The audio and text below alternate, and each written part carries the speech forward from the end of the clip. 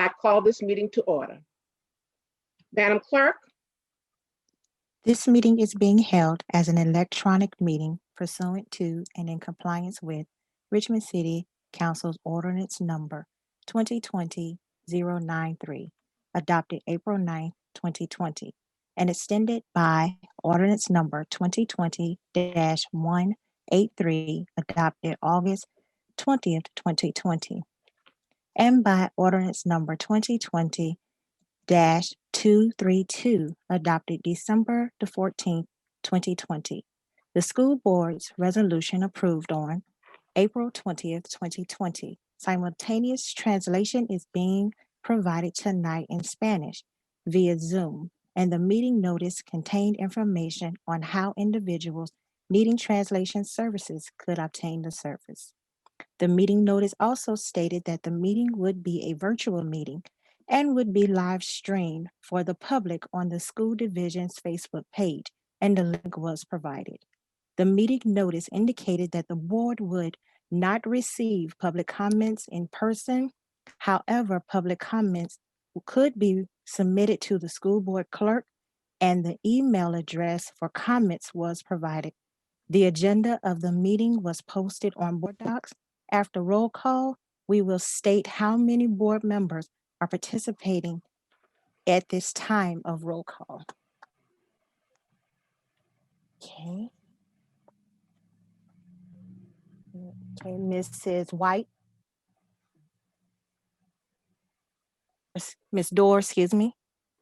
Ms. Burke, if we can hold on for just a second, please. All right, I just saw your chat. I believe we're recording. We are recording. I am having some issues with the live stream on Facebook. My apologies. Can we proceed? Ms. Lee, do we need to reread or just wait? We need to wait until we're live, and then okay, we're not live. She's gonna have to. Yeah, I'm having a slight issue. I was trying to resolve it. That's quite all right. Thank you. Thank you, Ms. Lily.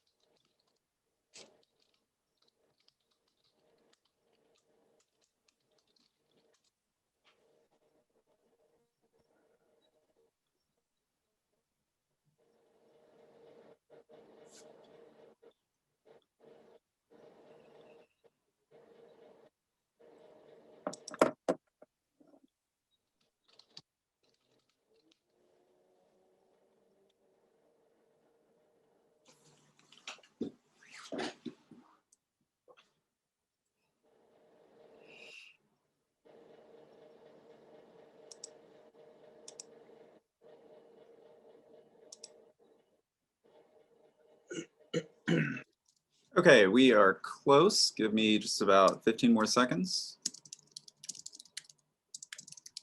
Thank you, Matthew. Welcome. Sorry for the delay. Quite all right.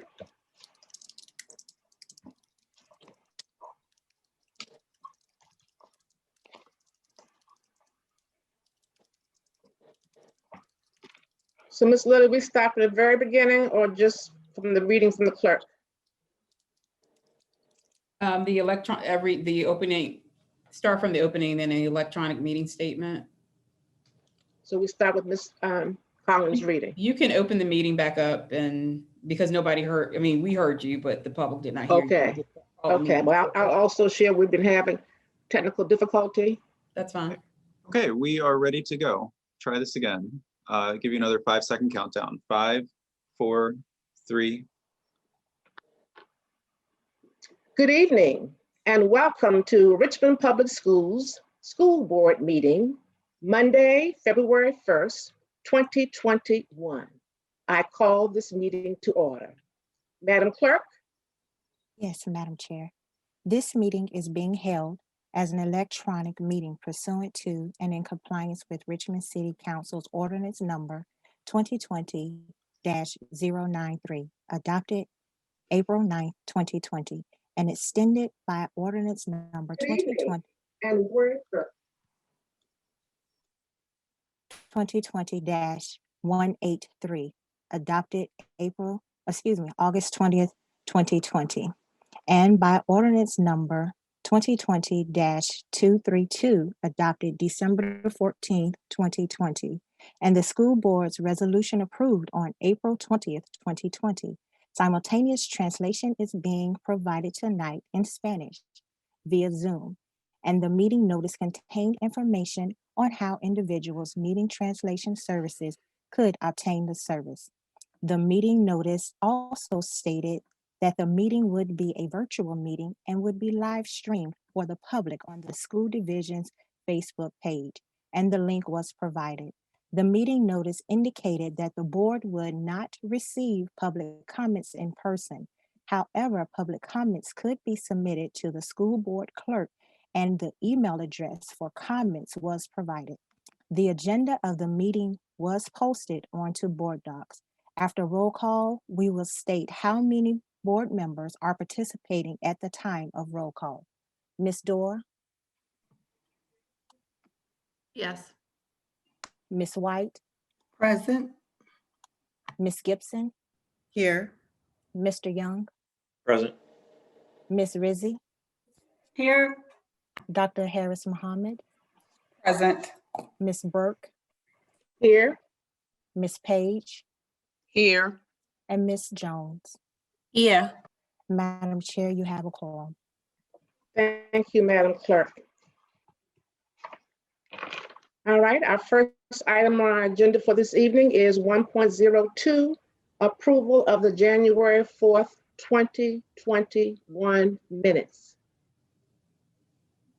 Are there any corrections to be made?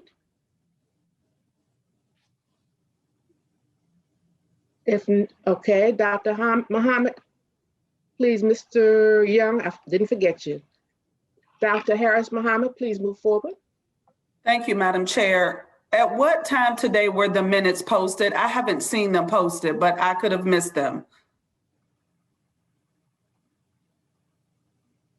Do we know what time the minutes were posted today? No, I'm looking at it, but I don't know what time they were posted. Would you like to have a few minutes to read through them now?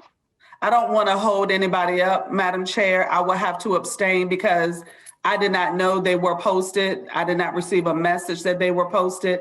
It would just help in the future that if we could receive moving forward, if our minutes are not provided in a timely manner to make sure that they are, accurately emulating what we discussed in a meeting, that we just are notified via email or maybe a text individually by the clerk. So we'll know. So I will have to abstain because I have not read the minutes. I didn't know they were posted. So understood, and they were under board docs. So when you read your board docs before the meeting, everything is posted, as you know, under each topic. So I don't know what time it was listed, but please be mindful of the board docs piece. Now I'll speak to follow up with that as well. I appreciate it. Thank you. Sure. May I get a motion to approve the minutes as noted? Would someone like to make a motion? Ms. Gibson? All right, I saw Ms. Gibson put hers in first, Mrs. Page. So Mr. Young, it's all yours after this, okay? Ms. Madam Gibson? Chair, if I may. I saw that Yes. Ms. Collins wanted to speak. Ms. Lilly? We can do that? That's permissible? Ms. Collins wanted to speak to the question, and she also Okay. has an addition in her that I just sent her. Okay. Ms. Collins, please.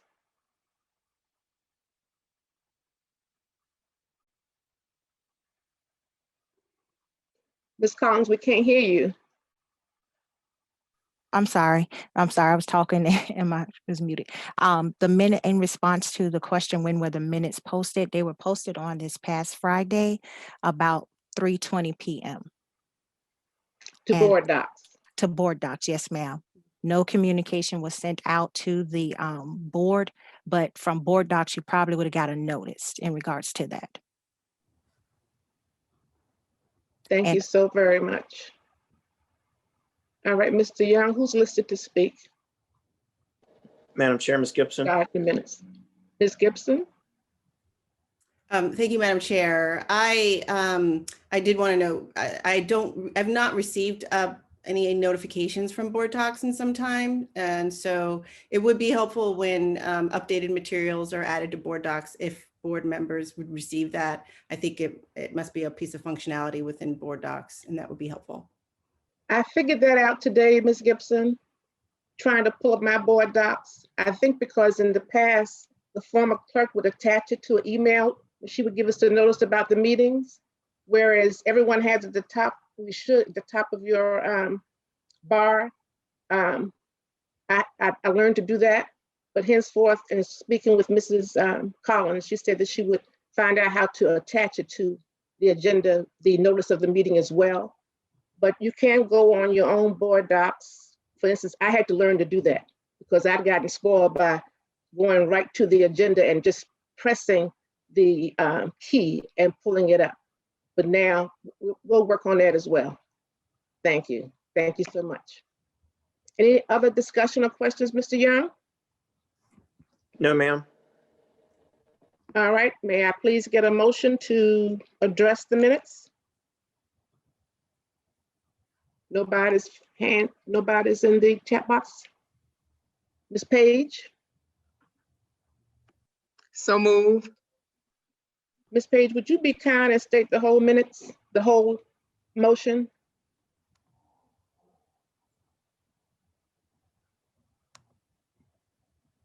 All right, Ms. Page has moved that we accept the minutes as listed. Is there a second? Ms. Dorr? I second. It's been moved and properly second that we receive the minutes from the January 4th, 2021 meeting. Roll call, please. Ms. Dorr, Yes. Ms. White, Yes. Ms. Gibson, Yes. Mr. Young, Aye. Ms. Rizzi, Yes. Dr. Harris Mohammed, Abstain. Ms. Burke, Yes. Ms. Page, Yes. and Ms. Jones. Yes.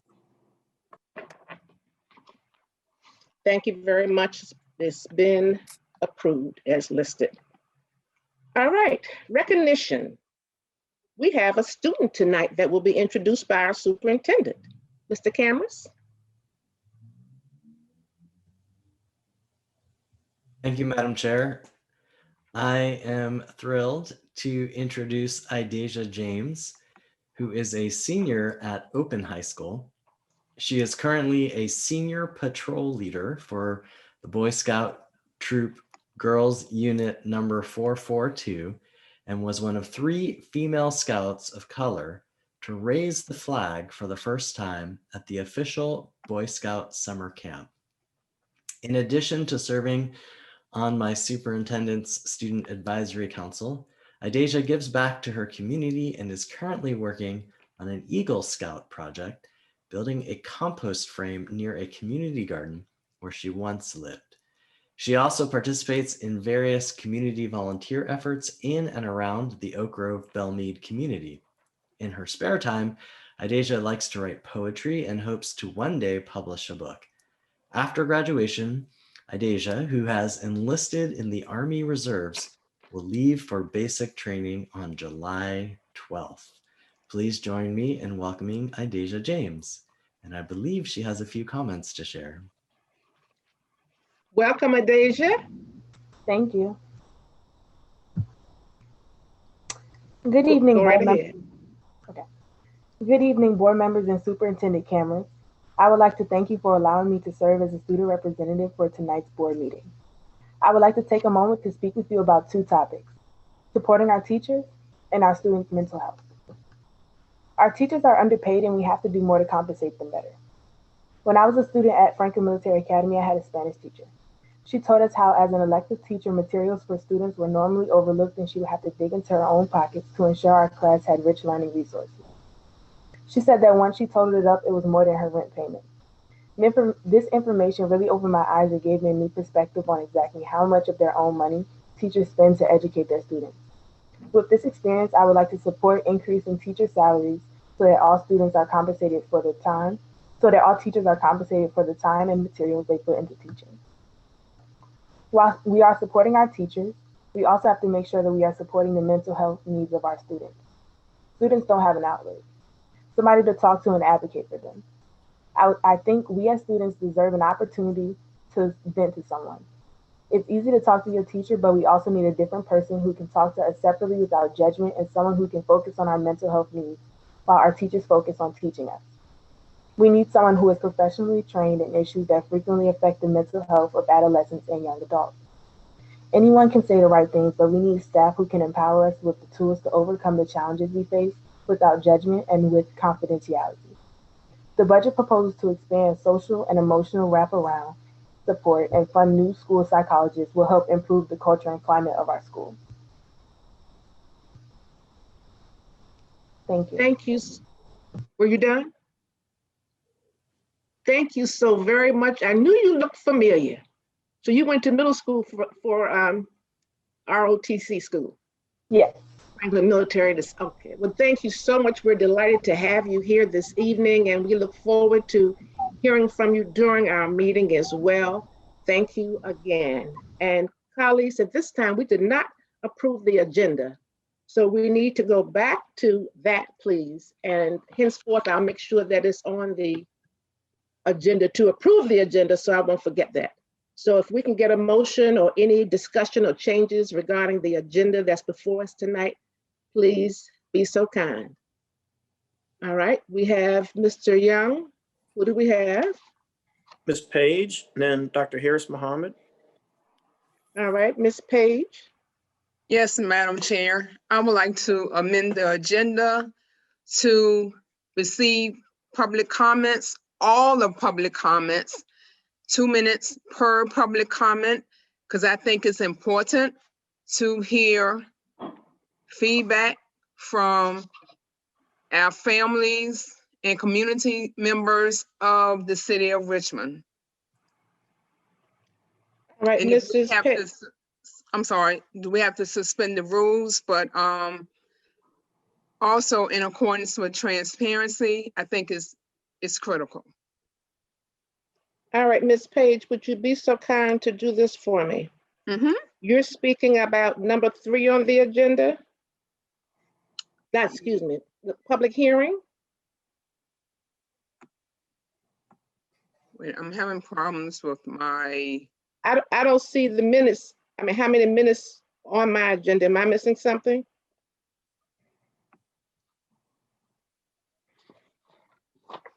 because I know we have, in the past, we have limit public comments maybe to a minute or so based on the number of public comments that we have. All right, we don't have any time listed on for public information or public comment.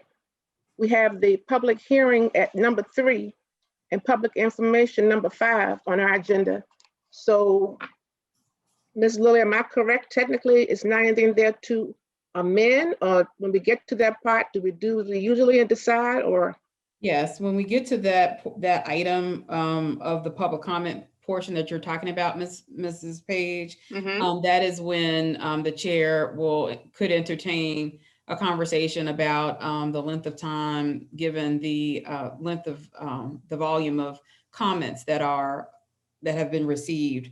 So at this point, it doesn't sound like you're amending the agenda per se, but when we get to that item, we can address the parameters upon which you all will receive public comment. Okay, Thank I you just so much. wanted to make sure that it was addressed or we heard from the public. Thank Thank you. you. Dr. Harris Muhammad? Yes, ma'am. Thank you, Madam Chair. I would like to move to amend the February 1st agenda to hold a discussion on the demolition of Thompson Middle School and adding a discussion of maintaining all tennis courts at every Richmond Public Schools to the budget discussion and to discuss the following spending expenditures under Title I federal funding. A list of all Title I spending in the division for all Title I schools, a list of all Title I personnel per school, their title and job descriptions, a list of all Title I personnel that is paid out of Title I funding and funding from other sources such as the general fund, grants, etc. A list of all Title I funding that was sent to all Title I schools and how they directed their funding. For example, how do they spend their funds? And E, provide a breakdown of all school improvement funds and identify the objective in the strategic plan that aligns with the spending of the school improvement funds or SIP and how the funds were spent per the strategic plan.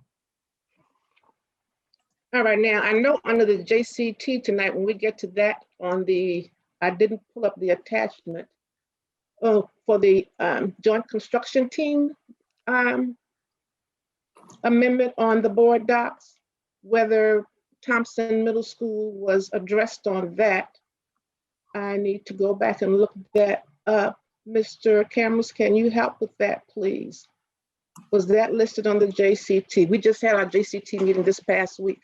I might have missed it, but if it's there, please correct me, Mr. Cameras. No problem, no Okay. problem. Let's go back and see. If not, we can talk about that. And if it is, Mr. I can, using parliamentary procedures, redo my motion. Exactly. Thank you. Mr. Cameras, is that a part of do we have a written JCT notice for tonight? Yes, Oh, Madam here it Chair. is. I see it. Okay.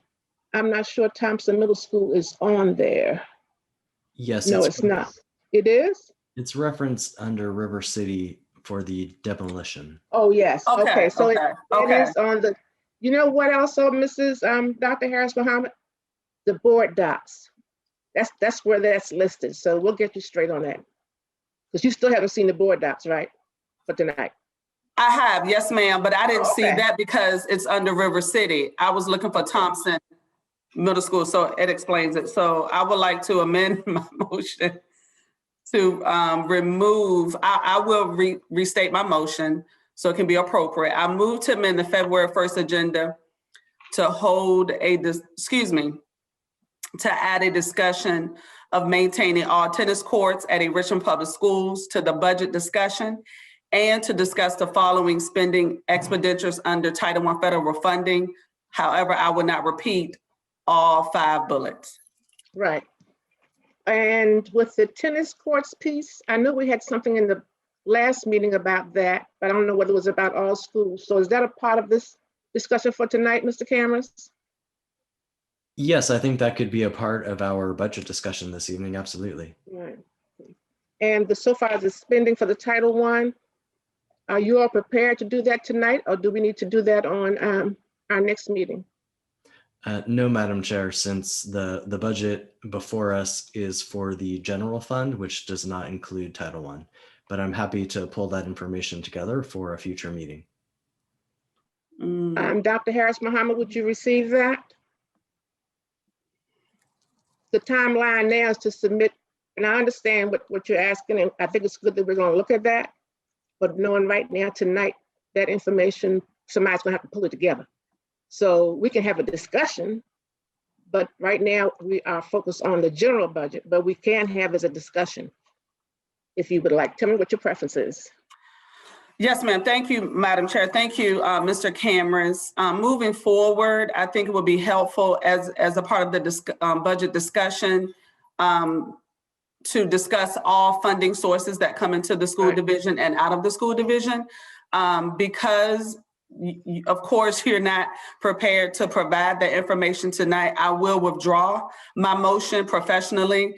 But please be clear that the expectation when you're discussing a budget, you need to discuss all sources of a budget. Thank you, Madam Chair. Thank you, school board colleagues, for entertaining my discussion. Thank you so much. Mr. Young, any other discussion? Madam Chair, Ms. Page.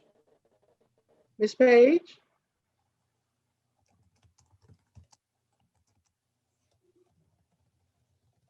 I don't even see Ms. Page. I know, I don't know what's going on with my laptop.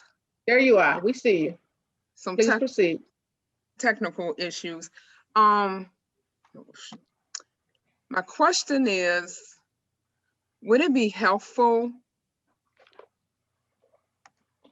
as a part of the budget discussion that we outline exactly what's entailed in the budget discussion? Because I agree with Dr. Harris Muhammad, but a lot of the items that she mentioned, don't we normally discuss during the budget work session? Isn't that a part of the budget work session? So I think it would be helpful because yes, we have new members, but to just outline exactly what's entailed as a part of the budget discussion. So noted. So right now, getting back to the agenda for tonight, may I get some feedback on whether to receive it following the discussion? Are we ready for a motion and to vote? Mr. Young? Oops. Madam Chair, I would so move adoption of the agenda. Second, please.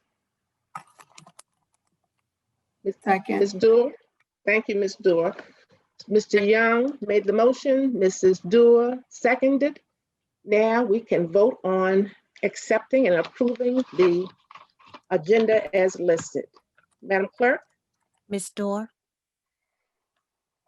Yes. Ms. White, Yes.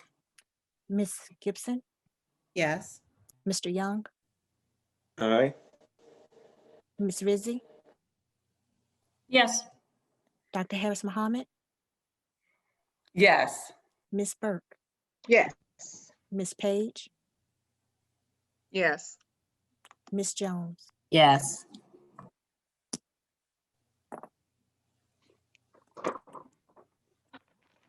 All right, the agenda stands as listed.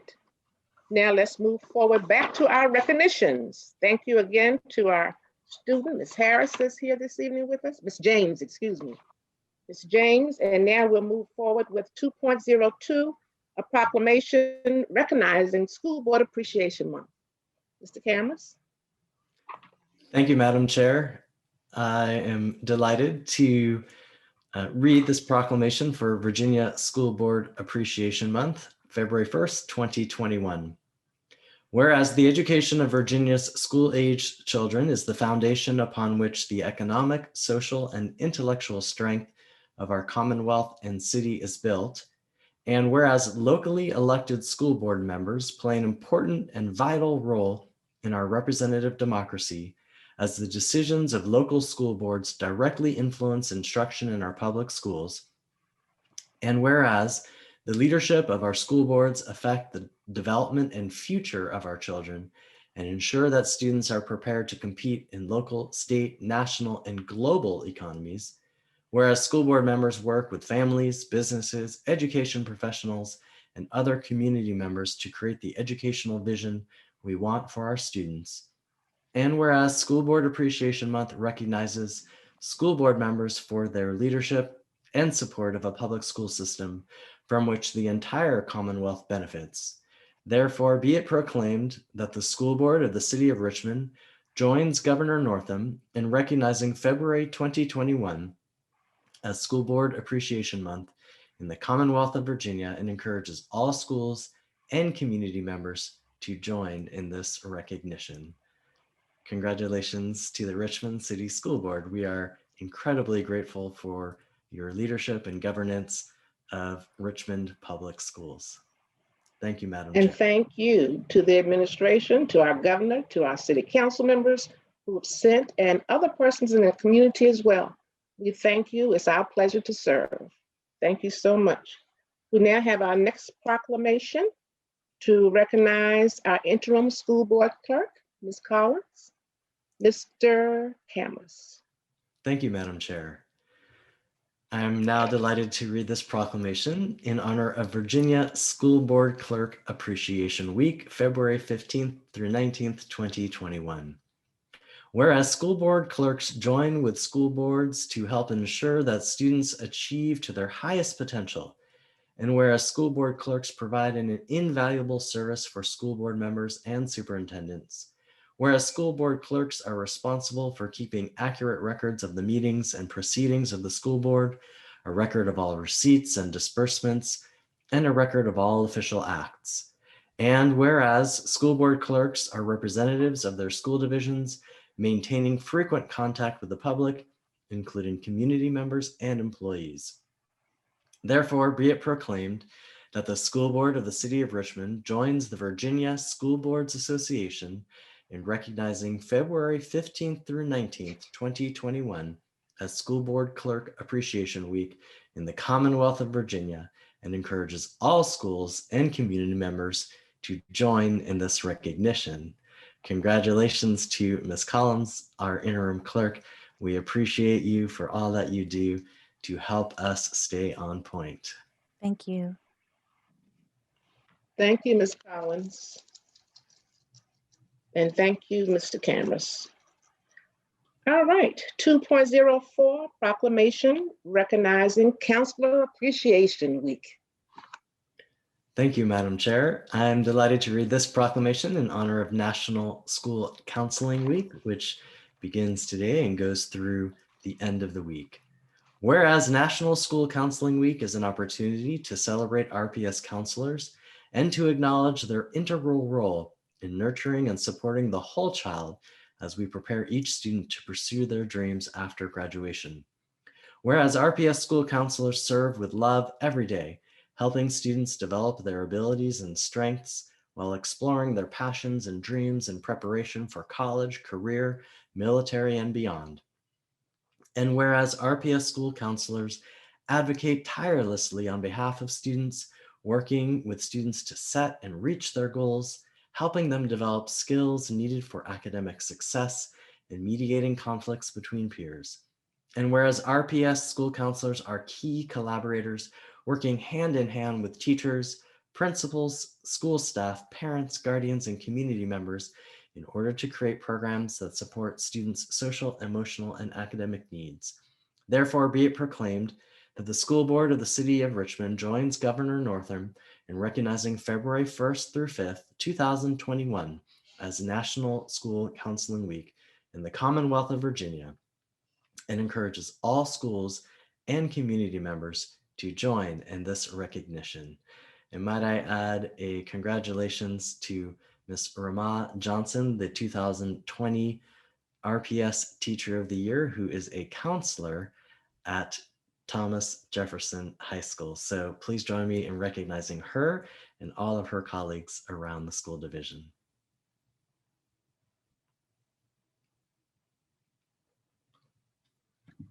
Thank you, Mr. Cameras, and congratulations to our Counselor of the Year, who is the Teacher of the Year. Thank you so much.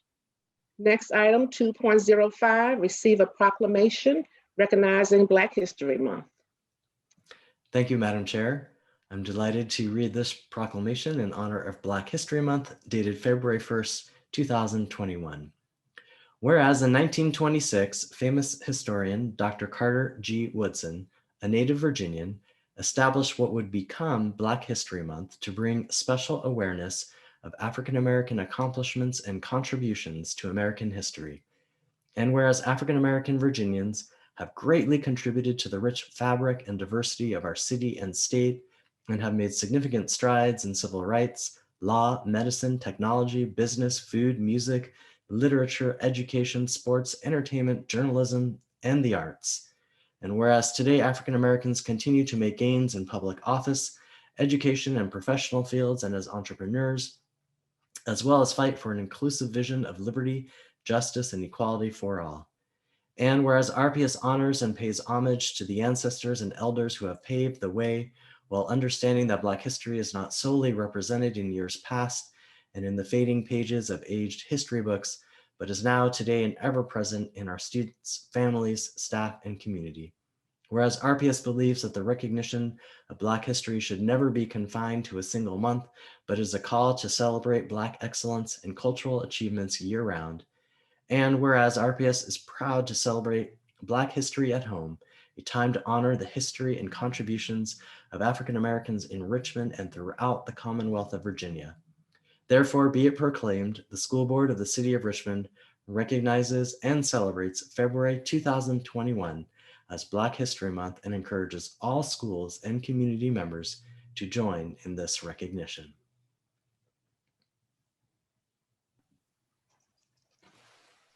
Thank you so very much. And I too look forward to Black history being taught as history every day. Thank you so much for that proclamation. We can now move forward to number 3, recess meeting, convene public hearing. Now, Mrs. I don't know whether we have someone to speak before Ms. Page. Mr. Young, is there anyone else? No, ma'am. All right, Ms. Page, would you like to proceed with your suggestion for this block of time? Yes, Madam Chair.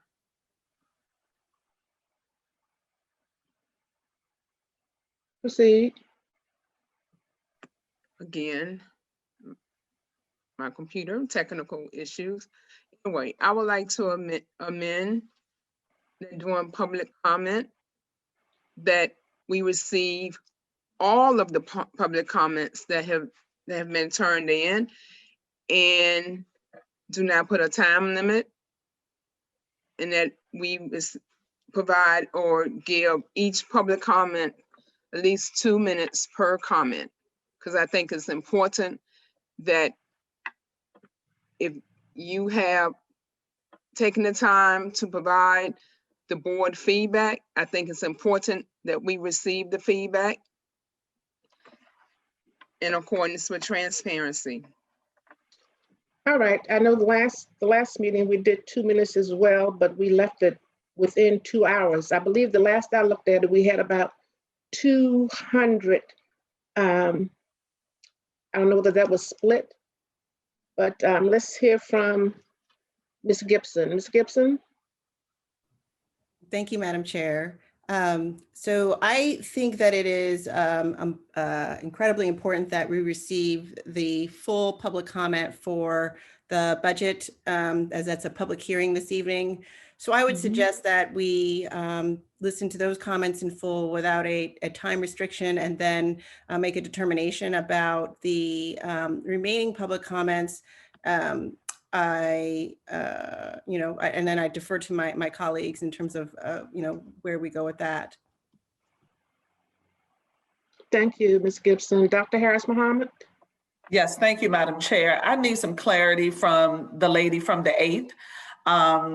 Did you say that you would like the comments to be given without a time limit, or with a time limit of 2 minutes? So to make myself very clear, I am suggesting that we read all the comments without a time limit, because if members from the community have taken the time to send in feedback, regardless whether it's the public hearing or public comments, I think that we deserve, I think it's only fair that we hear from everyone without putting a time limit. So if we don't put a time limit on the public hearing, we should not put a time limit on public comments. Especially so as a, in I'm transparency. sorry. Follow up, Madam Chair. One moment. Just as a reminder to everyone, the public hearing tonight is on only the budget. So Ms. Gibson has shared, Ms. Page has shared for both, but that we hear each letter, that we do not cut it off with the time. So that's what's up for discussion right now. Dr. Muhammad, you had a comment, and then Mr. Young, I see someone else as well. Dr. Muhammad, go ahead. Yes, ma'am. Thank you. Just follow up. I agree that we should hear the comments. I do want to share with my school board colleagues that since we have started this journey together on January the 4th, I believe we've had a time limit on the public comments.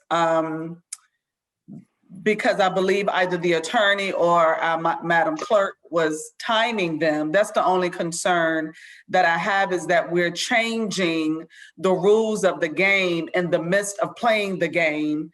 And I do believe in full transparency, but I also want us to stay consistent with the transparency and the model that we have. So if it's been 2 minutes, we started that way, I think we need to continue that way.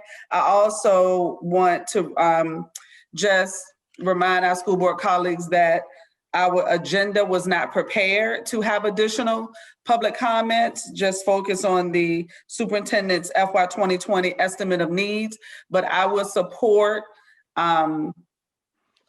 my school board colleague from the 8th if that's the will of the board, but only if we can have a time limit, because that's what we have done. That's what we've started to do since January the 4th. Thank you.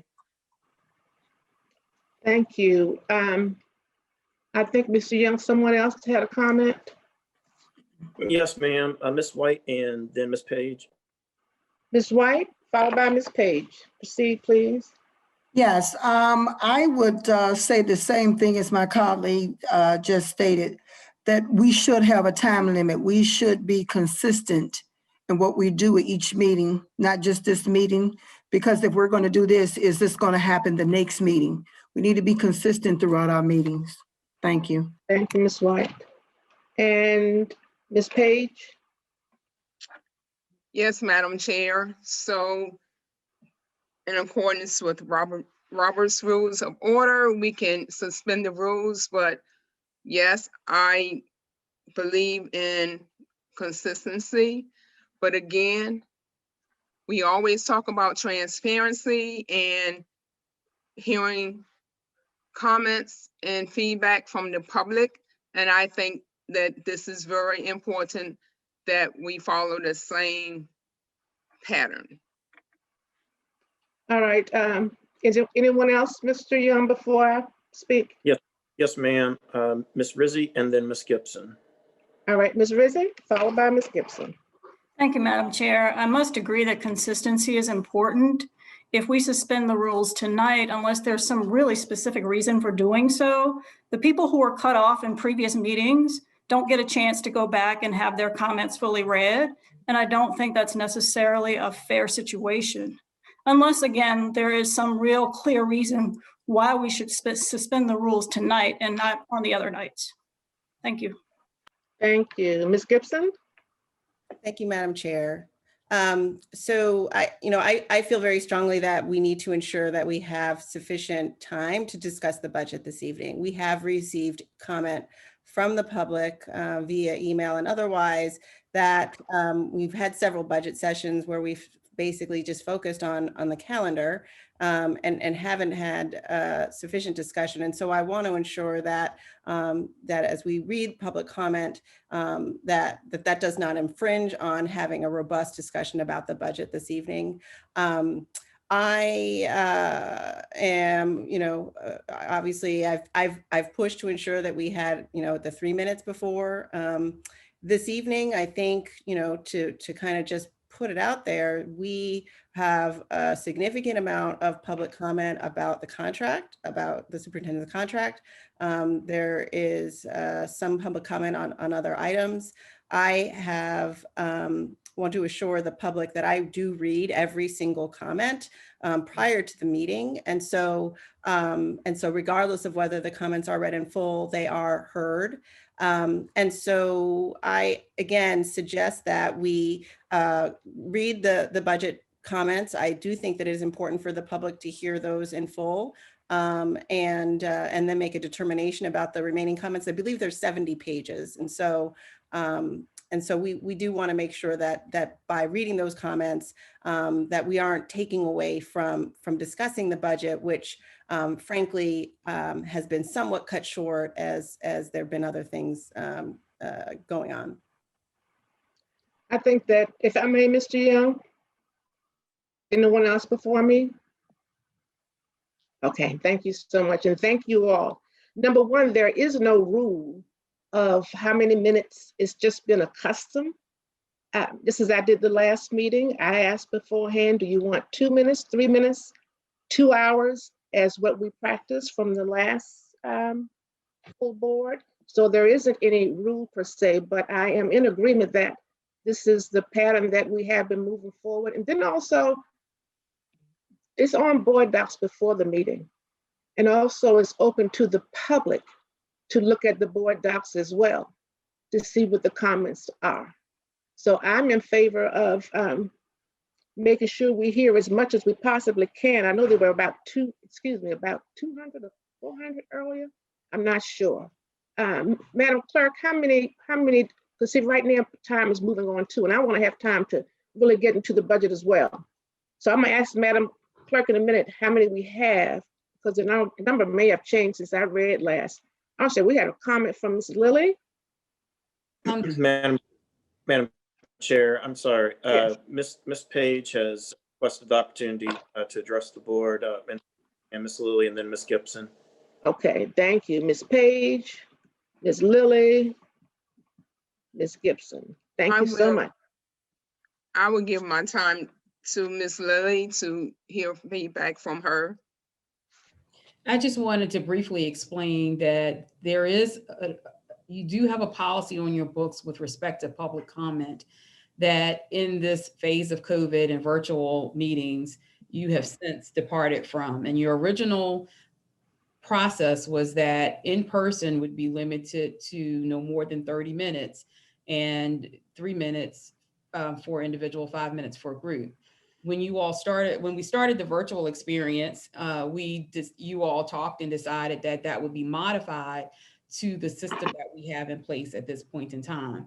And typically for the last few meetings, it's been capped at 2 hours for 2 minutes per person. So I want to just put out there that what we're doing is already a departure from your policy, and just to set that record straight. And what you do now is just subject to the consensus of the board. Thank you for bringing us back. So, Ms. Gibson? Thank you, Madam Chair. Yes, I was going to read from our current policy, which does state that the maximum is 30 minutes. And I don't think that we ever abided by that in person either, to be frank, but that there has been traditionally been a cap at 3 minutes if you are an individual, and then 5 minutes if you're from the public. And I would like to see that 3 minute and 5 minute cap allowed for our budget discussion. And then I think the board can see where we are in terms of time as we consider, the other items on our agenda to discuss this evening. So let me make sure I'm straight on this, Ms. Lilly. The 3 minutes was in person, and the 2 minutes and 2.5 hours or whatever was virtual. But as you stated, we haven't been closely aligned with that.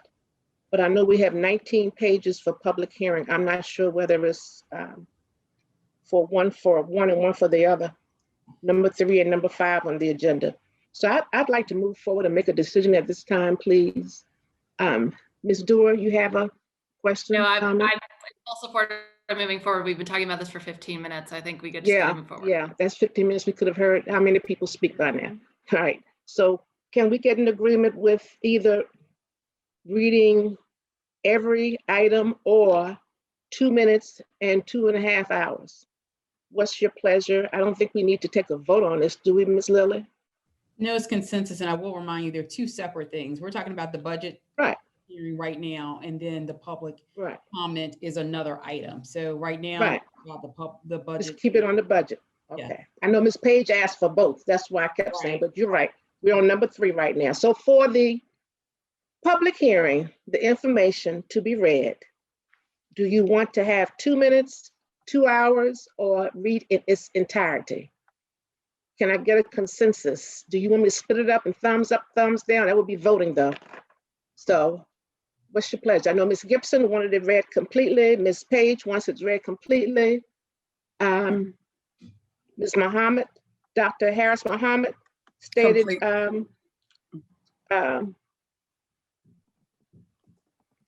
be consistent with the rules. Ms. White stated to be consistent with the rules. Ms. Rizzi stated to be consistent with the rules. I stated to be consistent with the rules. So what's your pleasure? Madam Chair, Ms. Page has requested the opportunity to ask a question. Sure, Ms. Page. So, Madam Chair, just for clarity, because I don't want to belabor the point, and you're right, it's time for us to move on.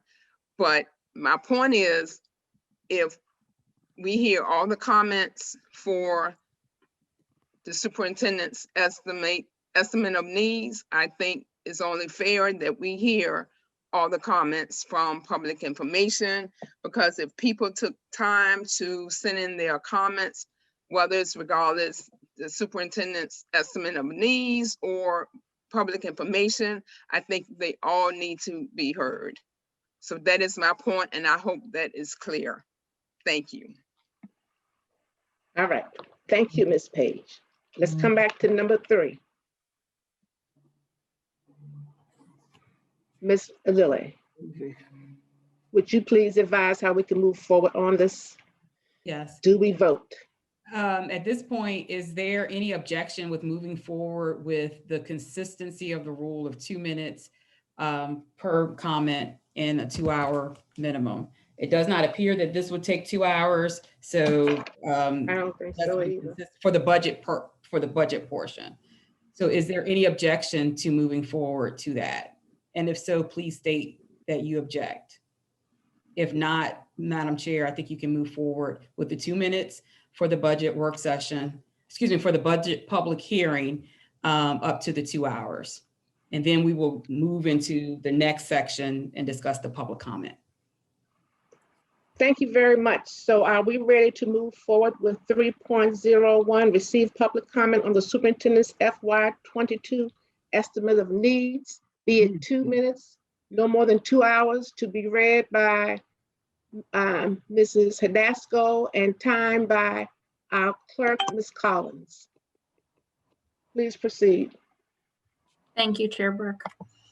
All right, I'm beginning our comments. Scholar Cardwell, I'm asking the school board and Superintendent Cameras to keep the request for tennis courts and energy management work in the classroom as part of the 21-22 school budget. The tennis courts have been horrible for years and has grass growing over them. This means they are not able to be used. The energy management work for the classroom is a must. Teaching in the inner building classrooms can be unbearable, both cold and hot during all seasons. Please continue to keep these requests in the budget. Kiera Thompson. Hello, my name is Kiera Thompson and I'm a science teacher at Bouchon Middle School. I'm writing to express my support for new energy management work in every classroom. This is important to ensure that our classrooms maintain a comfortable temperature that is conducive to learning. Currently, the interior classrooms become extremely hot with temperatures above 80 degrees. Even with the usage of fans, the temperatures are still very uncomfortable. It is my sincere ask that you all approve the proposed budget that would allow for the new energy management work. Erin Kachinko Willis. Hello, my name is Erin Kachinko Willis and I'm a science teacher at Bouchon Middle School. I'm writing to express my support for new energy management work in every classroom. This is important to ensure that our classrooms maintain a comfortable temperature that is conducive to learning. Currently, the interior classrooms become extremely hot with temperatures above 80 degrees. Even with the usage of fans, the temperatures are still very uncomfortable. It is my sincere ask that you all approve the proposed budget that would allow for the new energy management work. Thank you. And Tara Johnson has submitted the same comment.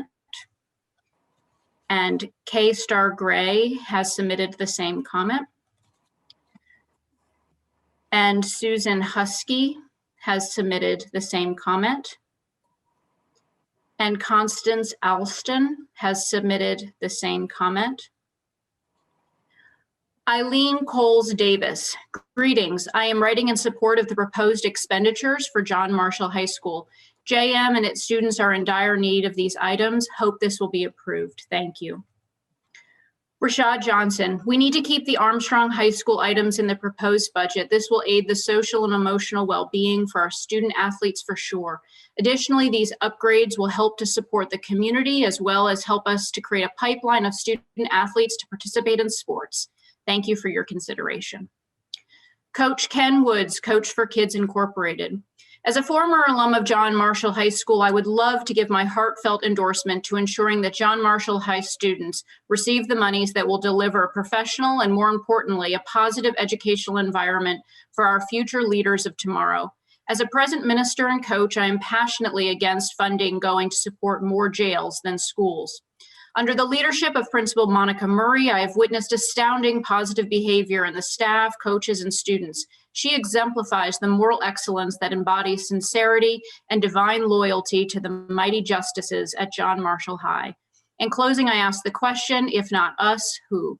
I pray that you empower John Marshall High with new indoor bleachers, a new football stadium, scoreboard, and lights. Cynthia Janoska. Dear school board members and superintendent, before you spend the next few weeks developing and debating a year-round calendar instead of addressing the safety measures RPS must take to successfully reopen schools for teachers, staff, and students, please consider these points. 1, RPS has a large group of staff and teachers whose children attend county schools. The financial burden and stress on those individuals to coordinate schedules should not be ignored or dismissed. Teachers were required to submit their intent forms before this draft calendar was proposed. You may lose a substantial portion of your workforce. 2, many blended families have children who go to school in the counties. Developing a calendar that is so dramatically different from our neighbors will again create difficulties for families and lead to students leaving RPS. 3, it is a great idea to have a program for students who need more time in instruction. This could be accomplished by starting the school year earlier in August, ending earlier in June, as many other localities have indicated they may move to do. You can have the additional 40 days during the summer months with the same great ideas for intervention and enrichment. The last summer school that was partnered with the YMCA was by far the best program RPS has had. Let's continue it and improve it, not throw it out. While students and families in RPS may have some different needs in the counties around us, the board and administration need to recognize that we are linked by proximity and our stakeholders are part of those communities in many ways. To develop a calendar that is so dramatically different will only drive out many valued educators, students, and families. David Janoska. Will the survey for the proposed year-round calendar that is sent to parents and staff have a traditional school calendar option? Tammy Fenster. To the members of the Richmond City School Board, with all the change this past year that affected our physical, mental, and emotional well-being, please consider postponing such a drastic and unexpected calendar change until the 22-23 school year. This year was tough and demanding. We need time to heal and time to adjust. Implementing another layer of unexpected change so quickly is not in the best interest of our mental and emotional well-being. For many, transitioning back into a school building will be mentally and emotionally challenging. Most likely, COVID-19 will still be present in August. According to CDC, the considerations for schools to protect the health, safety, and well-being of students, teachers, staff, their families, and communities include maintaining healthy environments and maintaining healthy operations. Many school buildings are old with outdated HVAC systems, including our 100-year-old William Fox Elementary School. The environment is not healthy, and working in the basement classrooms during the 2019-20 school year was shocking. Students and staff were continuously sick with respiratory problems. Recently, mold has been discovered inside the walls due to rain and moisture seeping in from the old windows. Many windows cannot be opened for airflow. I'm curious, how will RPS repair and maintain healthy environments and operations by the end of July or even August? Teachers will need time to recreate and set up classrooms for social distancing. The ability to repair and maintain a healthy environment is of great concern, as is our physical, mental, and emotional well-being of our students, teachers, and staff, their families, and community. May postponing the calendar change until the 22-23 school year be taken into serious consideration. Please hear my overall concerns in regard to the health, safety, and well-being of my students and staff, whether we return in August or September. My classroom, a storage room prior to being used for students with disabilities who have sensory differences and may be at a higher risk, are enclosed in a small space with many adults. During the warmer months, the humidity is so high that all paper products are moist and damp. Twice a day, I carry a gallon of water from the humidifier to dump out. The noise from the AC system is overbearing to the point of not having the ability to hear someone speak. Hillary Buttry.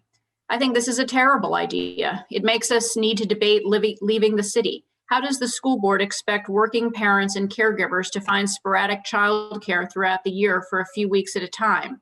No daycare will simply hold your spot, and most families cannot afford to pay for full-time daycare just to hold their spot. How would the city handle this problem? Cody Nystrom, school board. I understand this is a logical consideration, and as a dual working parent household, I can certainly see the benefits to not figuring out summer childcare in the future. I can see the benefits academically for continuity of learning. That said, I think you are missing key considerations. The rest of the world is not on this schedule. 1, if my kids are not in the same school or same school system, this will not work. 2, their cousins, grandparents, friends will be on a different schedule. It will absolutely lead to more missed school days like in the summer for vacations with those family members. 3, where on earth can I find childcare on this schedule? College students are home for the summer and provide great options for summer babysitting. Who will provide care on this schedule? 4, camps. Eventually, the Richmond community might catch on and offer camps when the RPS kids are out on break. But in the meantime, my kids will feel punished and bitter about not enjoying the camps that their friends are able to participate in. 5, don't you think we've had enough change, for God's sake? Fox Elementary was split in half, with half of their friends moved to Cary, then a pandemic with virtual school, and now you want to introduce year-round school? Kids are resilient, but I mean, at some point, you're going to cause too much family stress, and it will spill over into causing school to be perceived as the perpetrator of the stress. I fear we are already close to that now. Don't try. Casey Lucier. I'm writing to express my full support for Superintendent Cameron's plan to transition to a 12-month school calendar, beginning with our return to school in fall 2021. I'm a parent to 2 students at William Fox Elementary School and the child of a retired elementary school teacher and principal. With all that the children of this city have endured over the past year due to the pandemic and school closures, I can't think of a better silver lining than the opportunity to use this disruption to finally move away from the outdated agricultural school year calendar and long summer breaks that do not serve our children's best interests. Having shorter breaks throughout the school year will enable our kids to better retain what they learned during school and will add up to over time to real gains in educational achievement. The year-round schedule will also ease the childcare burdens of the long summer vacation for all our working parents. I cannot imagine a better time to make this transition than now, with the federal stimulus funding available and with the severe need for additional instructional time that so many of our district's at-risk children will need after returning from a year of more than a year of virtual learning. Thank you for your consideration, and thank you for your support of Superintendent Cameron's innovative and evidence-based leadership of RPS. Abigail M. Edwards, to whom it may concern. I'm the mother of 3 wonderful children, all of whom have been or are presently students of RPS.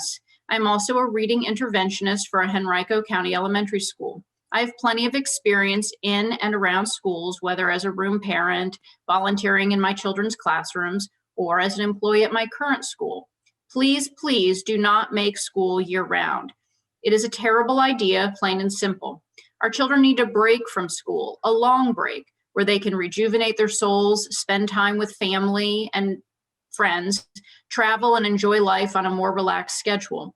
The stress of school has caused an extraordinary level of anxiety in our children, and adding more school will merely exacerbate the problem.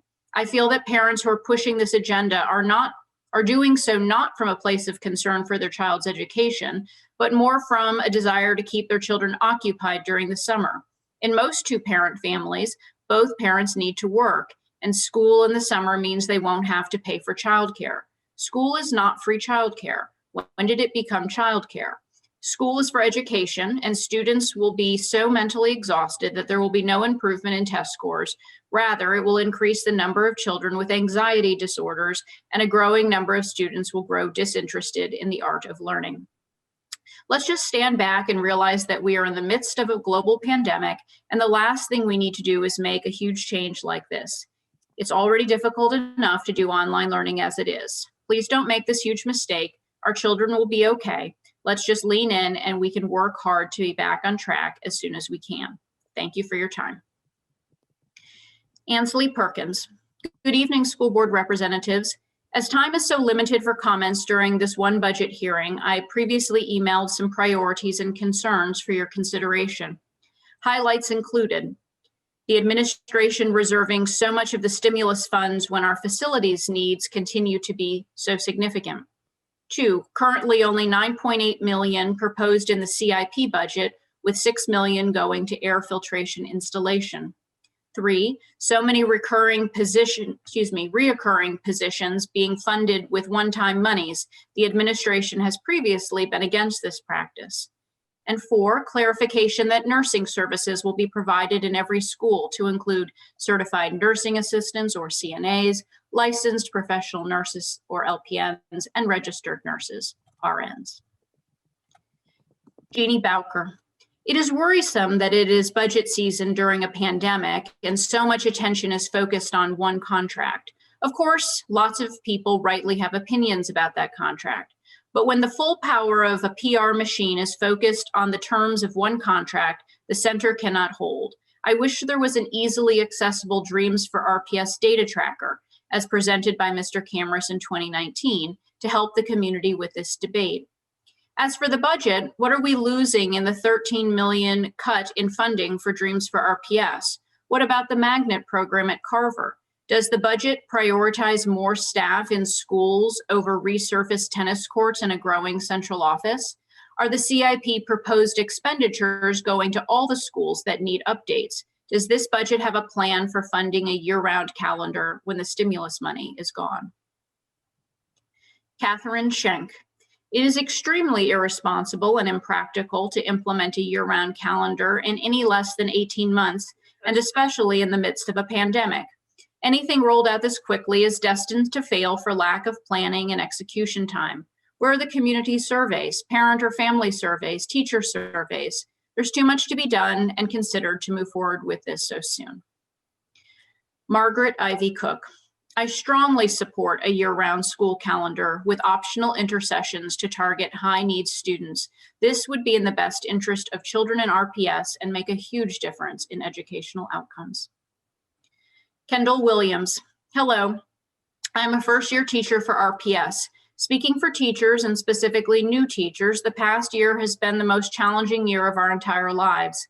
Having felt burnt out since October, the one thing keeping me going has been the idea of a direly needed and hard-earned time to recharge.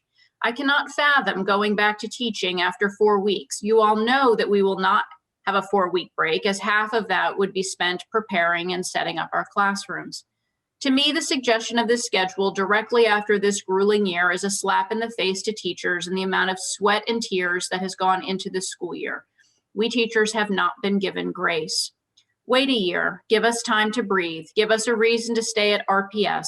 Don't disregard the mental health of your teachers. Additionally, I have a summer job to help cover my student loan payments. Many teachers do. Give us time to figure these things out. This is all too abrupt and extremely ill-timed. Mike Kometic. My name is Mike Kometic, and I'm the president of New Era RVA, the Richmond, Virginia chapter of the New Era Nation. I was chairperson on the board of directors at Patrick Henry School of Science and Arts from 2016 to 2017, and I currently have an 8th grader at Lucille Brown. I highly recommend that RPS and the city find ways to transition to a year-round schedule, but the absolutely essential element to make that work is comprehensive programming for students, like they have during the summer, so that they can have somewhere to be during the intersession and term breaks. Many families cannot get over the childcare and supervision hurdles of having kids off for weeks at a time during the year. City-sponsored summer programming runs all day, 5 days a week, and that's what would be necessary during those breaks. Second, I personally deem any talk of replacing the super during the pandemic as irresponsible. The new admin would have little to no way to make genuine connections with students, teachers, parents, or anyone else because of social distancing. We need to move beyond bickering as usual in the city and move in a way that is both progressive and responsible. You can't do that if you keep the admin on a revolving door. Unless, of course, the greater goal is in fact to continue to destabilize the city's educational system. I hope the community can depend on you to be both bold and responsible in addressing our students' needs. Thank you. Greg Bauer. I've been following the year-round school proposal shared on PT Docs. I've tried to get my head around it, but I just don't think it makes sense. One, what do the other 20,000 kids do when the 5,000 are in intersessions? We don't need a 2-week break in February. What are the kids going to do during that time?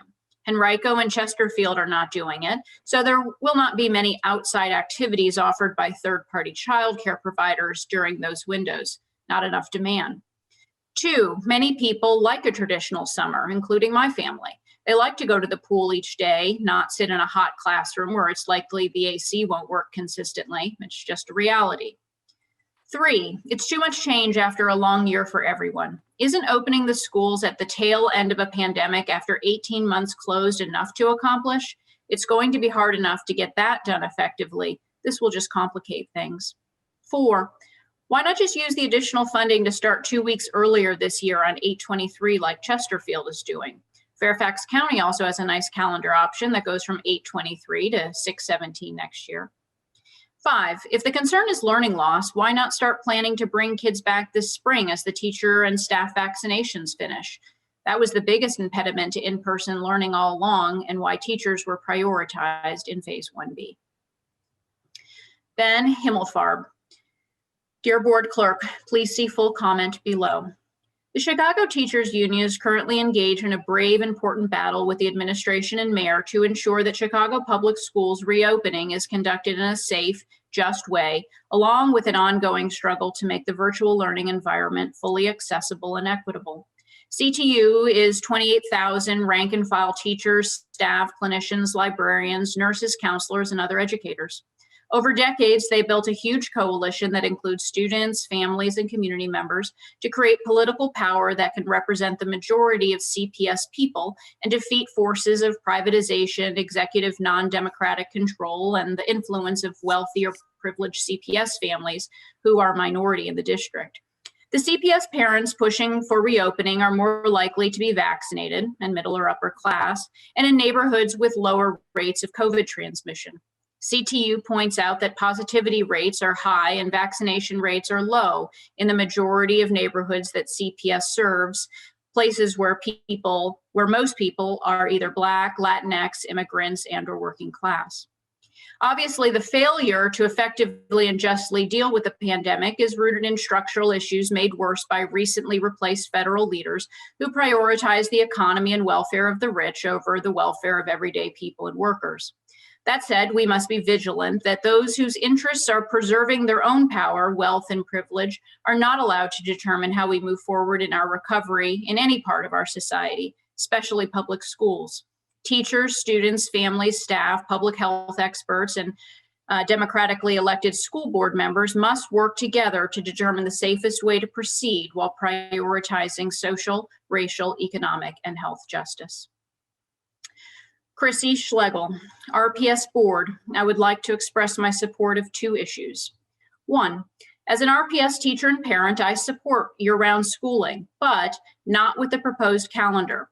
Why would RPS not simply adopt the year-round calendar that fellow RPS school, Patrick Henry School of Science and Arts, already uses? They have successfully done this for a decade already within RPS, and as a public school, they have the same required hours. Matching their schedule would help other RPS parents with daycare options during breaks. It would help the Patrick Henry teachers there that are RPS parents and conversely RPS teachers with children at Patrick Henry. Again, if RPS has the same breaks that Patrick Henry has, daycare options around the city would open up due to demand and lineup. Why would you reinvent the wheel? And 2, I support the extension of a 4-year contract for Jason Cameras. Jason's leadership is needed in RPS, appreciated, and RPS needs the consistency to continue to make progress. He seemingly has the support of the majority of parents and teachers, and there is a sense in blocking our trajectory to rebuild a new path with someone else. Regarding both these issues, RPS is known for its... Monica McFarland. Good morning. I reviewed the proposed year-round school schedule for RPS, and I believe there are some aspects that need to be considered by the school board. 1, any change in the calendar should occur in 22-23. Although the vaccine is being released, there are new strands of the virus. We do not know how that will affect us, vaccine or not. A school calendar change will need more than a few months to notice to successfully prepare. 2, everyone will need the 3-month summer break this year.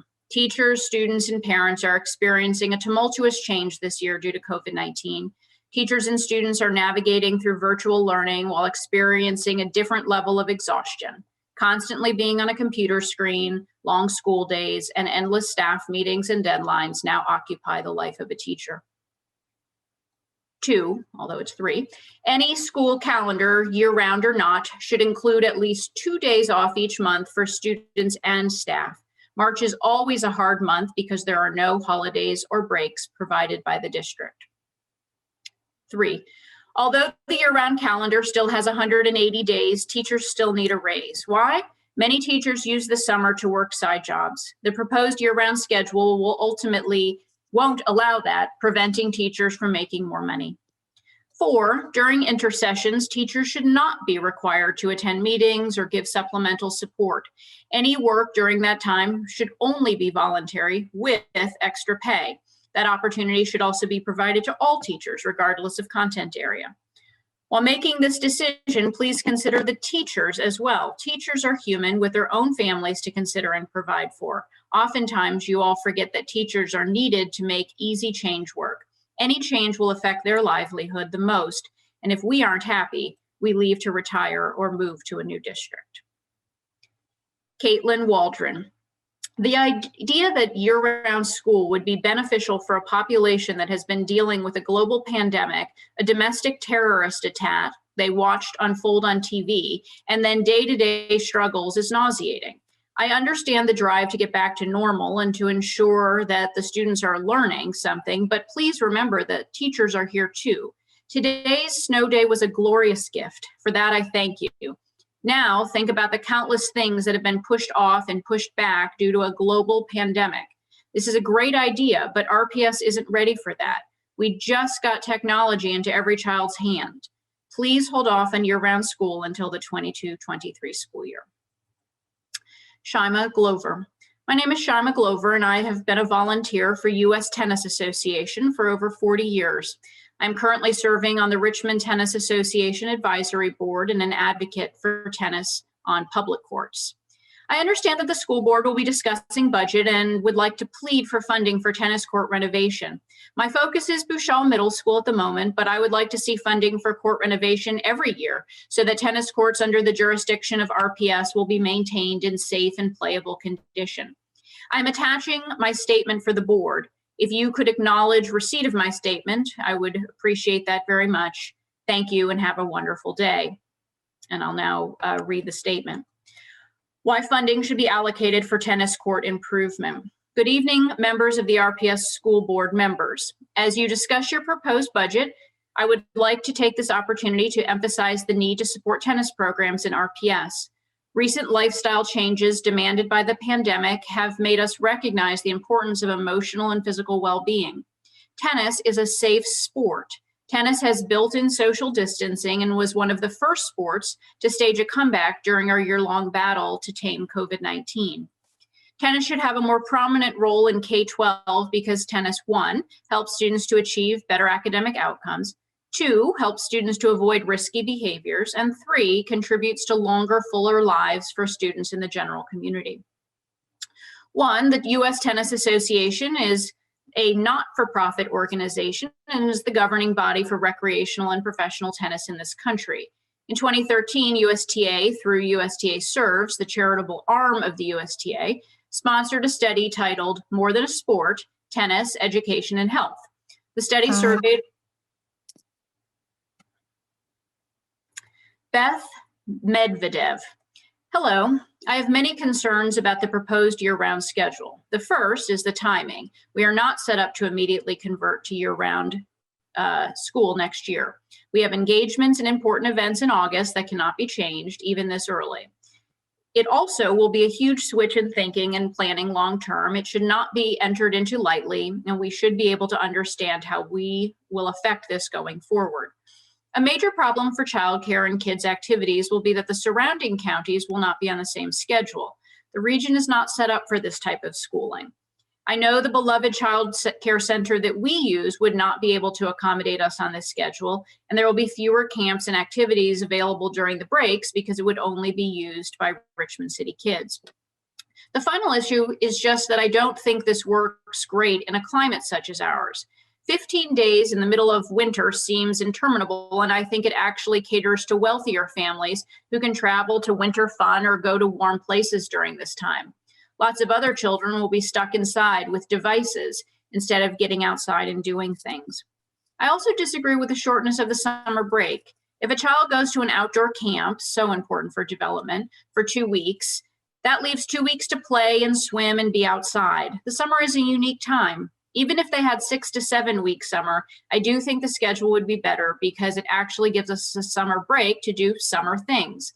I know that the heat and humidity for kids, especially in our buildings with terrible AC, will be really harmful. Thank you for listening to my thoughts.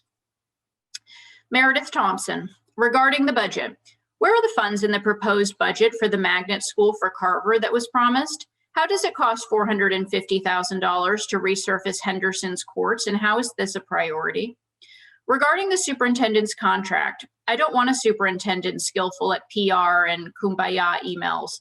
I want a superintendent who will create processes that prevent schools from running out of soap and toilet paper, that ensures bus drivers are paid accurately and timely, that requires a bathroom blitz to be completed in less than 3 years, that guarantees 8th graders have enough PE credits to move on to high school, that verifies high school transcripts are correct without parents having to beg again and again, that provides teacher retention rates, don't take a court order to obtain, and that promotes Latinx student graduation rates higher than 33%. Please vote for a 2-year extension of the superintendent's contract and hold him accountable for more than his social media presence. Regarding the year-round school proposal, as a parent, I think it's a great idea, but I question the wisdom of doing so next year on such short notice and without ongoing funds secured. Rachel Beanland. As a mother of 3 children in Richmond Public Schools, I would like to voice my support of year-round school. Our current model with a 12-week summer break makes little sense given the way we live and work in today's day and age. In most families, both parents work, and the burden of finding 12 weeks of continuous care for children is extremely costly. In addition, the children lose so much ground each summer.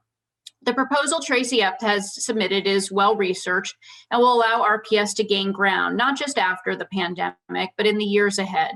I am particularly passionate about us implementing this plan in the 21-22 school year so that we can try to make up for all the lost instructional time we've suffered as a result of the pandemic.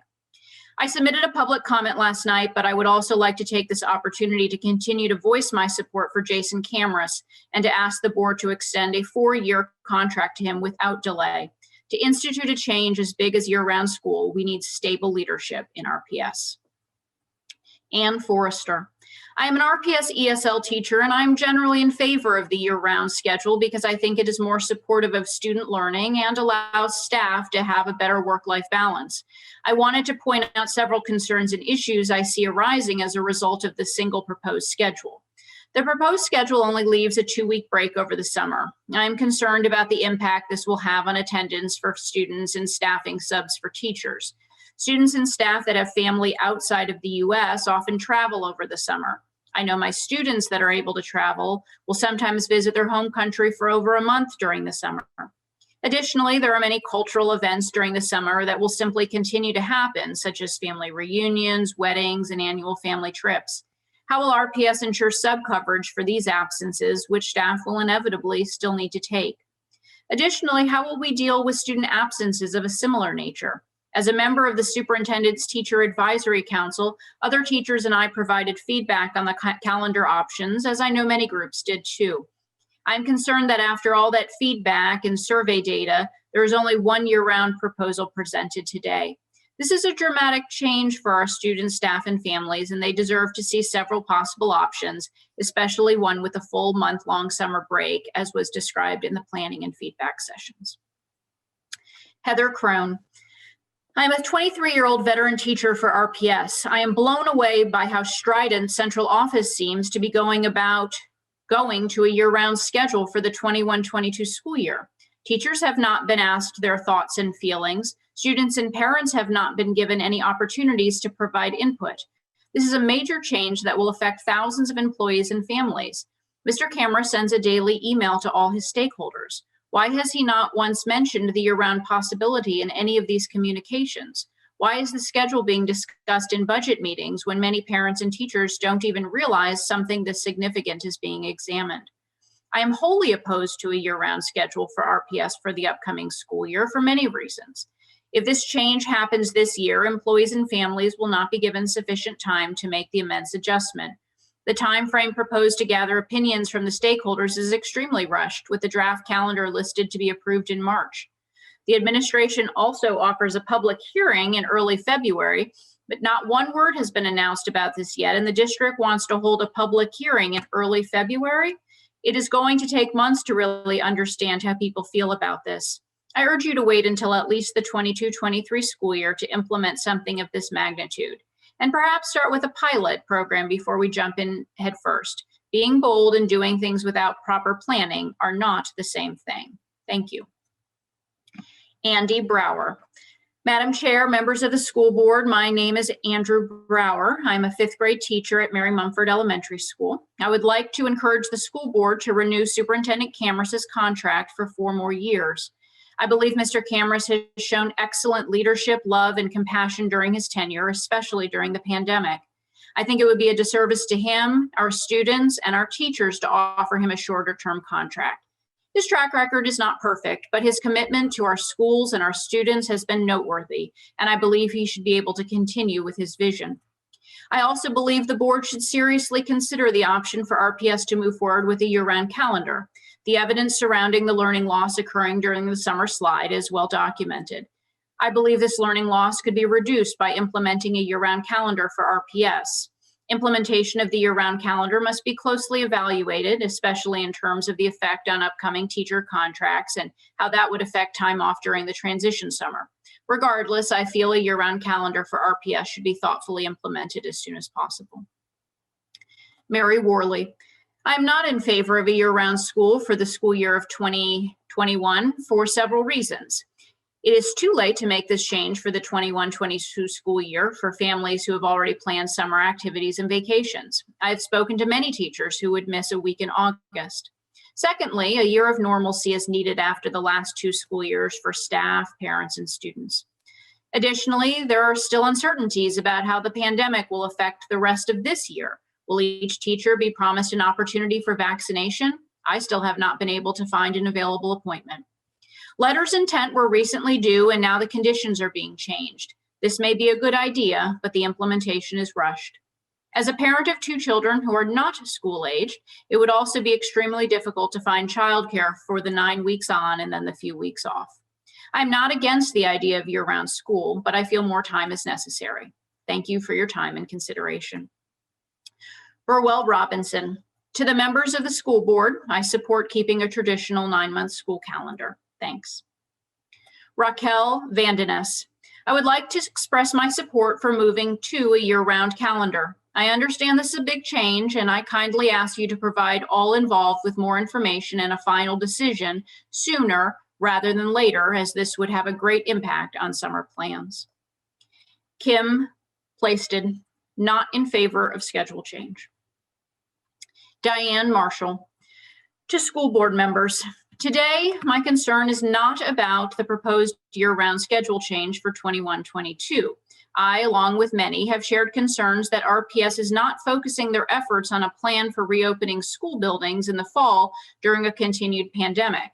September is right around the corner and no one appears to be working on a plan.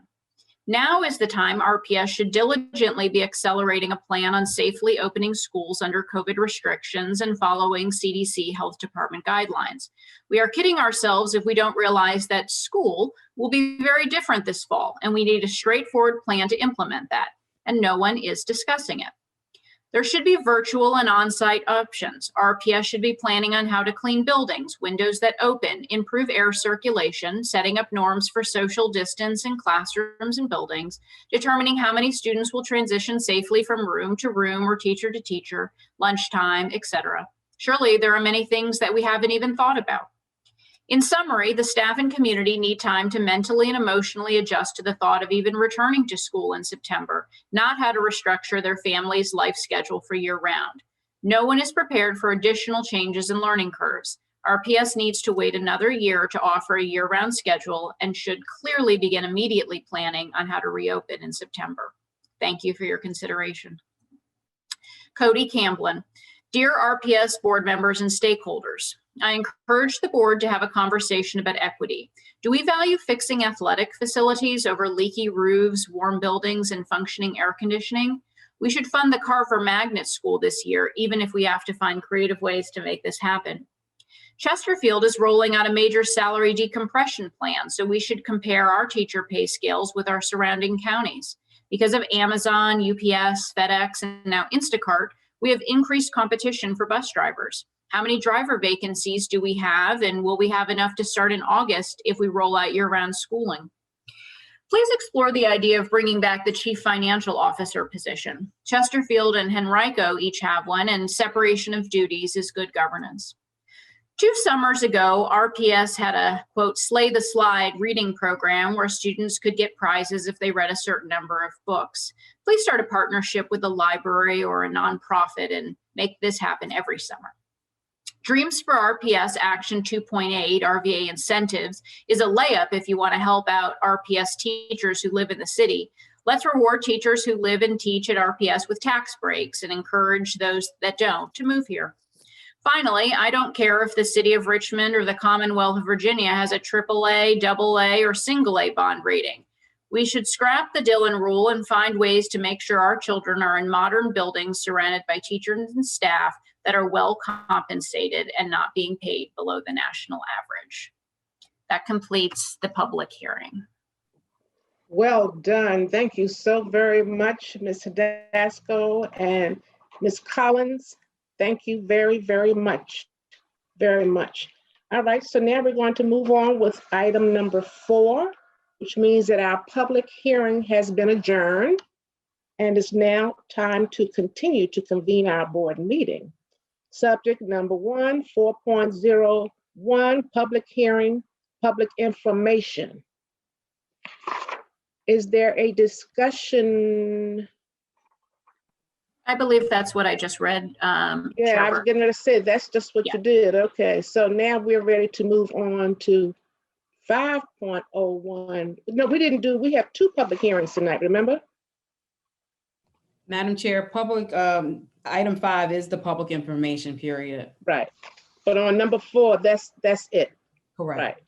So we move on to number 5, which is now the public hearing for items other than the budget. Correct. Right. So who's reading this time? Is it the same? Or Miss? Go ahead, Miss Lily. I will be reading, Madam Chair. Thank you, Miss Lily. And Mrs. Clerk, Ms. Collins is keeping time? Yes, ma'am.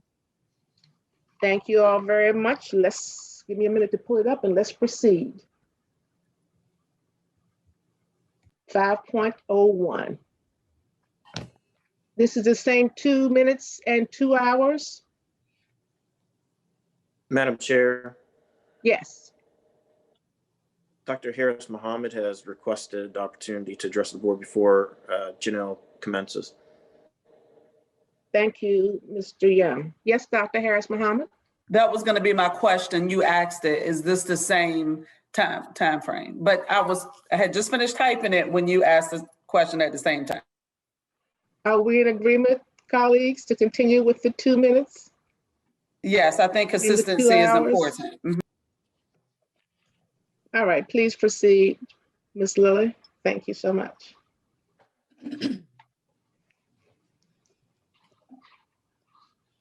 Meredith Thompson.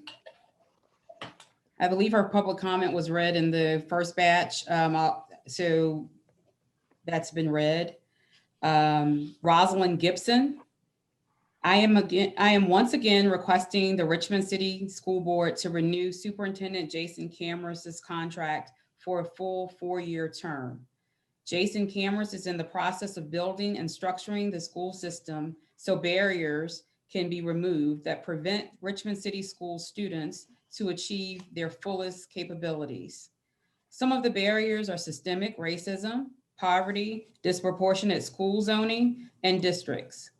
He has remained very transparent, unlike any other school superintendent that I have witnessed.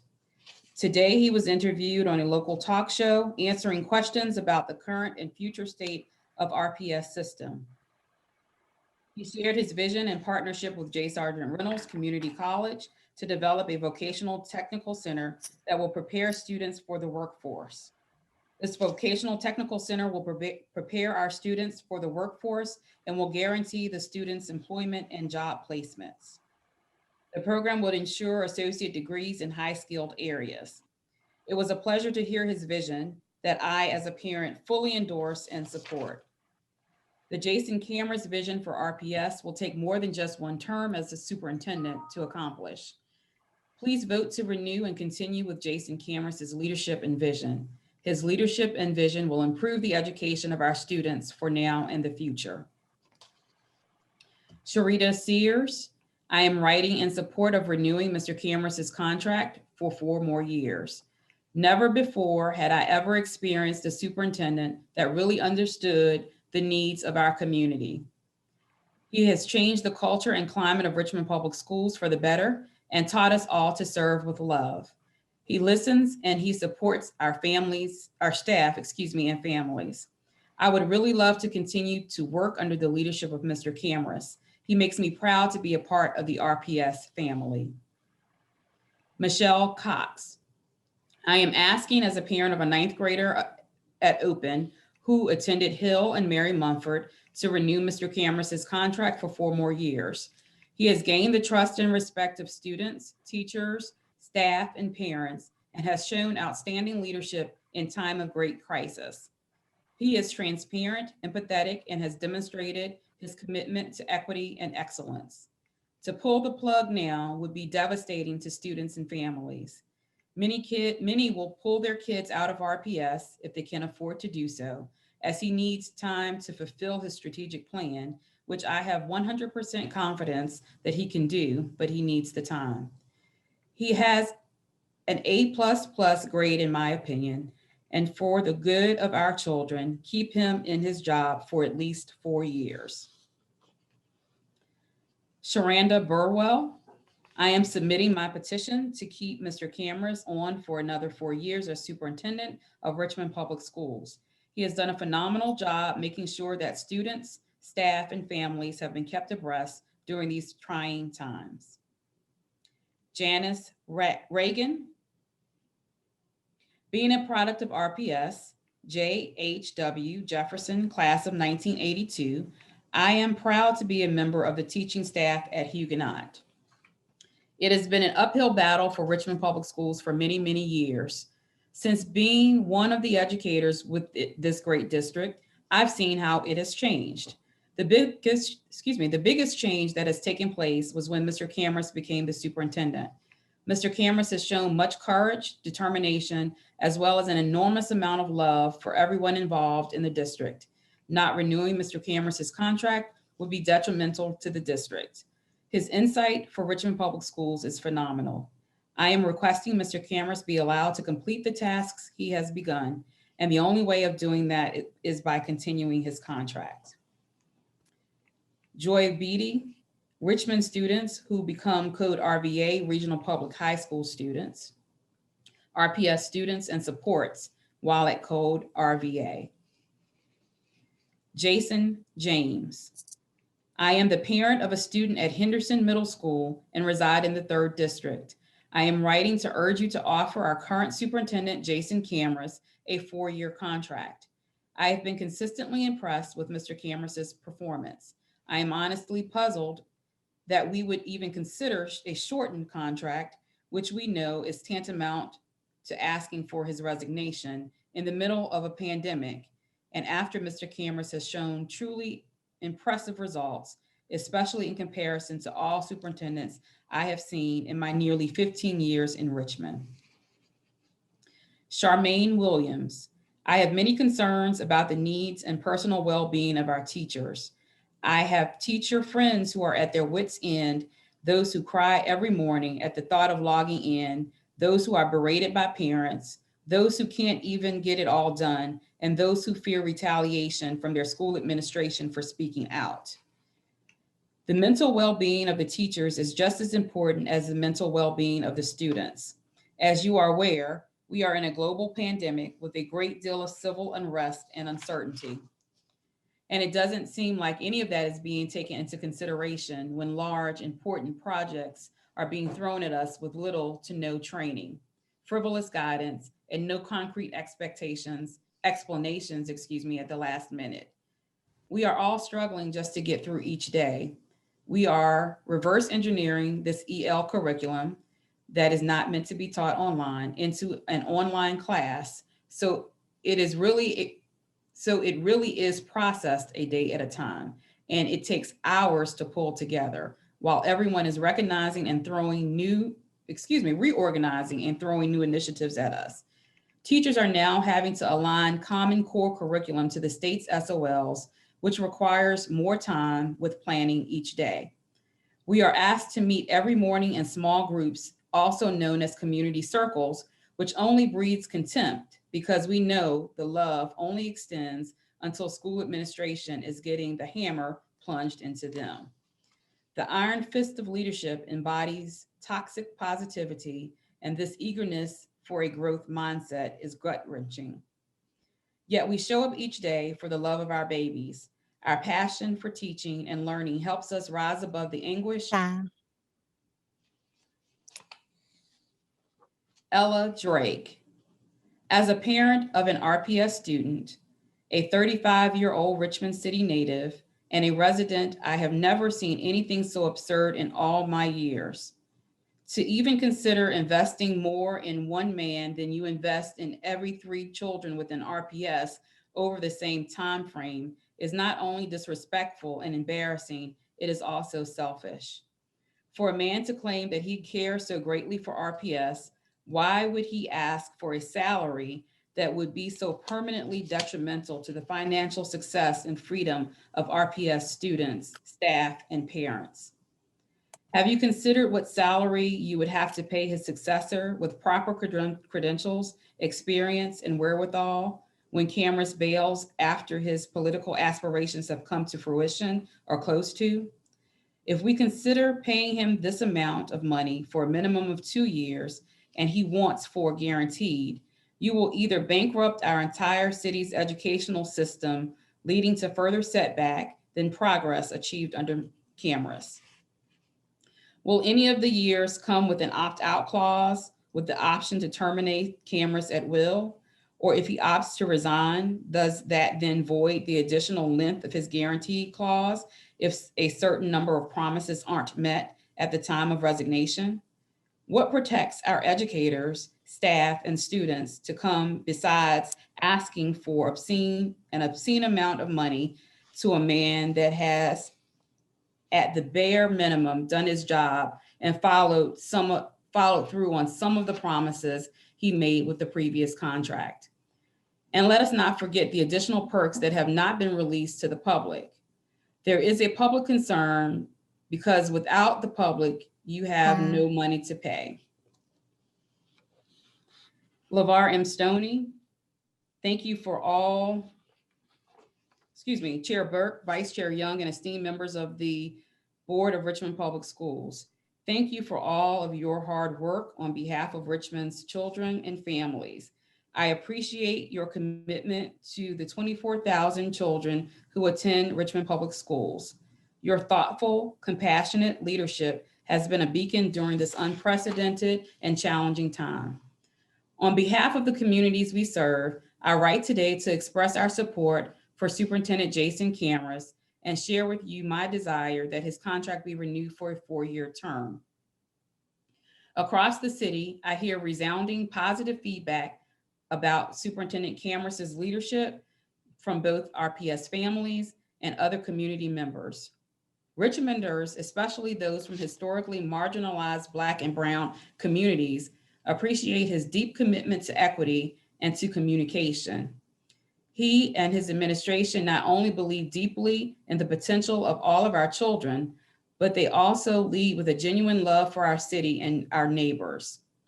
Families across the city appreciate Superintendent Cameras' accessibility and transparency. Especially since the onset of the COVID-19 pandemic, caregivers have appreciated hearing directly from Superintendent Cameras on a daily basis and engaging directly with other members of RPS leadership.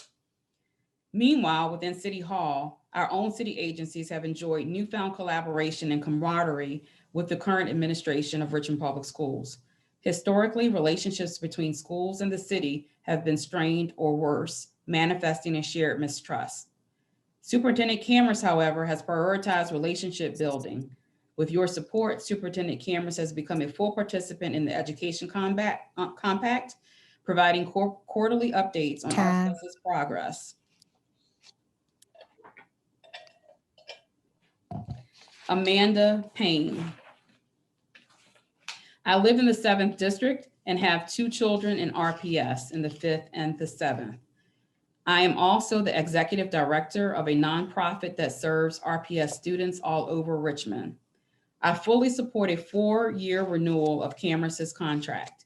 Cameras and his administration have accomplished so much in his relatively short tenure so far, and cutting that short would be completely unfair to our students and families, especially given this difficult and uncertain time. His team has continually demonstrated open, honest, and transparent communication, no matter how difficult or delicate the topic. He has engaged community feedback in every step of his planning and decision-making for the district and approaches all decisions with an equity lens. Our students, teachers, and community need consistent leadership right now to get through this crisis and recover from it in the years ahead. I urge you to approve a 4-year renewal of Cameras' contract in order for him to continue the transformational work he is doing in our city. Camille Hopkins Scott.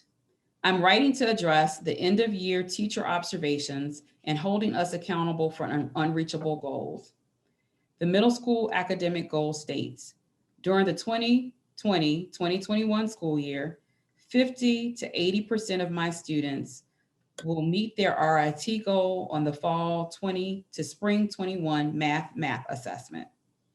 There are several reasons why this is an unreasonable task. 1, the newly adopted EL curriculum is Common Core based and lacks necessary rigor for the middle school level. 2, the correlated SOLs for this Common Core curriculum were not provided until second quarter. 3, confusion on whether to teach the curriculum with fidelity or integrity, conflicting directives from central office and VDOE. The result was a mid-year change in lesson plan template, which has added even more confusion. 4, curriculum clashes in the area of compliance with VDOE expectations. 5, specific modules were omitted and the students do not have the materials for next modules, for example, novels. Consistent map and interim testing schedules impede instruction for weeks. Not only does it impede instruction, but there lies a complete disconnect between the curriculum, Common Core based, and these 2 tests, SOL based. The current interim data proves the disconnect with a sea of red that indicates failing scores division-wide. 7, the lack of student participation is draining. Many choose to not turn their cameras on, write in the chat, unmute their microphones to talk, and even join classes. And let's not even discuss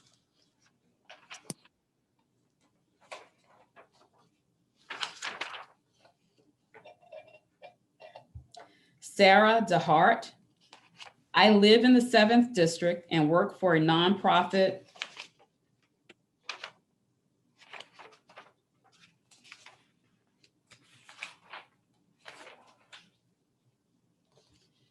I live in the 7th district and work for a nonprofit that serves RPS students all over Richmond. I fully support a 4-year renewal of Cameron's contract. I remember the destabilizing turnover that our school district experienced year after year leading up to Cameron's arrival, and that hurt no one more than our students. It would be completely unfair to our students and families to dismiss him from here. From what I've seen, he's taken every opportunity to be present and add action to the words he's speaking, whether it's marching alongside teachers for more funding or presenting a beautiful and clear vision for the forward progress of RPS. He and his team have continually demonstrated open, honest, and transparent communication, and he has deferred to teachers and students, ensuring that their stories are not erased. Our students, teachers, and community need high quality, consistent leadership right now to sustain through this difficult season and walk a road of recovery in the years to come. On a more personal note, I recently got married, and it is my sincere hope that we will be able to have children soon. The overwhelming narrative of our city is not to choose or prioritize RPS as a viable option for education. What I know of Cameron and his team so far gives me confidence in RPS when I think about where I want to send my children to school. Please approve a 4-year renewal of Cameron's contract in order for him to continue the good work he is doing in our city. Pam Embry. I'm a parent of a high school student, currently a junior, attending Open High School. I serve as president of our PTSA and am very involved with this school. I am a very strong believer in public education. Both of my children have gone through Richmond Public Schools for most of their lives. I live in Spring Hill, which is in District 5, and I'm writing to ask that the school board renew Superintendent Cameron's contract for 4 years. His goal of turning around the Richmond public school system is very important, and we will never know if it can be done unless we have Jason Cameras try. His constant contact with all of the families through his daily texts is amazing. We all know what is going on, and we've never had this personalized contact before, ever. He has organized the daily food pickup, which is so necessary for all families who need this for their students. He cares about all students and their families. Let him succeed by giving him the time he needs to turn our city schools around. He will leave, and we'll be back to square one if he does. Kelly Cannon. I'm a parent of a first grade student at Westover Hills Elementary School. I live in the 4th district and ask that the school board renew Superintendent Jason Cameron's contract for the maximum allowable amount of time, 4 years. Shannon Lindblom. I am a 1st district resident, parent of RPS students, and school integration advocate, writing to express my support for Superintendent Jason Cameras. I urge the school board to extend Cameras' contract for the full 4 years. Chloe wrote, I am the parent of an RPS kindergartner. I live in the 2nd district. I'm sorry. I'm sorry, ma'am. I'm sorry. I'm sorry, attorney. You're fine. Chloe wrote, I'm a parent of an RPS kindergartner. I live in the 2nd district and I'm writing to request the Richmond School Board renew Superintendent Cameras' contract for 4 years. From his first 100-day plan to the Dreams for RPS strategic plan, Jason Cameras provided incredibly open communication to me, a community member, but not yet an RPS parent. With the onset of COVID-19, we've gotten multiple daily communications. I have not agreed with every choice Mr. Cameras has made, but it's not his job to be agreeable to every single person affiliated with the district. His job is to lead and improve a school system, and he has done that with vision and dedication. I respectfully request the school board, including my new representative, Ms. White, show their own dedication to the future of RPS by extending Mr. Cameras's contract 4 full years. Julie Joyner, good evening. I'm a mom of 2 RPS students and a 22-year resident of Richmond. I live in District 3 and am writing to ask that the school board, renew Superintendent Cameras's contract for 4 years. Thank you. Bryce Lau, thank you for your service to our students and our city. My name is Bryce Lau, and I am an RPS alum, the father of 2 Westover Hills Elementary School students, and a lifelong resident of the 4th District. I write to you again to ask you to renew Superintendent Cameras's contract for the full 4 years. Consistency is crucial at this time, and Mr. Cameras's leadership has been extraordinary.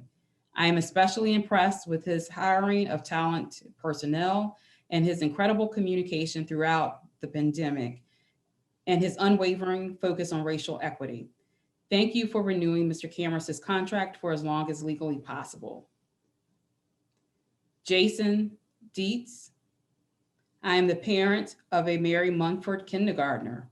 I live in the 1st District and I'm encouraged by the positive momentum at RPS.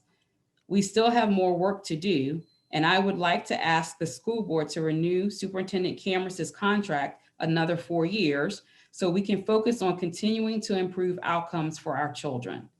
I proudly share his examples of leadership, empathy, and commitment to the RPS community with parents in other school districts, and hope to continue doing so another 4 years. Thank you. Tess Dixon. I'm Tess Dixon, a Church Hill homeowner with a child in RPS, and I want to encourage the school board to keep Mr. Cameras as our superintendent and renew his contract for 4 years. It takes time to solidify progress in a school district as complex as RPS. So given the amazing amount of progress he's already shown us he can make in such a short time, let's give him some more latitude to continue that work. Mr. Cameras has taken a year that presented the unheard of challenges for school districts all around the country and turned it into a unifying and enriching experience. His almost daily email updates have been chock full of important information and updates, seamlessly anticipating parents' questions and answering them before they're even voiced.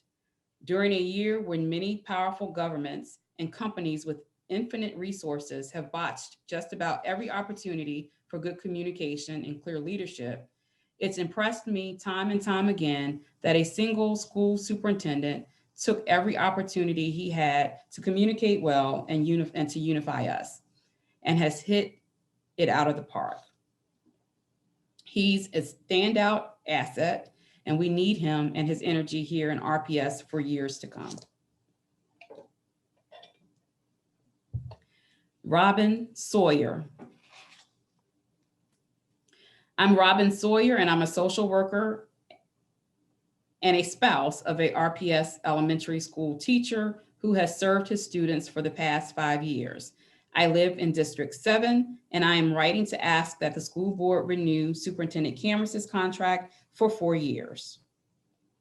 Sarah Blom, thank you for taking comments and listening to the voices of your constituents.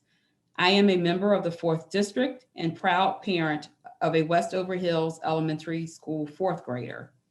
I am writing to you again to voice my support for Mr. Cameras being renewed for a full 4-year contract. A vote, for 2 years does not convey to me that he has the support of our school board behind him. We will need more than 2 years to measure any kind of real progress outside of this pandemic. It will take at least that amount of time for our schools and students to catch up emotionally and scholastically, and longer to show growth and progress. Consistency in leadership only improves the chance for that to happen, and we owe our kids that. Mr. Cameras was instrumental in helping Richmond schools stay safe while providing opportunity for students to access learning. He has been terrific with communication before and during the pandemic and shows compassion for staff and students. The school system shows real promise for the future with him in it. I want to see what else we can achieve with Mr. Cameras as our superintendent after the weight of this pandemic passes. Thank you. Melanie Perry. Hello, I am an aunt to RPS students and a homeowner in the city of Richmond. Cameras is the best thing to happen to RPS. His handling of the pandemic has been an example to surrounding school districts. Please do what it takes to keep him. He's worth it. Meredith Katz and Antonio Espinoza. We will have a rising kindergartner at Holton Elementary in the fall of 2022. Our son has parents who grew up in different countries, speaking different languages. It is very important to us that RPS is headed by someone who not only talks about diversity, but means it. That is Jason Cameras.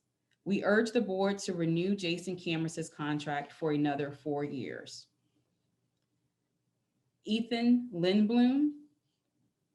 I live in the first school board district and have children at John B. Carey and Fox Elementary schools. I fully support renewing Jason Cameras' contract for 4 years. I am aware of a vociferous minority which opposes Mr. Cameras' continued employment. However, I have seen no compelling evidence to validate their misgivings.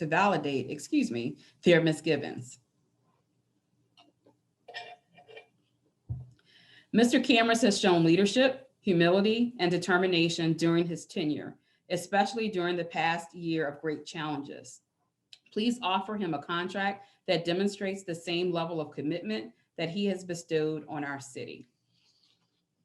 Robert Miller. I have a child at Patrick Henry School of Arts and Sciences and a wife who teaches at Maymount VPI Center, both in RPS. I live in District 9 and I am writing to ask that the school board renew Superintendent Cameras' contract for 4 years.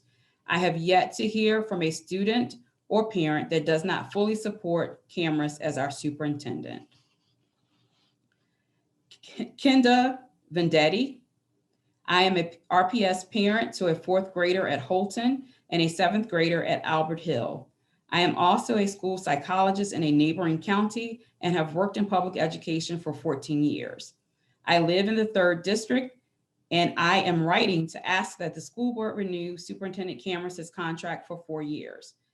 Mr. Cameras has proven to be an effective leader in an unprecedented situation. RPS deserves and requires the dedication and vision that Mr. Cameras has displayed. Thank you for your time. Daniel Conway.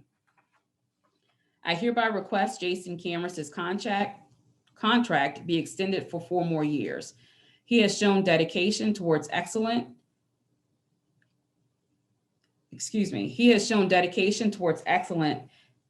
and pushed to move the needle of accreditation within RPS, and he should be rewarded for such with a 4-year contract. The future of RPS greatly depends on his demonstrated leadership, and it merits being renewed for 4 years. Sonia Gittleman. I'm an RPS parent of an 8th grader at Benford Middle School and have been a parent in the RPS system for 8 years.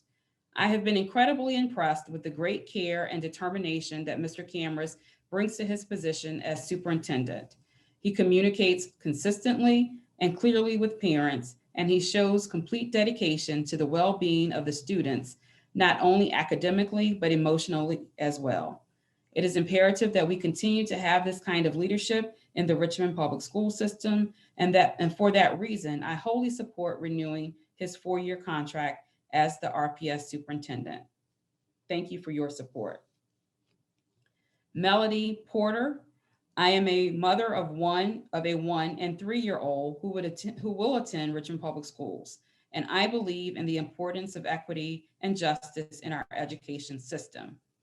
As a resident of the 3rd District, I am asking the school board to extend Superintendent Cameron's contract for another 4 years. Peace. Tiffany Clark. I am a resident of the 4th District, a parent to a kindergartner at Westover Hills Elementary School, and a teacher at Broad Rock Elementary School. I write to you in support of renewing Superintendent Cameron's contract for 4 more years. Cameron's leadership and communication with all stakeholders, particularly since last March, has been extraordinary. RPS needs and deserves continued consistency as we take control of COVID-19 and enter our new world of learning post-virus. Thank you for your consideration. Devin Keller. I am a Richmond resident, 4th District, educator, and parent. I would like to express my support for the renewal of Jason Cameron's contract for a 4-year term. I believe he has shown the leadership we need to improve our schools and provide students with the best chance at success and equity in a way that involves the community and staff. Thank you for your time and consideration. Jennifer Surratt. I am writing to state my support for a full 4-year renewal of Jason Cameron's contract with RPS as superintendent. I understand that there have been and will be ongoing concerns and issues to address moving forward. However, I believe that he has done a positive job developing a plan to move RPS forward after years of harmful policies, keeping in communication with our families and communities, and demonstrating effective leadership for the incredible and varied needs of our students, especially during this pandemic. The effects of this pandemic are not fully understood and will not be realized for some time, and it will be best to have consistent leadership to move RPS forward without added stops, starts, and new agendas. I hope that you will consider the things that superintendent has done well and weigh that with the need for consistent leadership and planning to move us forward in the next 4 years. Thank you. My name is Courtney Vollmer. I am a teacher at Albert Hill Middle School. I am in the 6th District and will soon be an RPS parent as my daughter will be starting school in the fall. I am writing today in support of a 4-year contract for Mr. Cameron. My first day on the job in 2019, Cameron came to my school and visited my classroom. He was so kind and genuine, but even before meeting him, I was impressed by his leadership. I have been teaching in RPS through other partner programs for close to 10 years and saw firsthand the needs of some of the teachers, students, and school facilities. Honestly, 10 years ago, RPS was a bit of a mess. Cameron was hired as the superintendent, and immediately things started changing for the good. I volunteered in Cameron's RPS Shines program and saw firsthand the drastic changes made to schools throughout Richmond. I spent time with community members, parents, students, and teachers who felt so grateful to be able to give back to the school in a new way. RPS Shines really brought the community together and helped to make our schools beautiful for the first day of school. And that's only one example of the impact Cameron has made in his short time with RPS. Cameron has never led from afar. He is deeply involved in the school community by asking the teachers what they need and visiting schools to see firsthand where improvements can be made. Cameron has personally replied to every single one of my emails, and as a teacher, that means a lot. He values the opinions of the Richmond community by using surveys to get feedback from the people who will be most impacted by his decisions. Time. Thank you. Valerie Cotreau. I am a resident of the 3rd District and a parent of a 6th grader at Henderson Middle School. I am writing to ask the school board to vote to renew Jason Cameron's contract for 4 more years. Thank you. Hello, I am Janet Woody, and I live, in the 4th district. I am writing to support a 4-year contract renewal for Jason Cameron. I have followed RPS events closely since COVID upended our lives. I am very impressed with the care and concern shown by the superintendent for all of the RPS family. Thank you for considering my comments during your deliberations. William Paul Murphy. Hi, I live in the North Side, Linwood Holton District, and am a big fan of all that Superintendent Cameron is doing to improve our public schools. Specifically, his work to overhaul the Human Resources Department gives our teachers and our staff the support they need. Because students, teachers, and staff are such precious resources, changing the Human Resources Department in a way to support the people that matter. Chris Hall. I am Chris Hall, and I'm a parent and longtime resident of Richmond. I am writing to ask that the school board renew Superintendent Cameron's contract for 4 years. Thank you. Kim Gomez. I'm a white mom of 4 kids. All of my kids go to John B. Carey Elementary School. I strongly believe that Jason Cameron and his team have what it takes to continue to work with the community and be able to provide transformative educational experience for our kids. We need time to build upon the foundation that has been set. A contract of 4 years provides consistency when we need it most. I urge you to vote tonight to extend the contract for 4 years. My kids are learning. My first grader has learned to read this year. Jenna Conway. I write today in support of offering Superintendent Cameron 4 more years. I serve on the RPS Parent Advisory Council and have appreciated hearing the voices of a diverse set of RPS parents from across the district. Overwhelmingly, these parents express their support of Superintendent Cameron, how he leads, and his dedication to all of our kids. I share my observations to amplify these important voices. I have heard parents talk about how they appreciate his open communications, how hard he works, and his commitment to address the needs of our most vulnerable kids. They especially appreciate how he has stepped up and led during the last year, dealing with the dual crises of the pandemic and systemic racism. They want him to stay, and they are excited about the future of RPS under his leadership. I add my voice to theirs, hoping that we can get 4 more years of Superintendent Cameron. Thank you for your service. Valerie and Daniel Warshaw. I am an RPS parent who lives in the 3rd district. I am writing on behalf of myself and my husband, Daniel Warshaw, to ask that the superintendent renew Superintendent Cameron's contract for 4 years. He's been an exemplary leader for RPS during his time here. Please vote on a full 4-year contract for him to continue making the change that RPS needs. Thank you for your time. Donald Glazer. I am Donald Glazer, resident of the 3rd district of the city of Richmond. I am deeply concerned about RPS. I am writing to ask the school board that the school board renew Superintendent Cameron's contract for 4 years. Lauren Delaney. Good day. I am the parent of an 8th grader in Richmond Public Schools, and I am writing to express how imperative it is to our success as a school district to extend Jason Cameron's contract for another 4 years. Thank you. Lee Emma Lyon. Good evening. I'm a proud RPS parent of a 5th grader and 7th grader. I live in the 1st district and am writing to ask the school board renew Jason Cameron's contract for 4 years. I have never been more proud of RPS than I have under Cameron's watch, and feel very strongly that the children of RPS deserve a 4-year contract renewal for Cameron. Stacy Hull. I am a parent of a sophomore at Appomattox Regional Governor School, and both of my children attended Linwood Holton Elementary School. I have resided in the city of Richmond for nearly 30 years. I live in the 3rd District, and I'm writing to ask that the school board renew Superintendent Cameron's contract for 4 years. Thank you.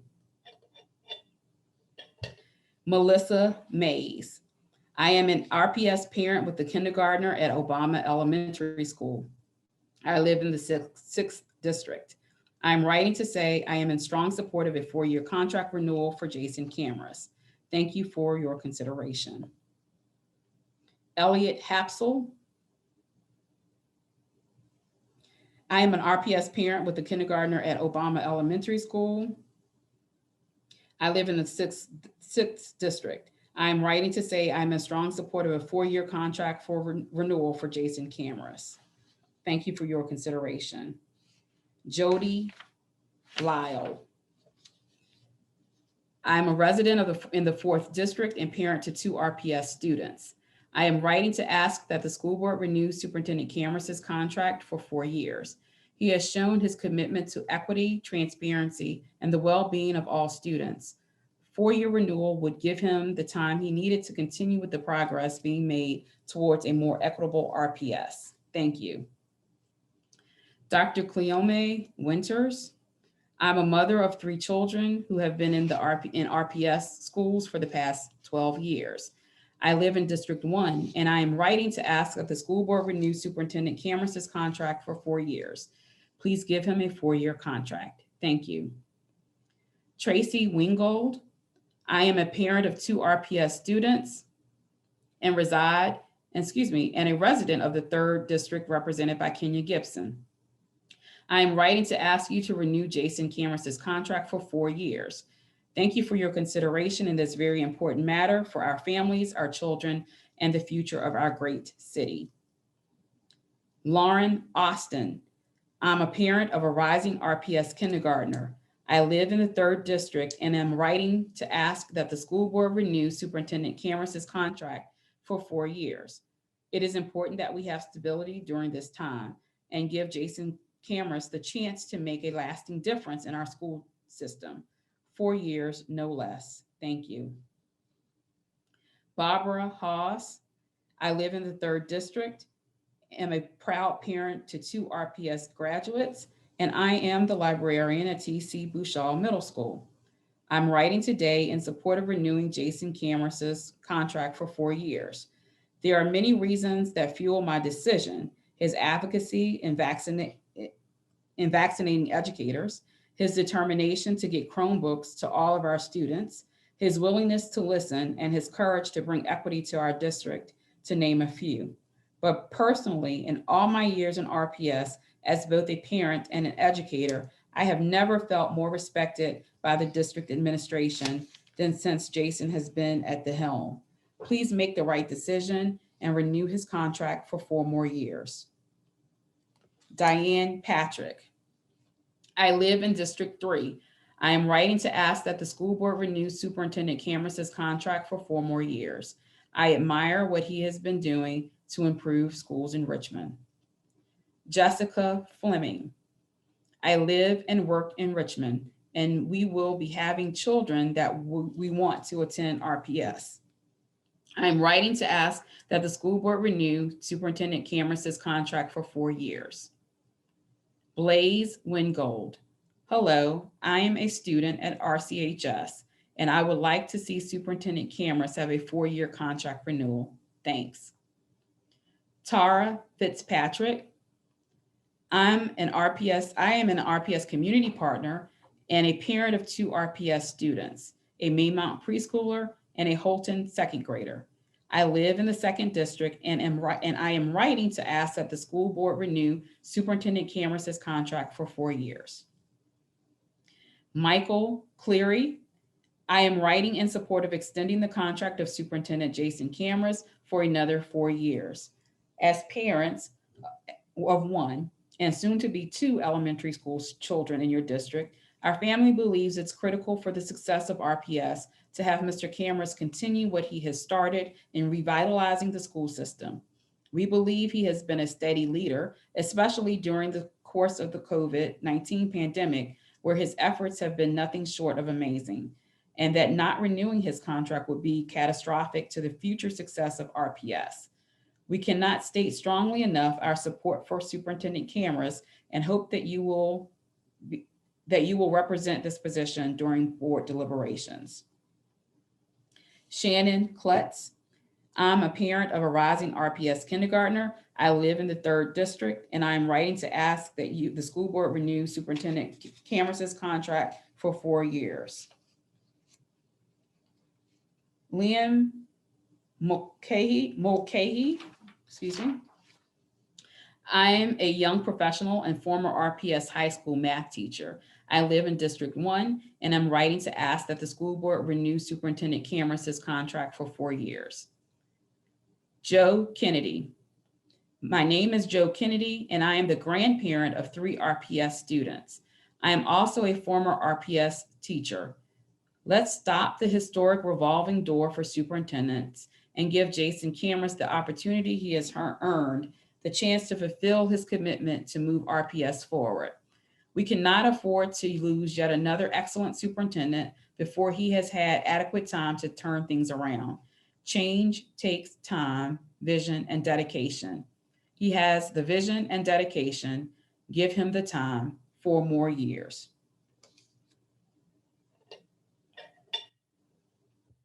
Thad Williamson. I am submitting this comment in advance of the February 1st school board meeting and ask that it be read during the public comment period. I write in strong support of renewing Superintendent Jason Cameras' contract for an additional 4 years so that we can focus our community's attention on doing the work needed to realize the goals of our strategic plan. Without stable leadership, making the urgent progress our children require cannot happen. I am a parent of an 8th grader in Richmond Public Schools. I have been actively involved in not only my daughter's schools, Maymount Pre-K, John B. Carey, and Albert Hill, but also many schools citywide in a variety of capacities over the past 10 years, including helping launch the RVA Reads program in preschools and the future centers in our high schools, serving as youth basketball coach for many years and volunteering with RPS's food distribution system during the pandemic. I have never seen so much optimism and pride associated with Richmond Public Schools as I do right now, despite the deep challenges we face. Superintendent Jason Cameras has inspired the entire community with a positive vision for what Richmond Public Schools can and must become. The strategic plan is not just a document, it represents our very hopes and aspirations for our children and community. As a community member and parent, I believe we must focus on executing that plan, not on playing yet another round of the RPS superintendent shuffle.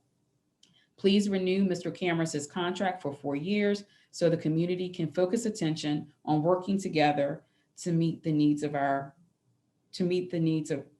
children's needs. Lawson Rizoria, I apologize if I mispronounced your name. I am the mother of 2 Franklin Military School students, and we live in the 7th district. I work as a substitute teacher and have served as an officer on the Chimborazo PTA for many years. I am writing to ask that the school board renew Superintendent Cameras' contract for 4 years. Please do not threaten the continuity of leadership of our schools. Shanann Wasoria, again, I apologize. I am an 8th grader at Franklin Military Academy. I live in District 7 and I'm writing to ask that the school board renew Superintendent Cameras' contract for 4 years. Helen Hardiman, please support a 4-year renewal period for Cameras' contract. He is the leader that we need and that our kids deserve. Lori Ruffin, I live in the 3rd district and I'm the mom of 2 future RPS students and the wife of an RPS teacher. I am writing to request that you extend Jason Cameras' contract for 4 years. Christopher Irby Jr., and he's joined by Lamar Irby, and we are a 7th grader and 6th grader at River City Middle School. By the way, thank you for our new school.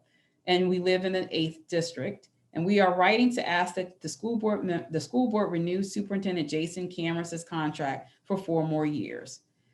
We have known Mr. Jason Cameras since we were at J.L. Francis. Mr. Cameras is a great man and he gets the job done. So please, as your 2 middle school students, we are asking that all 9 school board representatives to please give Mr. Cameras 4 more years. Thank you. #KeepCameras. Christopher Irby Sr. He's the father of 4 children who attend RPS.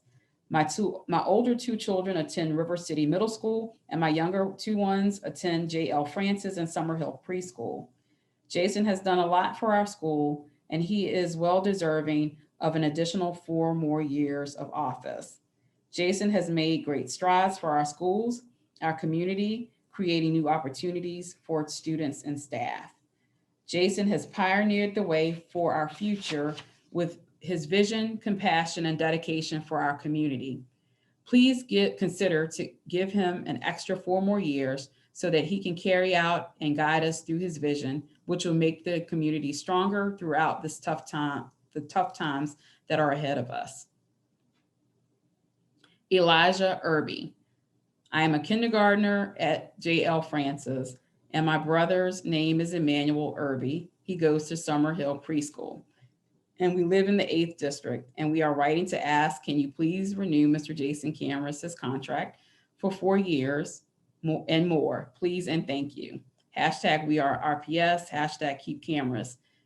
P.S. Thank you for having us on RPS Live and on the RPS homepage. Molly Brannon. I am the parent of 2 RPS students. We own a home in the 3rd district. I am writing to ask that the school board renew Superintendent Cameras' contract for 4 years. Thank you. Mary Hudson. I live in Ginter Park in the north side of Richmond. My children are in grades 4th and 7th, Holton, Henderson, and Marshall. I am requesting renewal of Jason Cameras' contract for 4 years. It must be for 4 years. Teresa Kennedy. My name is Teresa Kennedy, and I am a parent of 2 RPS students and a resident of the 3rd district. I am writing to request that the school board renew Superintendent Cameras' contract for 4 years. Superintendent Cameras has brought so much to RPS: an inspiring vision, talented leadership, principals and teachers, and most of all, a faith in and love for the kids RPS serves. I humbly ask that you prioritize the needs of the 30,000 kids in RPS and renew Cameras' contract for 4 years. Mira Signer.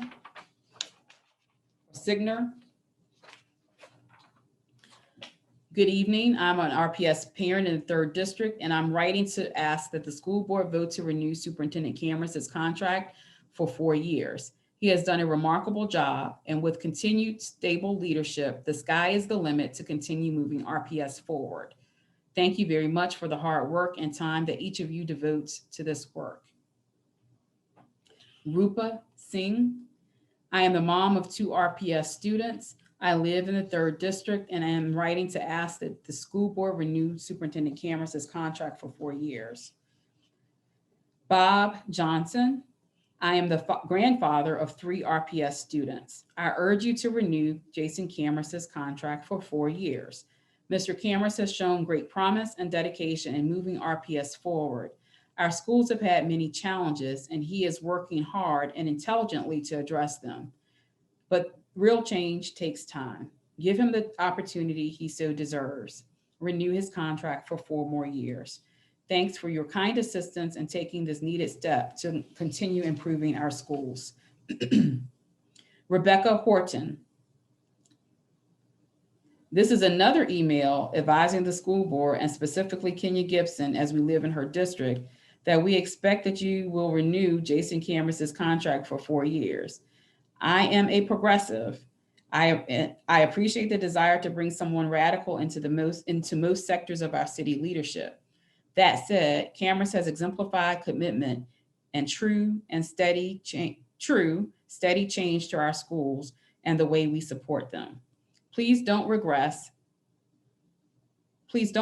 us by forcing a change in leadership in the middle of the largest crisis this nation has faced in 2 centuries, especially when we have positive leadership in place.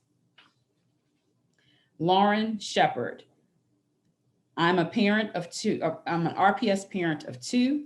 I live in the 3rd district, and I am writing to ask that the school board renew Superintendent Cameron's contract for 4 years.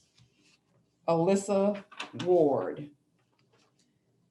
My daughter is a 3rd grade student at Holton Elementary School. I live in the 3rd district, and I am writing to ask that the school board renew Superintendent Cameron's contract for 4 years. I have immense respect for our superintendent and how he has managed this tumultuous time, and I feel it would be terrible and unnecessary risk to potentially lose him and begin a search for a replacement during a pandemic. Please set your metrics in the contracts and keep him on. Keep our system stable and do not disrupt the progress made. Patience and Jorge Salgado. As parents of 4 children that have attended and some currently attending RPS schools, we wholeheartedly ask that you renew Jason Cameron's contract for 4 more years. It is abundantly and overwhelmingly clear that the community believes he is the best person to lead our children and needs the time to work on our shared goals. I hope you will listen to and serve your constituents on this matter. Thank you for your time and following through on your promise to represent the people of Richmond. Sarah Krivonik. I'm a mother of 3 children, 2 current middle and high schoolers, and 1 who is an RPS graduate. I live in the 3rd district, and I am writing to ask that the school board renew Superintendent Cameron's contract for 4 years. I have been so impressed with how he's handled the pandemic, thinking outside of the box and deeply caring for all of our children. We have to get through this next year and work to rebuild. We need consistency as we work to return to normal and continue to build on our goals for the future. Thank you. Timothy Skirvin, please renew Jason Cameron's contract for 4 years. It must be 4 years. Boz Boshin. I'm a resident of the 1st district and a parent of 3 elementary students in Richmond Public Schools. I am writing in support of the RPS community and asking that the school board renew Jason Cameron's contract for 4 years. In such a challenging time, our families appreciate his commitment to clear decisions that keep our community safe and providing open communication about our evolving situation. We believe that consistency is needed in leadership to make real progress and ask for the school board and mayor to work together to help enable Mr. Cameron's success. Darren Hudson. I'm the dad of 2 children in the 3rd district, and I'm writing to ask that the school board renew Superintendent Cameron's contract for 4 years. Sam Krivonik. I'm the father to 3 children, 2 current middle and high schoolers, and 1 who is an RPS graduate.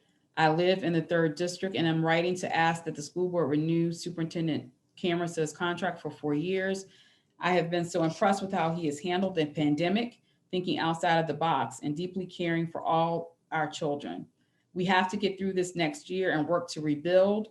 We need consistency as we work to return to normal and continue to build on our goals for the future. Susan Vinson.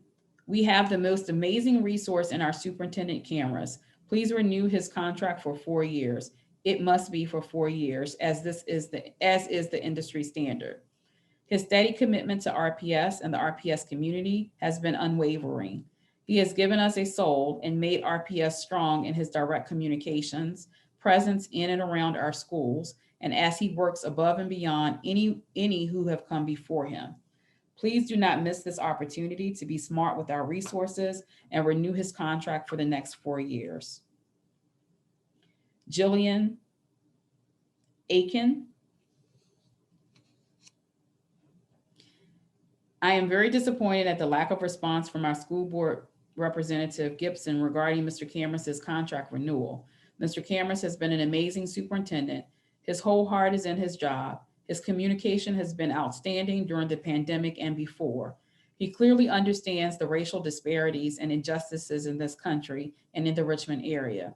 He has been a decisive decision maker, unlike many of the surrounding counties' superintendents. The thought that his contract renewal would not be unanimous is astounding. What RPS needs and has needed is a consistent leader, which Mr. Cameras can provide. Why would you risk another disruption for RPS in the middle of a pandemic? Renew his contract for 4 years, and let's get on with making RPS awesome for all children. Vanessa Drum Canepa, I'm sorry. I am a future RPS parent and resident of the 3rd District. I am writing to ask you to renew Jason Cameras' contract for 4 more years. I am new to the area and chose Richmond as our forever city for our young daughter, and was thrilled that Cameras and his team would be working hard to make Richmond City Public Schools a place where all students thrive academically and emotionally. I hope you extend Superintendent Cameras' leadership terms so that we can continue the turnaround plan and provide our young people consistency. Thank you for your service. Lyons Hardy. I am an RPS parent and would like to express my full support for renewing Jason Cameras' contract for 4 years. I think it would be detrimental to RPS to go through a change in leadership at this time. I would like for Mr. Cameras and the staff to be able to continue implementing the current strategic plan.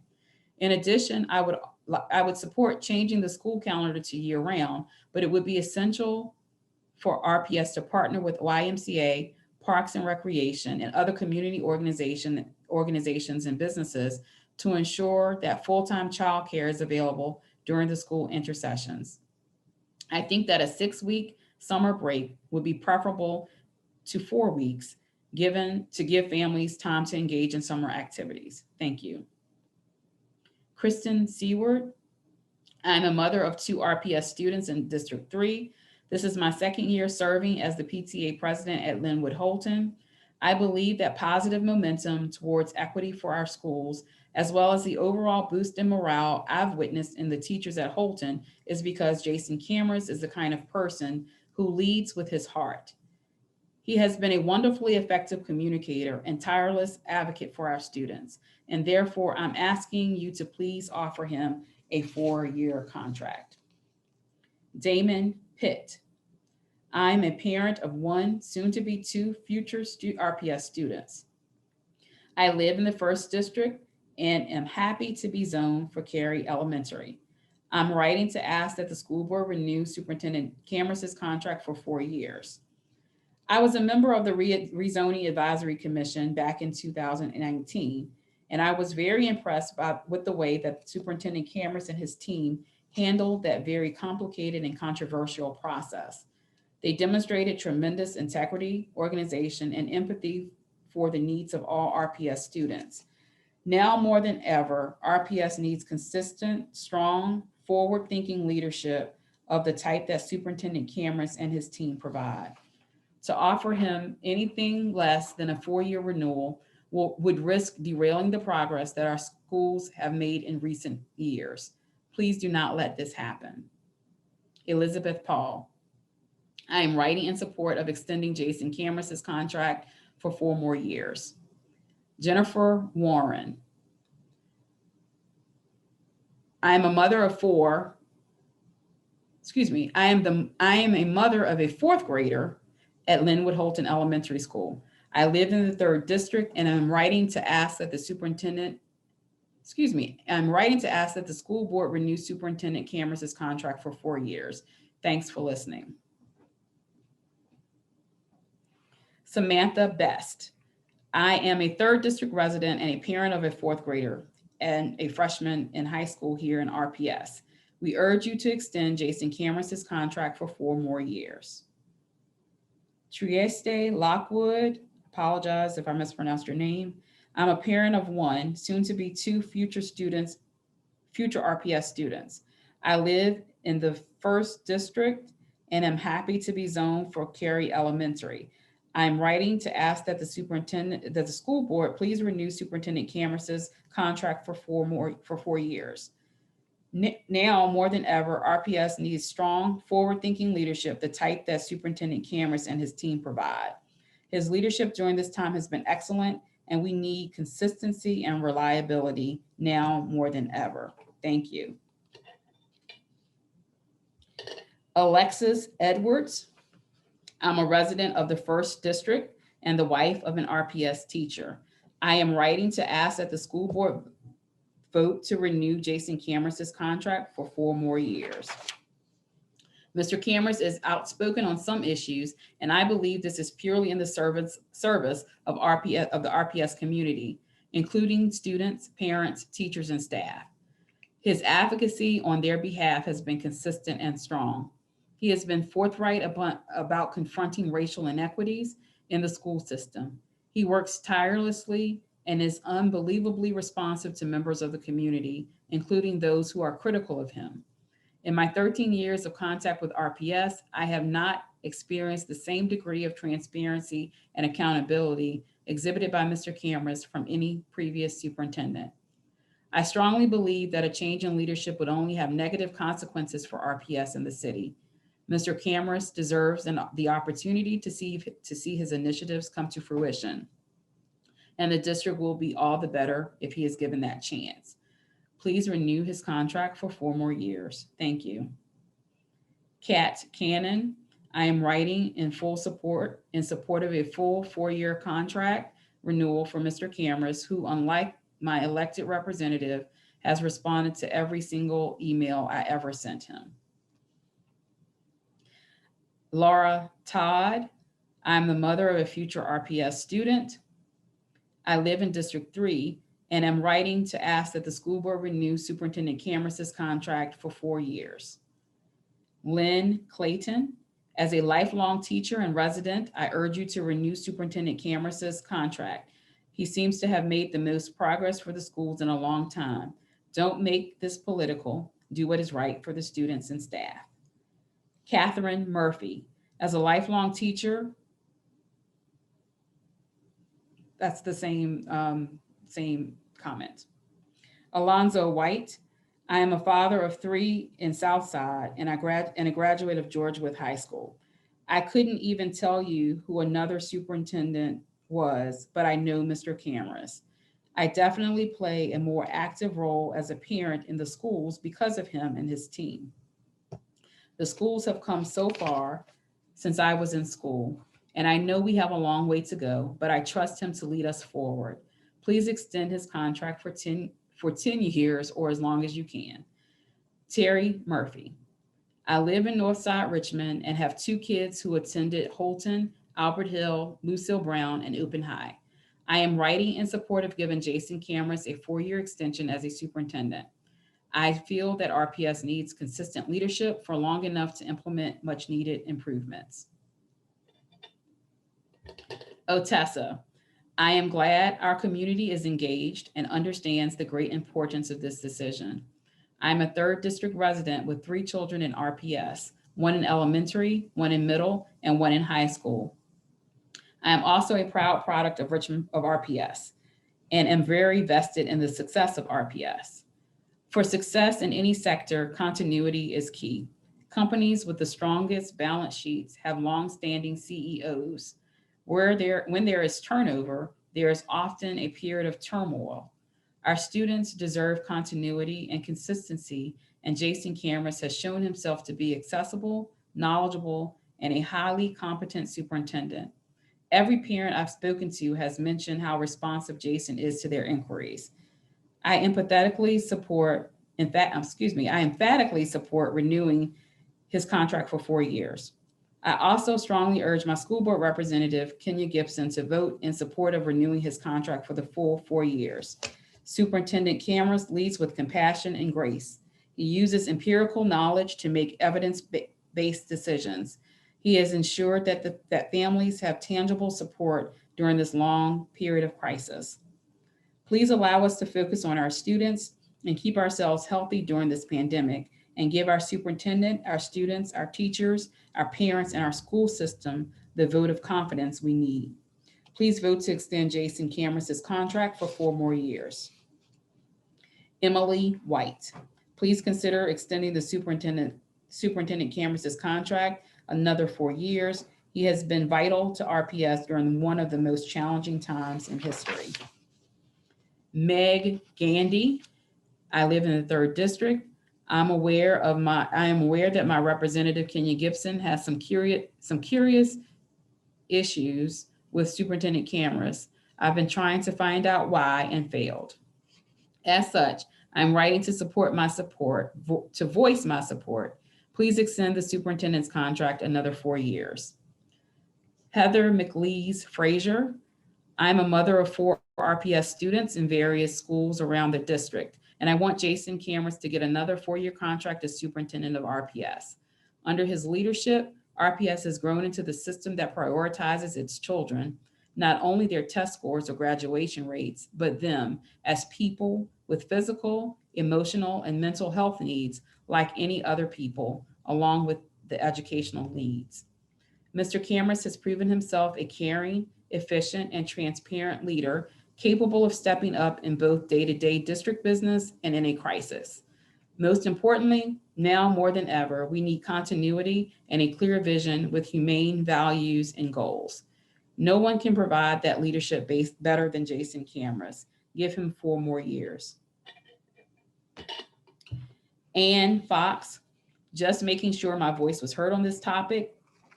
Please support Cameras for 4 years. Thank you. Navrina Faison, I'm a grandmother of 4 beautiful grandbabies that go to Richmond Public School. The older 2 go to River City Middle School. One goes to Francis, the other goes to Summer Hill. But I'm here to talk to you about Mr. Jason Cameras. He has been an excellent superintendent. The schools that he has helped to build, the programs that he has put in place, the bridge of trust he has made between the community and the school board officials by always keeping an open line of communication. It's a shame that officials do not want to renew his contract. He still has plans, ideas, and actions that he wants to pursue. Jason needs at least 4 more years of office, if not more than that. I pray that #KeepCameras continues to get the support that it's been getting. The community is behind Jason and supports him. Tell the Lord, thank you. Amy Wentz. I am writing to advocate for a full 4-year contract for Superintendent Cameras. I am a graduate of Huguenot High School, and I'm a proud parent of a former graduate and current 1st grader. I've been through 28 years of superintendent changes. Our family is fully committed to RPS. I encourage you to look through past articles about Jones, Brown, Kahn, Williams, Sherman, Brandon, Bedden, etc. We've tried short-term and the iron fist, but the results haven't resulted in higher student achievement. Can we please try commitment and longevity? I believe that before the pandemic, we were progressing and am confident we will continue upon our return. Thank you for your time. Shannon Dowling. I was disheartened by the news that Mayor Stoney dismantled the Teachers Council. His actions were disappointing and disrespectful towards our hardworking teacher advocates. I urge you to step up and speak out on behalf of the council and condemn his actions. Mr. Stoney needs to work to rebuild trust and an authentic relationship with the teachers and parents in Richmond, as he has broken his pact to be the education mayor for our city. Our children and our teachers deserve better. Emily Hardesty. I'm a resident of Richmond. I ask that you renew Cameras' contract for 4 years. His consistency, focus on equity, listening skills, and desire to improve RPS have impressed me over his tenure. The contract renewal should be a vote of confidence in Cameras and his team's ability to continue to elevate our schools. Ashley Lewis. I'm a resident of the 5th District and have 3 kids in RPS. Please renew Cameras for 4 more years. We need stability, not political nonsense. Kristen Conradi. I write this letter of support for Jason Cameras and request that you extend his contract with Richmond Public Schools. I am a former RPS teacher from 2004 to 2006 and have closely followed RPS in the time since. I am now an education professor at William & Mary and have been altogether impressed with what he has already done in Richmond.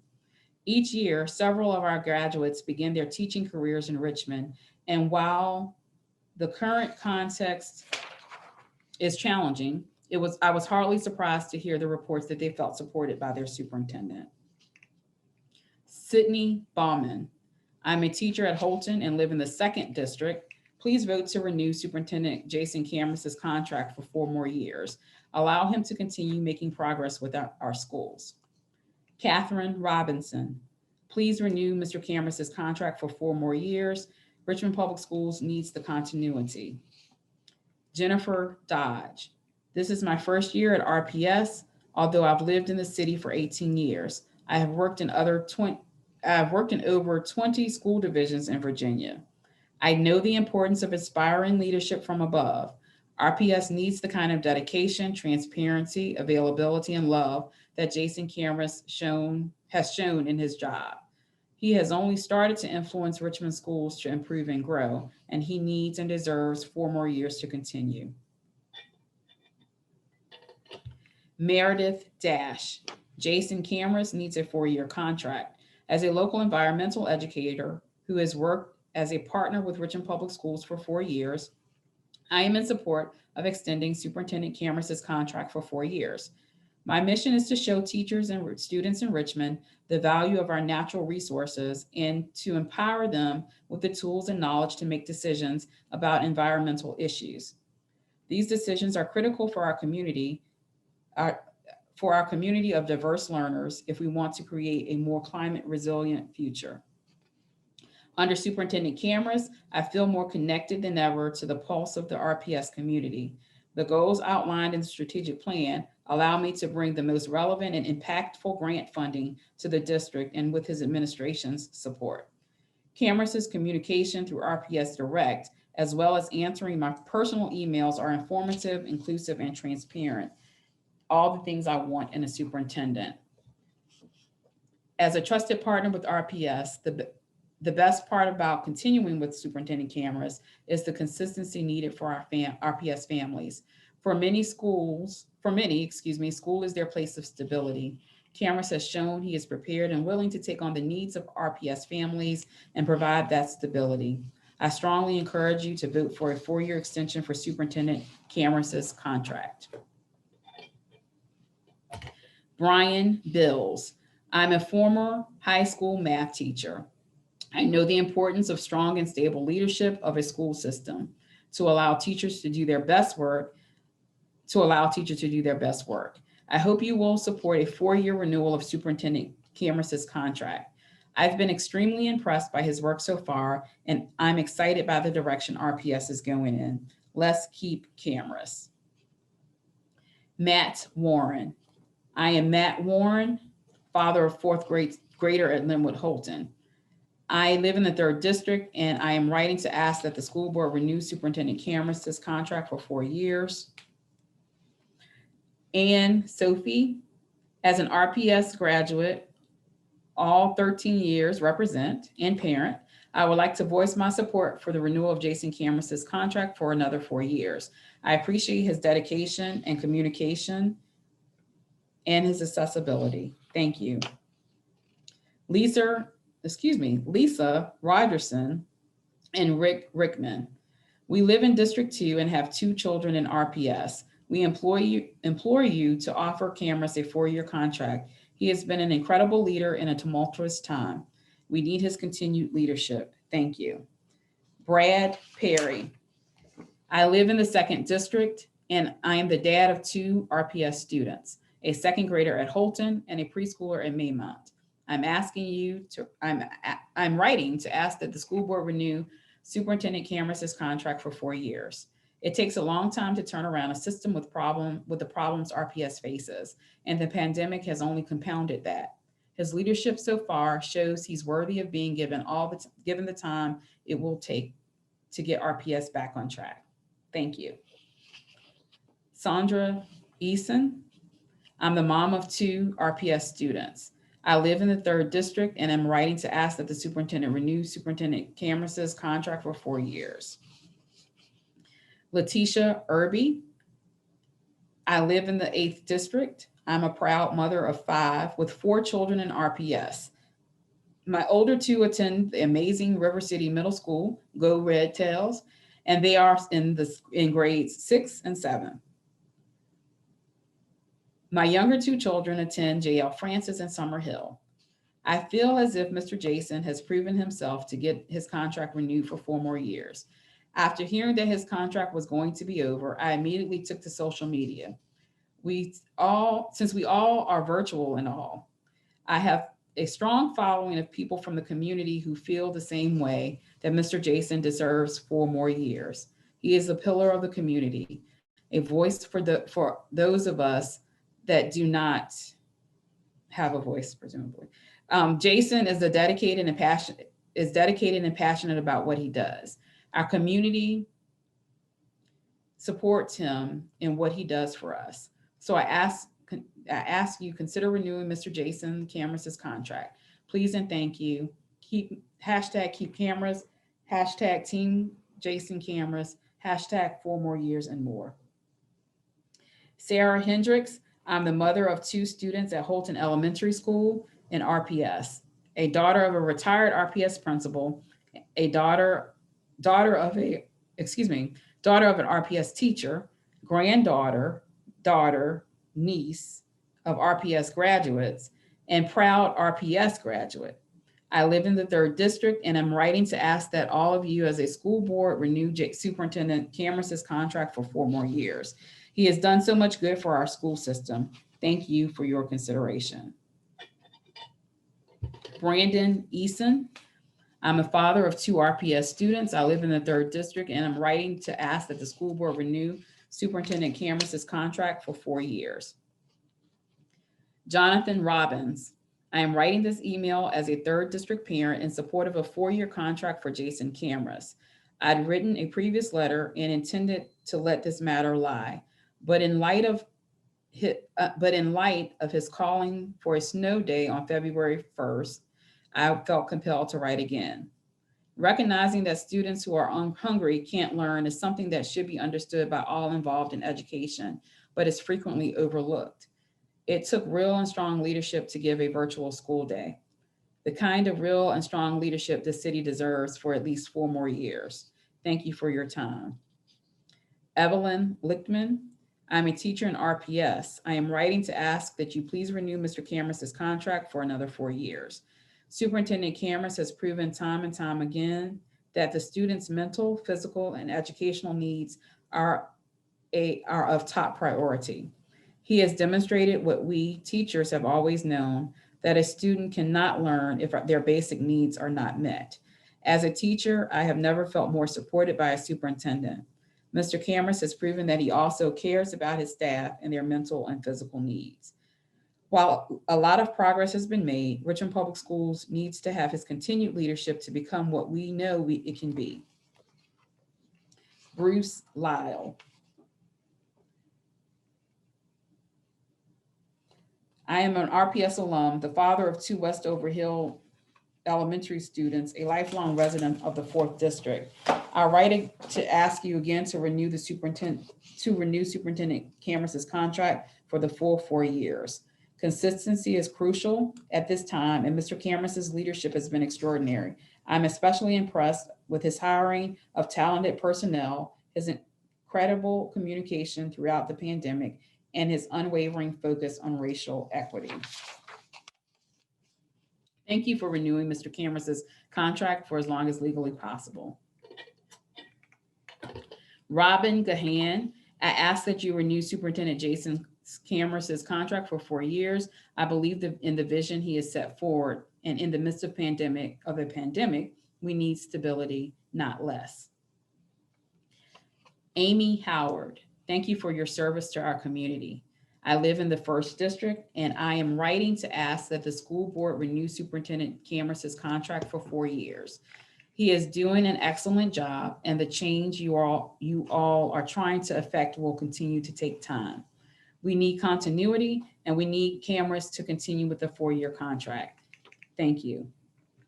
Wanda Ferguson. I'm a city resident, and I can see what an effective superintendent our schools have. Having schools go all virtual for the year was a very responsible decision that other school districts were too political to do. Bravo to this amazing superintendent. You all need to do everything in your power to keep him. Emily Smith. I live in the 3rd district and am a parent of a 6th grader at Henderson Middle School.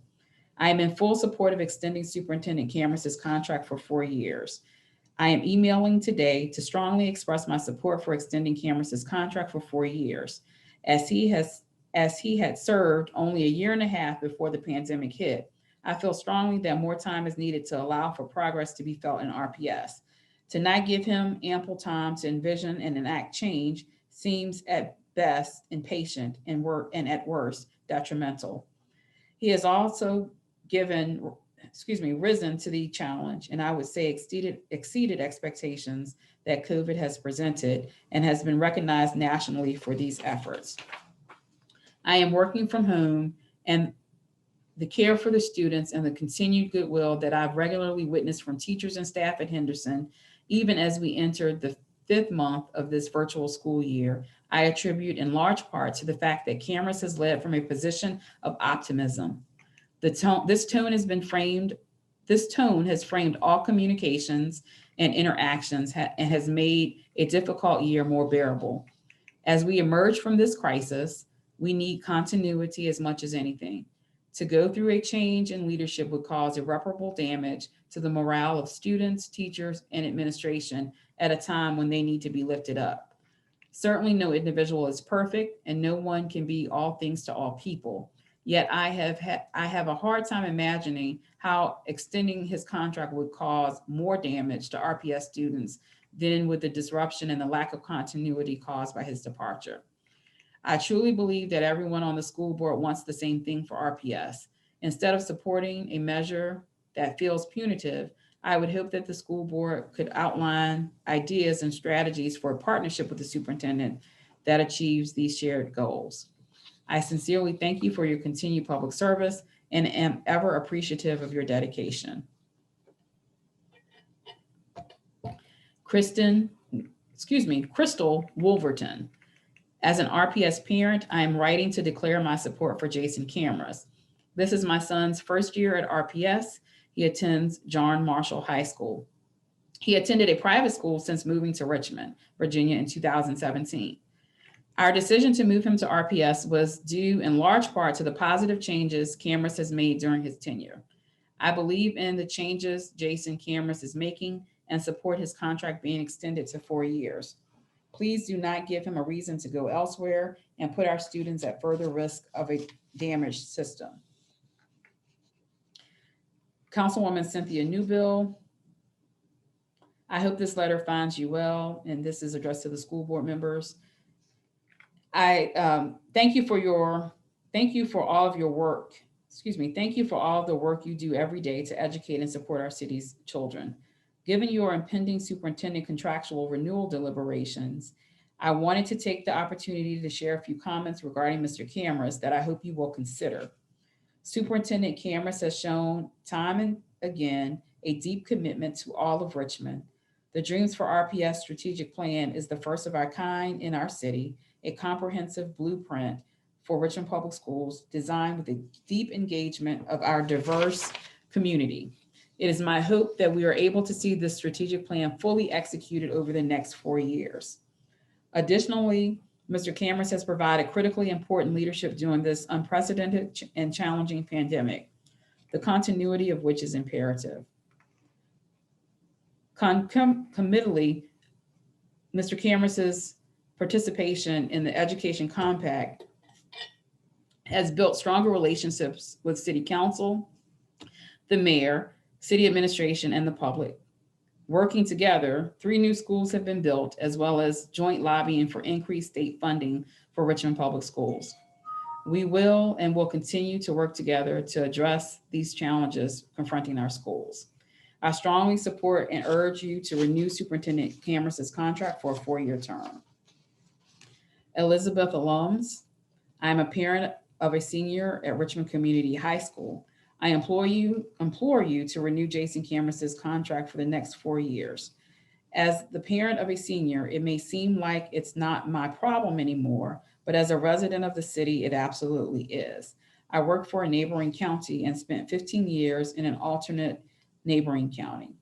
None of the other districts have led with such compassion, common sense, and clarity as we have seen from Cameron's. He needs to stay in place and continue to be able to do his job serving the city's students and families. Thank you.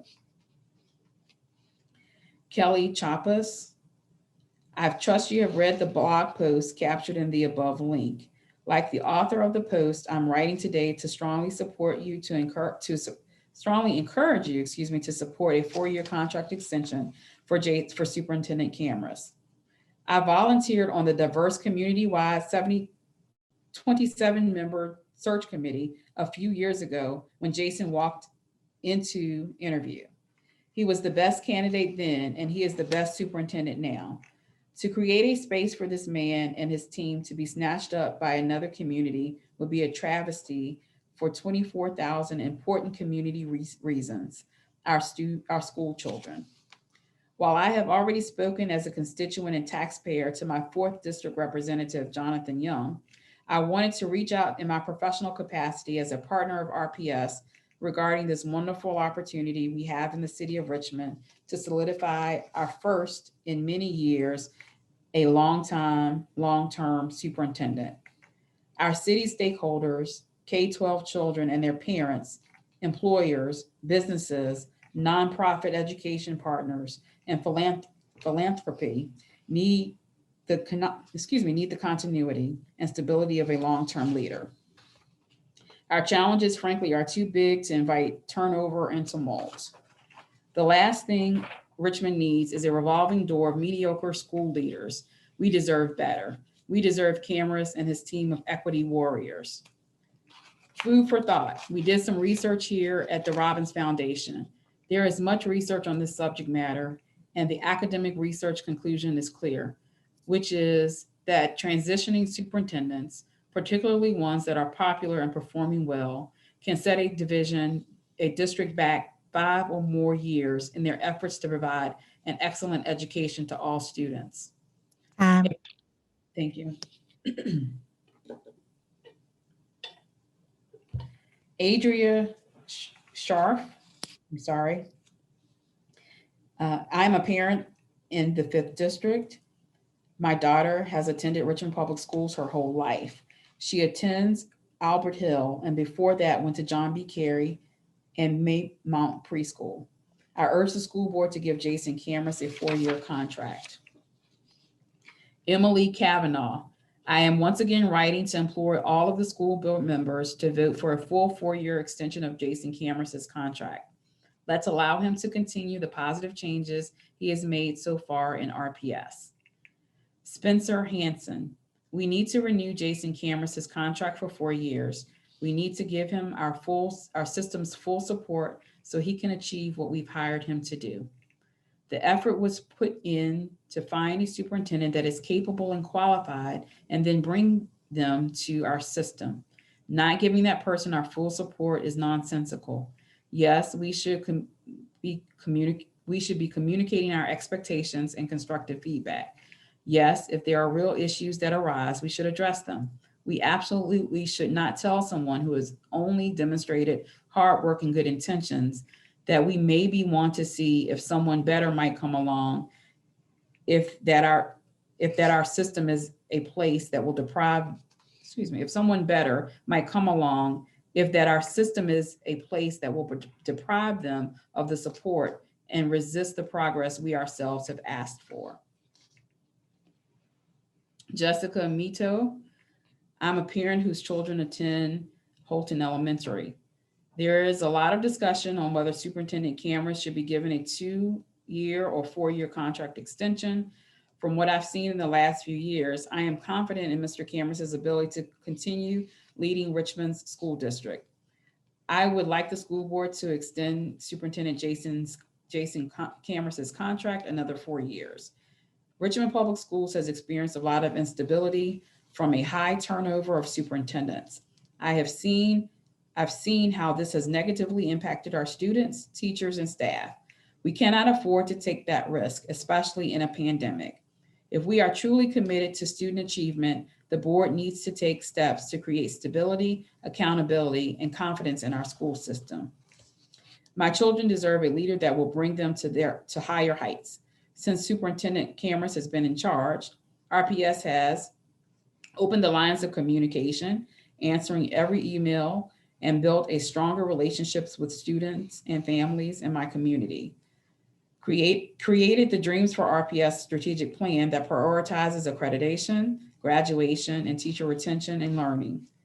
Increased enrollment, ended unethical practices, and inspired teachers to go above and beyond for our students. Focused on equity and racial justice, addressing deeply rooted systemic issues. Worked tirelessly to resolve challenges he inherited to build long-term success. What I appreciate most about Mr. Cameron is his dedication to Richmond and our youth. He knows this is a marathon, not a sprint. While I believe there is room for growth, he is the best leader for RPS. I am more inclined to put my faith in someone who wants to stay and do the hard work to get the job done. You should show him some confidence too. Please vote to renew Superintendent Cameron's contract for another 4 years. Allow him the time to do the job we hired him to do. Vicki Kavanaugh, I support a 4-year contract for Jason Cameron. He has done more for RPS than I could hope for. Charlotte Bowen, as a parent of a rising middle schooler, I can say that having Jason Cameron as our superintendent is the first sign of hope that I have seen for Richmond Public Schools. RPS, you know the drill already.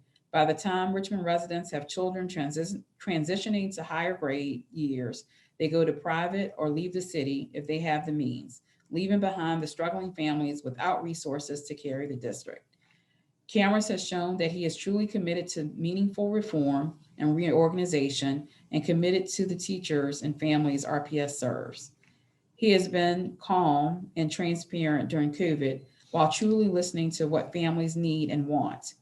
He has focused on building racial equity in the school system and spotlighting our diversity. It is nothing short of criminal to consider leaving RPS teachers, students, and families without his advocacy and proactive policies when we are finally starting to see meaningful conversation and change. Give Cameron 4 more years so we can see how high RPS can fly. Andy Howlett. My name is Andy Howlett. I'm a father of 2 RPS students, a 6th grader in Albert Hill and a 2nd grader at Mary Munford. I live in the 1st district and I am writing to ask that the school board renew Superintendent Cameron's contract for 4 years. During this time of confusion and uncertainty, Cameron has been a much needed beacon of leadership and stability. I have watched friends in the surrounding counties struggle with the start and stop. Will we, won't we go back to in-person learning debacle? Cameron has made a decision and has stuck with it. While it may not be the most popular, it has allowed parents with children to make a plan, especially those underserved families in RPS who don't have the flexibility when it comes to providing childcare. If you want success, you need leadership. You must allow leaders time to build a successful program, especially when a large portion of their tenure is spent dealing with an unprecedented global pandemic. RPS will never prosper if we continue to have a rotating door of superintendent. # keep cameras. Rosalind Gibson, greetings. I am an RPS parent. My daughter attends Richmond Community High School. Since my daughters attend Richmond Community High School, this is the first year a full-time school nurse has been at RCHS. Last week, the school nurse reached out to us and conducted a well check. The nurse wanted to know if our daughter was doing okay. We replied to the nurse that she was okay. I really appreciated the thoughtfulness of the well check. Prior to COVID-19, Jason Cameron realized a full-time nurse should be present in all RPS schools. This is just another great accomplishment of our superintendent. Cameras realizes the health and well-being of the students and families is very important to their academic success.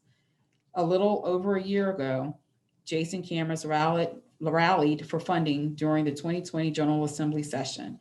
There were community members and organizing dedicated to rallying and writing letters to Virginia's General Assembly.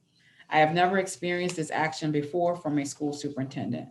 I would like to see more school board members support Jason Cameras by advocating and rallying with him for better pay for our teachers and requesting more school funding from our state government. Some school board members are advocating for our state government to do more for our schools. There are some school board members who do not appear to be involved to this extent. We should all rally for a quality education for our children. We need Jason Cameras' activism and leadership. This is why I'm asking the Richmond School Board to support Jason Cameras and vote to extend his contract for 4 more years. Thank you. Rebecca Payne. I'm a mother of 2 young kids in Stratford Hills. We decided to stay in the city when we moved 2 years ago because we believe in Jason Cameras and his vision for RPS. If not, we would have relocated to the county suburbs like all of our other friends. Instead, we trust Jason. We are energized by his vision and are committed to seeing it become a reality.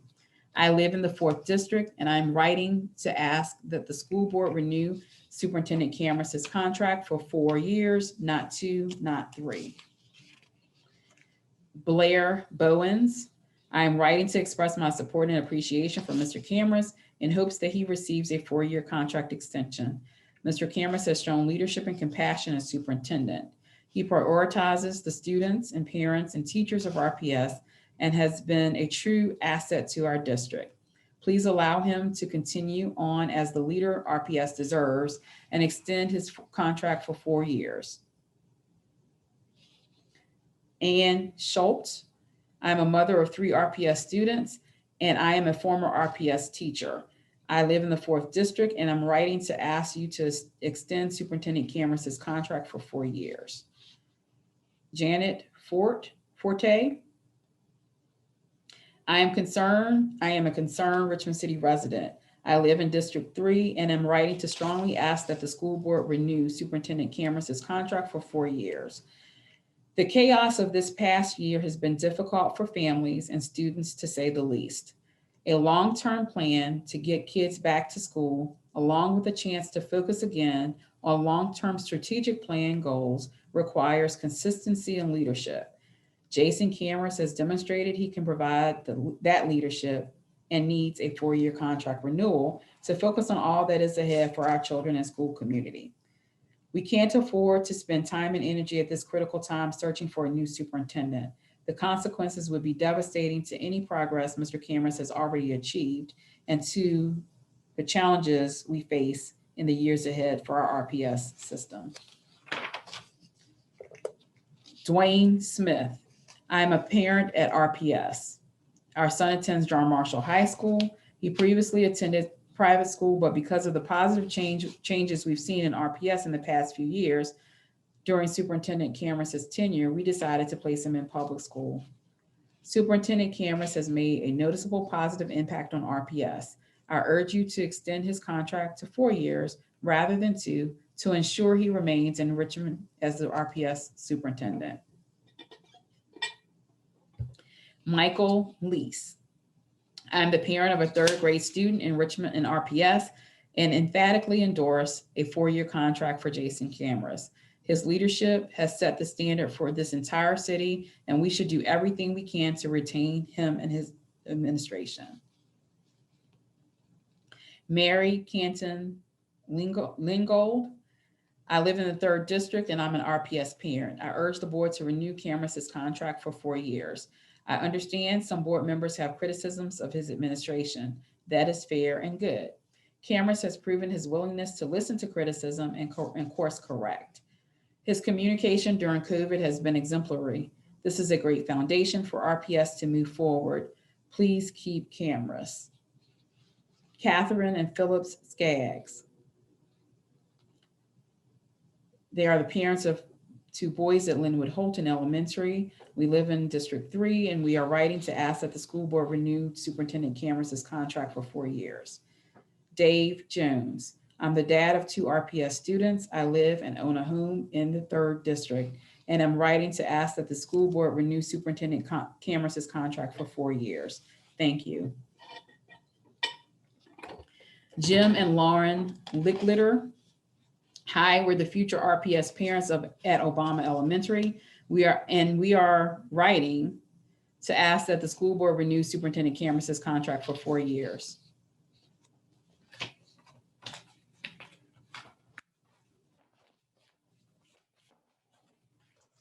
Sharita Sears, I'm writing in support of renewing Mr. Cameron's contract for 4 more years. Never before have I experienced a superintendent that really understands the needs of RPS community. He has changed the culture and climate of RPS for the better and taught us all to serve with love. He listens and supports our staff and families, and he makes the right decisions for our community, even when they are uncomfortable ones. I would really love to continue to work under the leadership of Mr. Cameron. He makes me proud to be a part of the RPS family.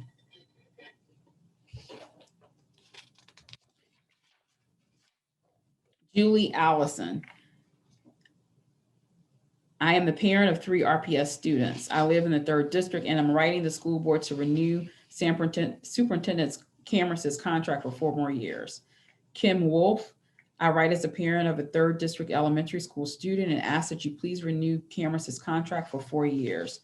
Our kids are living through such a setback, both academically and personally. During this tumultuous time, Jason Cameron has been the rock for the RPS community. His generous and thoughtful communication truly gives a sense of his presence during this time of social distancing. And he has handled the logistics, problem solving, and decision-making of an unprecedented virtual school year with a steadfast and clear-headed calm. He has also improved and expanded our school facilities during his time at RPS, worked toward a strategic plan, and focused tirelessly on equity, being a proactive advocate for our community's most vulnerable students and families. We need stability and leadership as we continue living through these challenging times. Please allow Jason Cameron the opportunity to finish what he started at RPS, giving him 4 more years to follow through with his commitment to our kids. Cameron Coutreau. I'm a 4th district resident and a parent of 2 future RPS students. I am writing to ask that the school board renew Superintendent Cameron's contract for 4 years. He is a tremendous asset to RPS and our community, and we need to show him our support. Kara Rose. Thank you for your time. I am the mother of 2 RPS children, and I'm an active PTA member for Holton Elementary, as well as the current secretary. I live in the 3rd district and am writing to ask that the school board renew Superintendent Cameron's contract for 4 years. We need to show solidarity and good faith in his ability to serve our community. Thank you. Dr. Teresa K. Anderson. I am writing in support of Superintendent Cameron receiving a 4-year contract because on average, it takes 3 to 5 years to improve low-performing schools in a district. Secondly, he has been in the district for 3. However, he has only received scores in reference for school performance for 1 year, 2018-19. I believe it is important for the Board of Education to do a deep dive into what he's outlined in Dreams for RPS and what has been achieved through this strategic plan.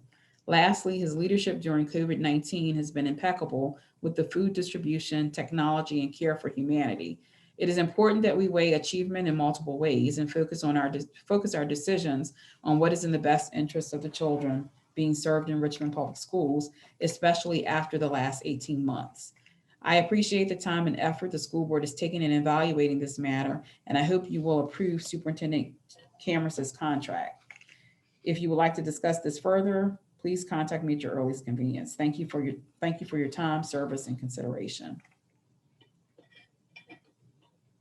Burwell Robinson. This note is in support of renewing Superintendent Cameron's 4-year contract.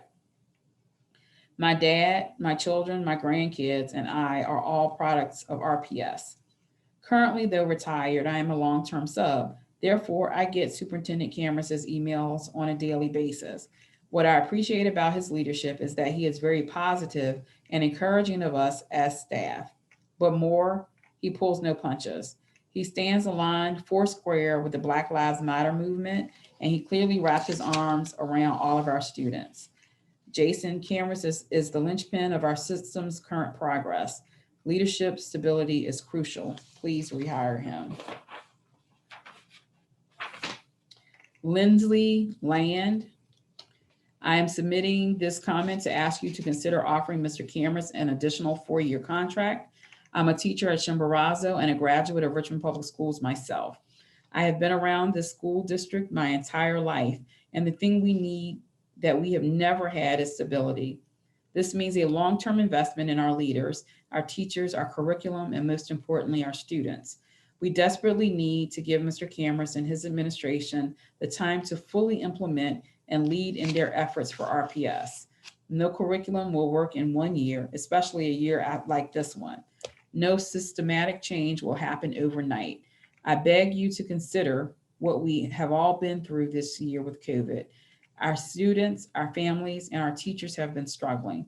The absolute last thing we need is a monumental change that a new superintendent will bring.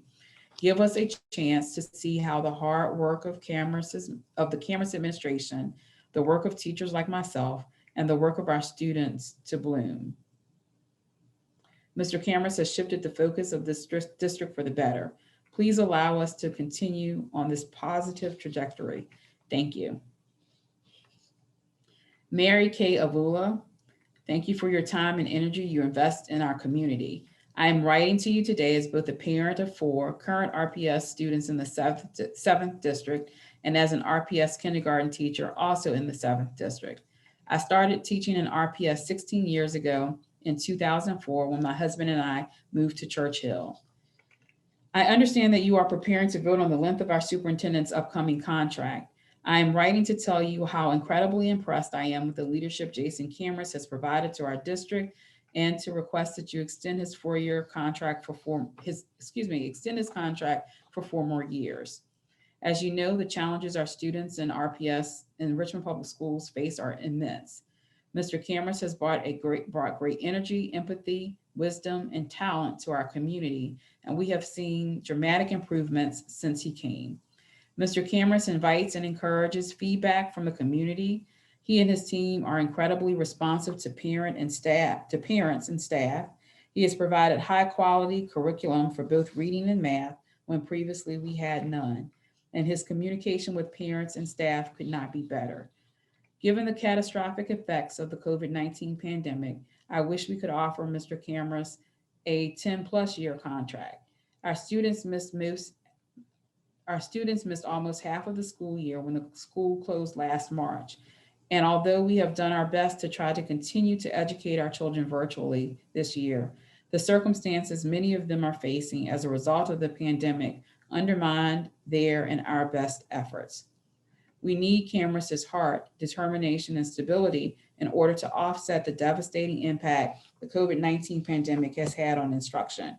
Please offer him a 4-year contract and give us all a chance to recover and with time, ultimately succeed. Megan Kennedy, I'm a 3rd district voter and proud RPS parent. I am writing to ask that the school board renew Superintendent Cameron's contract for 4 years. Jason Cameron has displayed exceptional leadership and care towards the greater Richmond RPS community during his 3 years in Richmond. He deserves our full support with a 4-year contract. Anna Marie Heaton, I'm a parent of 2 Richmond Public Schools, one in virtual preschool at Mary Scott Preschool, and the other in 2nd grade at Linwood Holton. I live in the 3rd district, and I am writing to ask that the school board renew Superintendent Cameron's contract for 4 years. I have been impressed with his work prior to the pandemic and support his vision for our schools. But his communication and commitment to our to our kids at RPS, as we navigate this current crisis has been incredible. Antonia Vassar, I fully support renewing Jason Cameron's contract for 4 years. The work he is doing involves systemic change that takes time. Turnover in leadership right now would be very detrimental to RPS employees and students, especially those in our most vulnerable populations. Max Hep Buchanan, I write to express my strong support for renewing Superintendent Cameron's contract for 4 more years. I have 2 kids in RPS, one at Holton Elementary and one at Mary Scott. I think Superintendent Cameron has done a great job since he started, which includes how he has led RPS through the COVID-19 pandemic. Please take a moment to consider where the students, teachers, and staff would be right now without his leadership. We are lucky to have him. When civic leaders do a good job, they should be praised and reaffirmed, not toyed with. Henrico County had so much confidence in their superintendent that they renewed her contract for an additional 2 years, halfway through a 4-year term. They locked her in for an additional 4 years, 6 years total and counting, because that's what functional, proactive school boards do when they recognize good leadership. And that's exactly what we should do. Please renew Superintendent Cameron's contract for 4 more years so that we can get on with opening schools when it's safe to do so, improving Richmond Public Schools facilities, and providing a better education to our students. Cheryl Lag, beloved friends of the RPS School Board, please extend Jason Cameron's contract by an additional 4 years.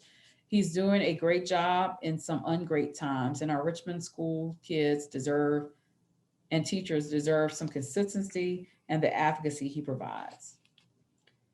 Allison Williams, a resident of the 3rd District Zone for Linwood Holton with a 4-year-old child who will be entering kindergarten next year.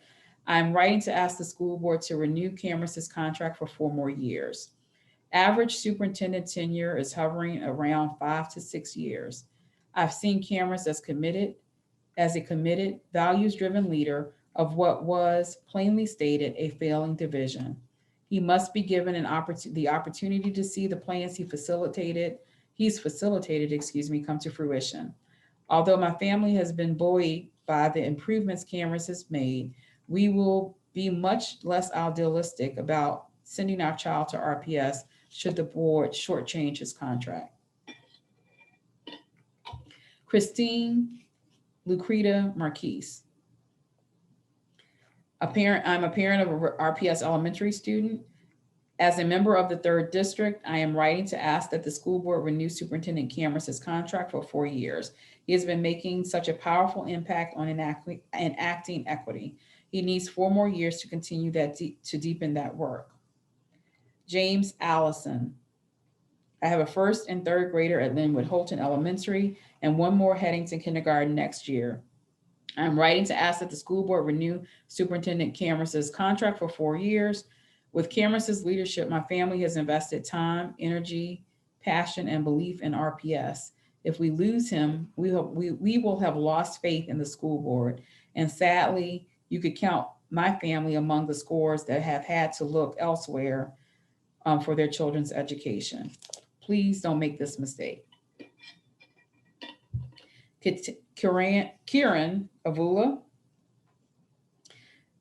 I'm a 6th grade student at Franklin Military Academy. Before Mr. Cameron, I had no idea who our superintendent was, but Mr. Cameron visits all the schools and stays in touch with families and students and tries to do what's best for us.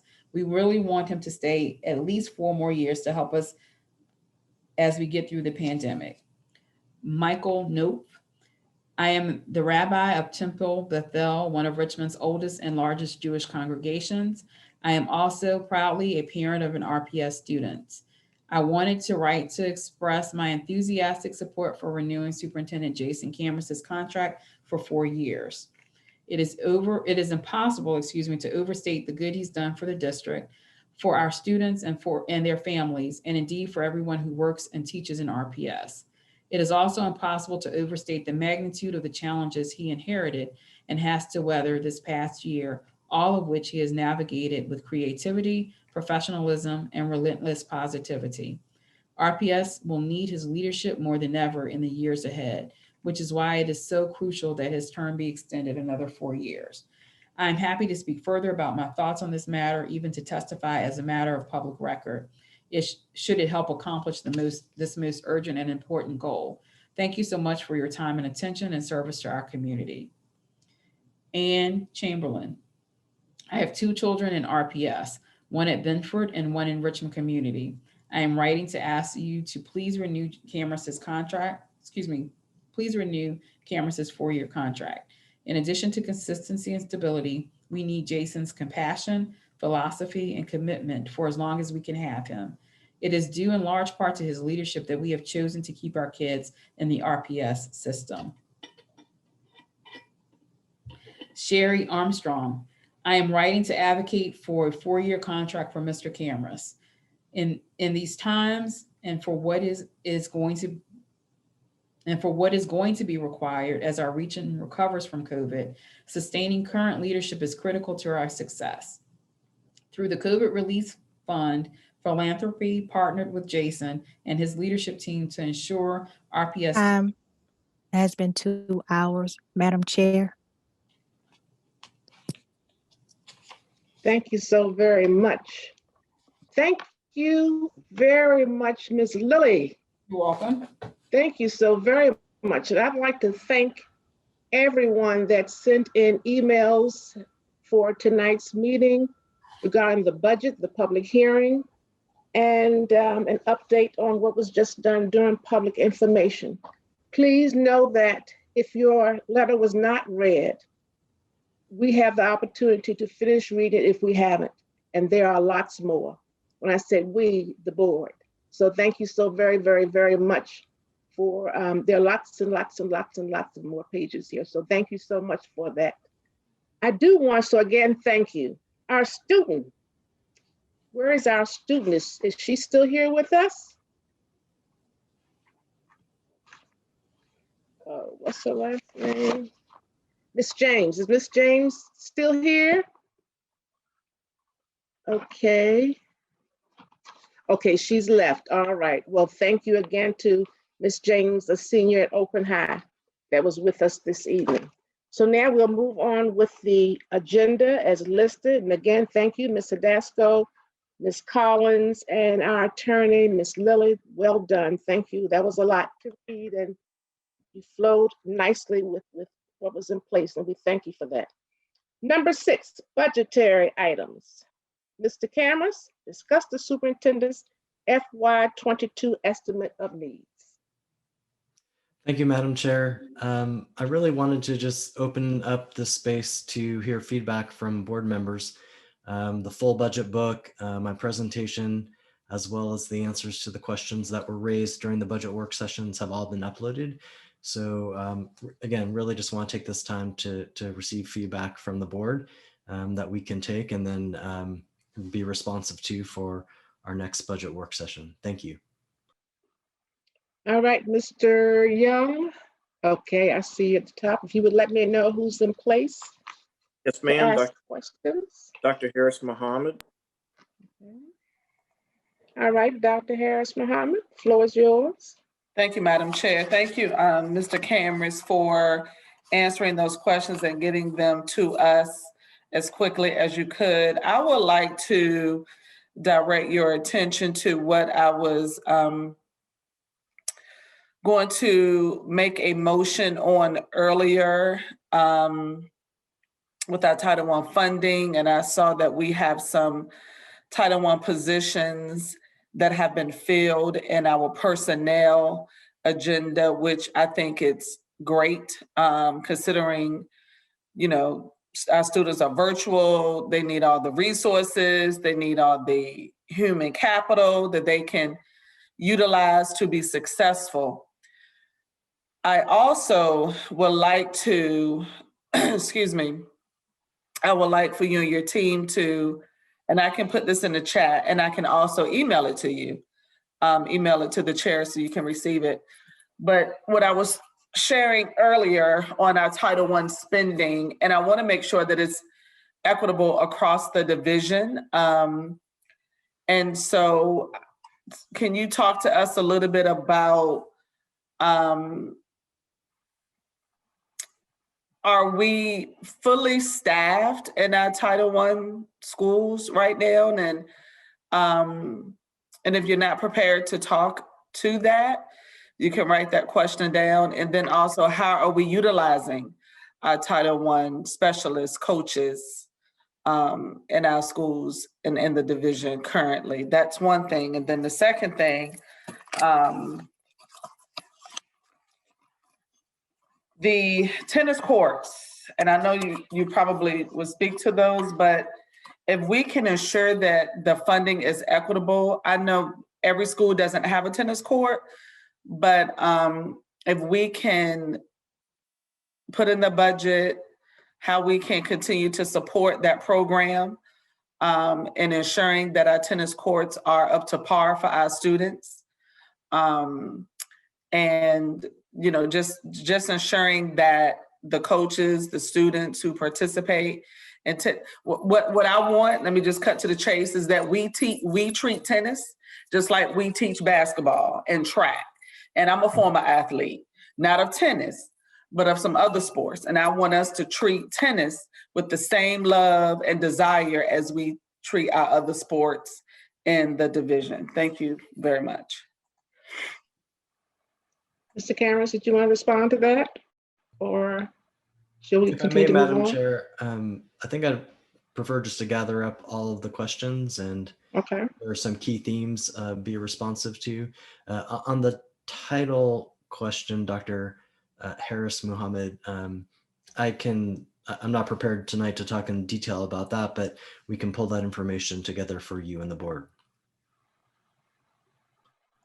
And let me just share with you, Mr. Cameron, thank you.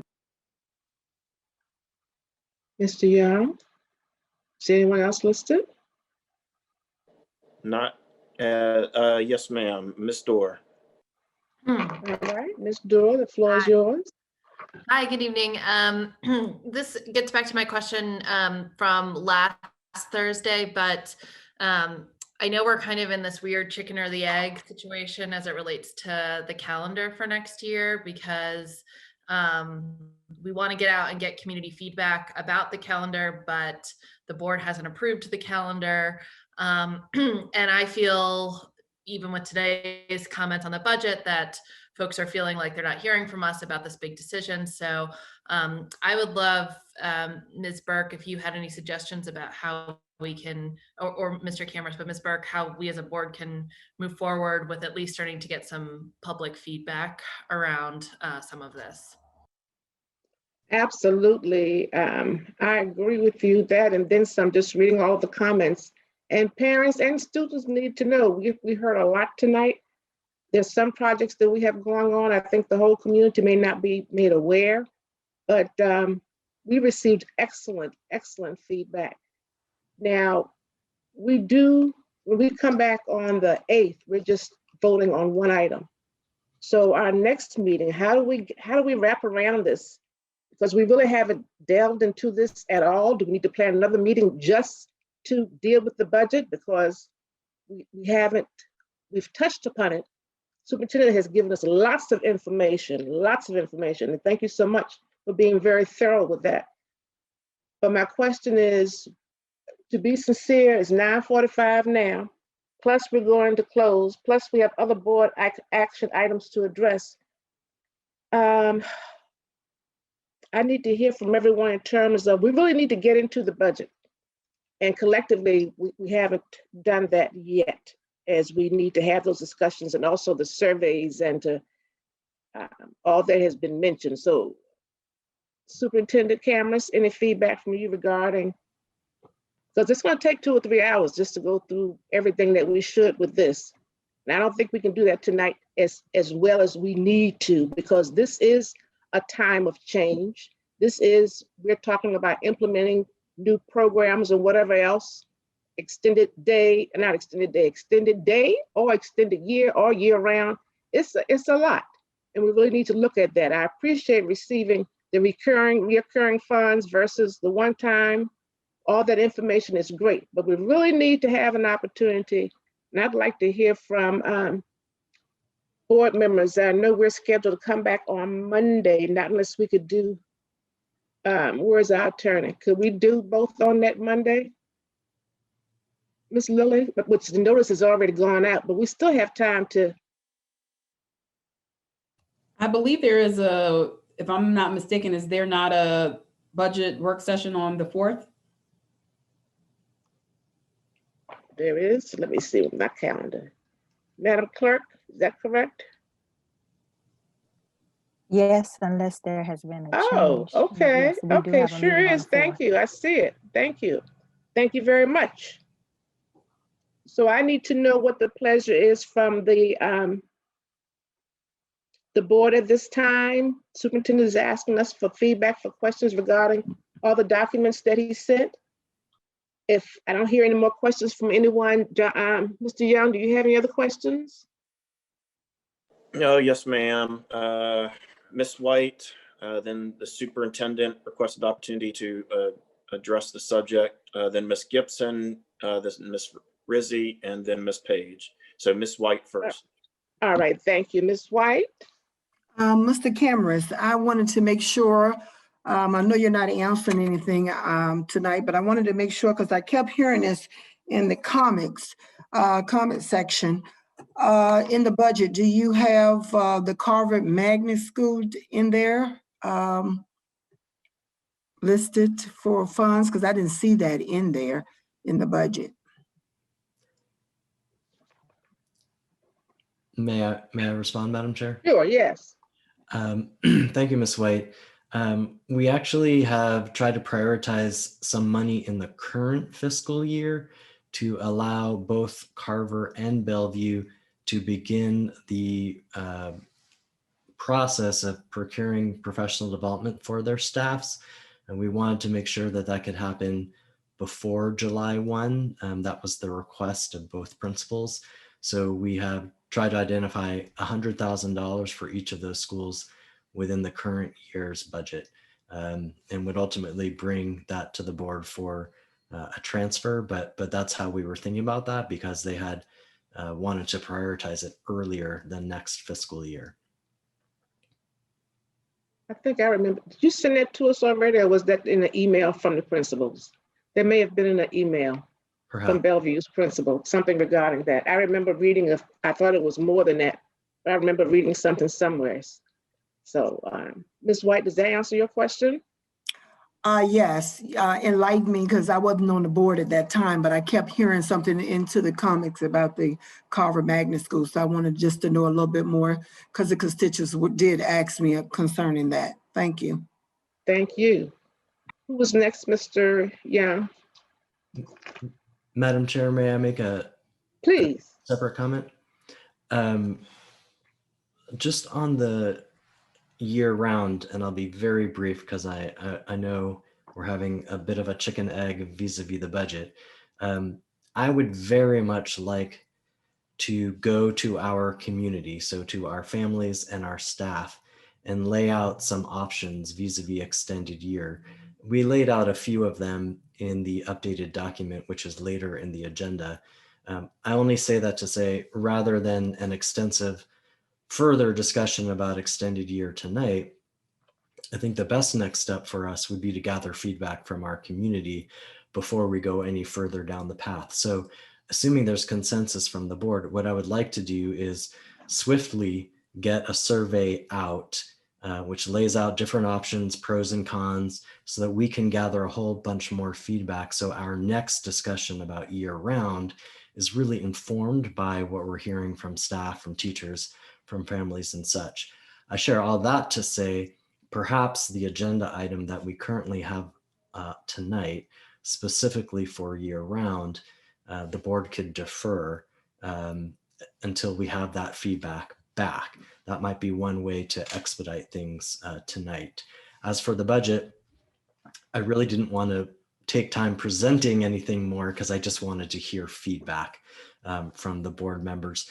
I imagine we could do some of that now, or Madam Chair, we could do that all on the 4th, and we don't have to have any discussion about year round, just take feedback about the budget.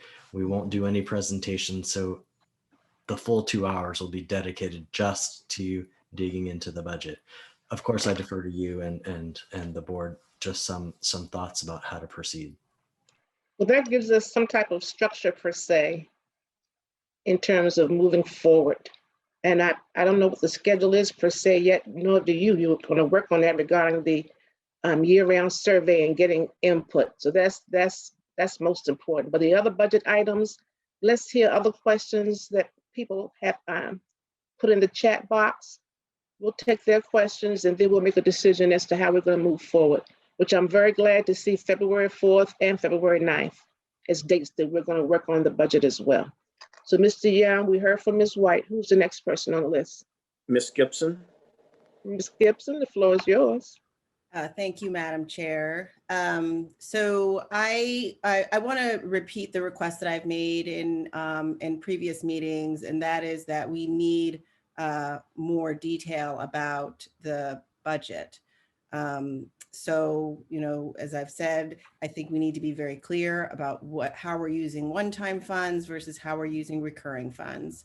As it pertains to initiatives including all year school, we need a very detailed breakdown as to what those costs are. And I am disappointed that I've made this request a couple of times, and you know, this is also a repeated request from previous budget years, that in order to ensure that we are allocating a sufficient amount, we just need to get more detail to be able to make these decisions, you know, from an informed perspective, frankly. So, so I do request that in our next prior, you know, so if 3 days prior or as soon as possible, that we get this additional detail.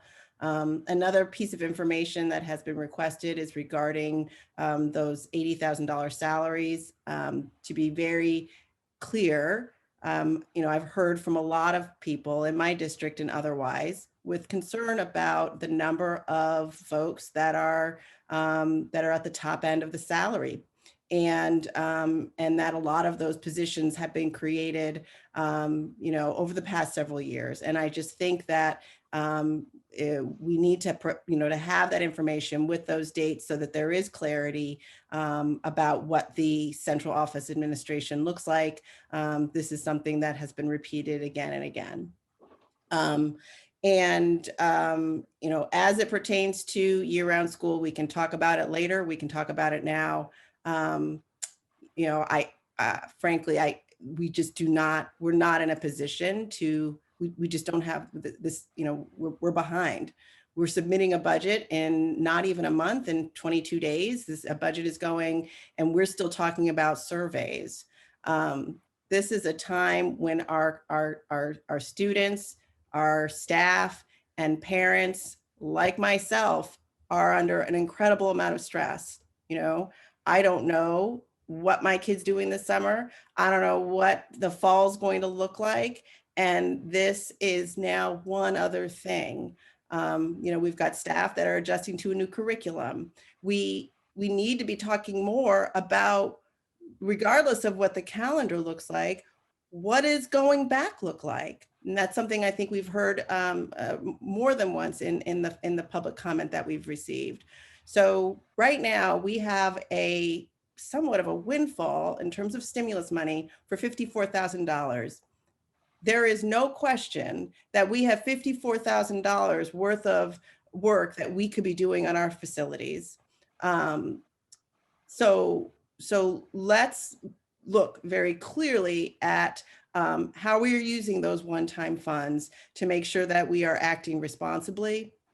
And to that end, in the last meeting, I requested clarity about Barack Obama Elementary School.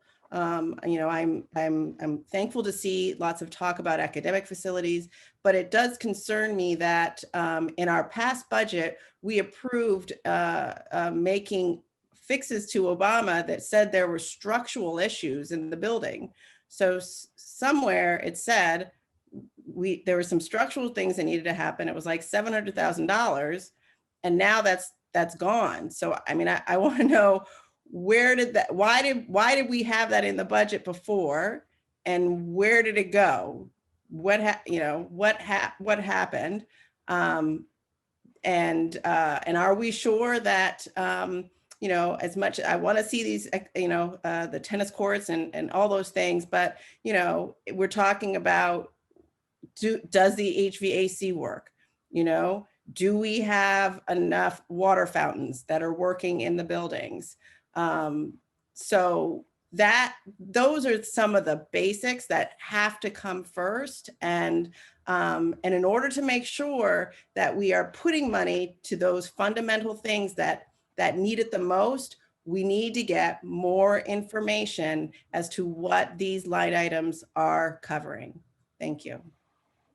Thank you, Ms. Gibson. Mr. Young?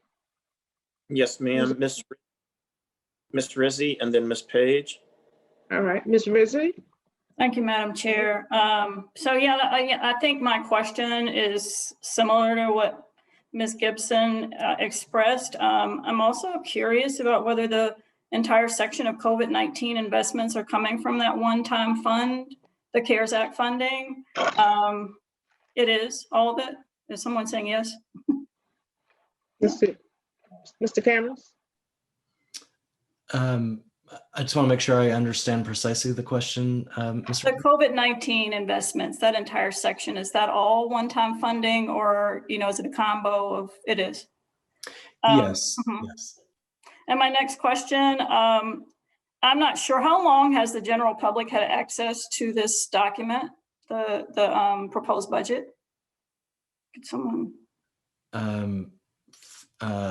From the date that we first presented it, so I don't have that date off the top of my head. Yeah, I've just had many constituents, you know, writing me saying that they want time to like actually go through it line by line, and they don't feel like that has happened or that we haven't done it as a board. And so I want to respond to those concerns. And then my last question, go ahead. No, you're right on point with that. That's why I asked about the other dates, because we do need to go through, and it's going to take several hours to do that. So I'm glad we have a meeting on the 4th and another one on the 9th, just because we're not going to go through all of it in 1 or 2 meetings. So you're right on point with that. Thank you. And then my last, thank you, Madam Chair. My last comment or question has to do with George Wythe. Could you just in general talk about what is included here for George with the improvements at all, or is that something we'll talk about later? Madam Chair, may I respond? Please, yes. Ms. Rizzi, are you speaking to the new school construction? Yes, like planning. Yes. Yeah. There is money in our new school construction fund, which is part of our capital budget. Some of that is left over from the meals tax. Some of it is actually left over from the prior round of new school construction. Those funds are sufficient to cover the entirety of the design costs for the new George Wythe. They are not sufficient for the construction, but because they are sufficient for the design costs, it would be my hope that over the coming fiscal year, we put forth the RFP for that design process, select an architectural firm, and then proceed with the design so that by 2023, which is about when the city's debt capacity opens up and we would be able to potentially begin building the school, we would have it completely designed and ready to go. Okay, thank you. Thank you, Ms. Page. And Ms. Page, before you go forward, we're told that there's a problem with the internet. So, right, so I just sent something to the clerk. Thank you. I'm sorry, Ms. Page, go right ahead. Excuse me, Madam Chair. Yes. We're going to need to freeze. Yes, until that is resolved. Okay, thank you. Well, shall we all take a 5-minute break? Certainly. 5 minutes, it should be done. Thank you. Don't go far. Stretch your legs, get some exercise. Thank you. 5 minutes. I'll contact Matthew as well. He said to stand by.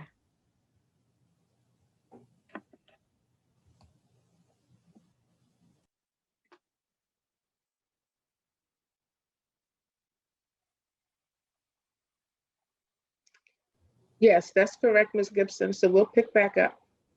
Just waiting on a couple of more people. Right, yes. Mr. Young, is he back yet?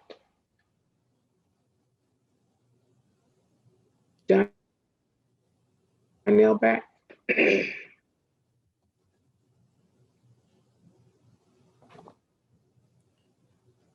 All right, Miss Lily. Yes, ma'am. So we're live again. I see everyone's not quite back, but we do have a quorum. Can we continue? And proceed, yes. Thank you so much. Ms. Gibson just stated that the feed stopped as she was talking. So we can go back to Ms. Gibson, Ms. Rizzi, then Ms. Page, if you'd like. So that I think we need to, because no one, apparently things cut off during that period. So we'll start with, where's Ms. Gibson? Okay, we'll start with Ms. Gibson, then we'll have Ms. Rizzi, then we'll have Ms. Page. Ms. Gibson? Thank you, Madam Chair. I can't promise I'll be as eloquent the second time around. So repeating what I'd said, one is first and foremost is the importance of getting more detailed budget information. I've requested this on multiple occasions during this process, during this budget process, and also I've made similar requests in previous budgets that we've developed in prior years. You know, right now we are tasked to make decisions about you know, about funding. I believe that we need to make sure that we've got those basics, the essentials at the top of the list. And it's frankly, it's very difficult to determine what those are when we don't have that detail. So when we're thinking about all year school, you know, what does that breakdown look like specifically, so that we can ensure too that if we're adopting it, that that we have covered everything that needs to be covered. In a prior year, we put a line item in for VPI transportation, and I was frankly quite frustrated when we allocated $500,000 and that line ended up ballooning to require a $2 million spend, as was being estimated. So you know, this is not a small matter in making sure that we are you know, have a robust and comprehensive look at how we're making that spending. I think that as it pertains to facilities, that this is critical. We've got a windfall of $54 million. And there is no question that we have $54 million and then some of facility needs throughout the district. And as we're talking about preparing for the school year, we need to make sure that our buildings are ready. And so let's make sure that we are being cognizant of those very critical needs across the district. In the last meeting, I highlighted that in a previous capital improvement plan, there was about $700,000 allocated to Barack Obama Elementary School for what was called structural updates, structural needs. And I want to have clarity, you know, why that's been removed, why it was there in the first place, what did structural updates, what did that mean? Again, needing that additional information. But, you know, as much as I would love to see more tennis courts, if there are, you know, structural needs, we've got, you know, school buildings with windows at Kinder Park Elementary in my district. So so I just want to make sure that that we are putting those critical matters first. I also want to reiterate the request for the detail in terms of the dates of those large hires and high salary hires in central office. That request was made at our first meeting in this new term. And one of the details that was requested was the dates that those positions were funded. To be clear, I've heard from a lot of folks, both you know, constituents and folks in the district, that there is concern that the number of higher paid staff in central office has grown. And so, you know, if that is not the case, let's show those numbers and show, you know, what that looks like. And so what we need to see is that updated document. And I don't want anybody's names on it. This isn't about names, this is about budget. So, but let's look and see what the dates were of those hires. And I'll be frank, I mean, I want to make sure that as we're approving personnel decisions, that always reconciles back to a budget. And I'm not 100% sure that that's been happening with Fidelity. So, so let's get those dates on that document so that we can review that and the public can review that. And then finally, as it pertains to year-round school, I will express again that we simply are too late. You know, ultimately, we should have made this decision and had all of that community discussion prior to the development of a budget. Now we're at a stage where the budget needs to be finalized, you know, in a month. February 21st, 22nd is when we typically submit our budget. Typically, we adopt a calendar now. So the fact that we are talking about completely reworking the calendar, and we're still talking about various options, we haven't gotten stakeholder feedback. You know, this is a time where folks are stressed. I'm stressed as a parent, staff is stressed. You know, I mean, what is next year going to look like? We have no idea. And to have so many unanswered questions and so much unease, you know, I mean, as a parent, it's, you know, this is just not the right time. So I'm not suggesting that we not consider a full year program down the road. I think that when we're done with the budget, we should continue this conversation. We should also be looking at options like, you know, extending or growing the summer school program, things that are not going to necessarily completely upset the apple cart, because it just seems like these things are happening again and again where we're making these big decisions and there's just not enough time. So, so yes, those are my thoughts. And so I implore the administration to provide this additional information regarding these budget line items prior to our next meeting so that we can actually have a discussion about making some changes that will serve the best needs of the students in the district. Thank you. Thank you, Ms. Gibson. Ms. Rizzi, did you want to ask your questions again? Please do, regarding COVID and George Wythe. Yeah, well, you know, the first question I think was mainly for my purposes, right? So I'll ask the next two.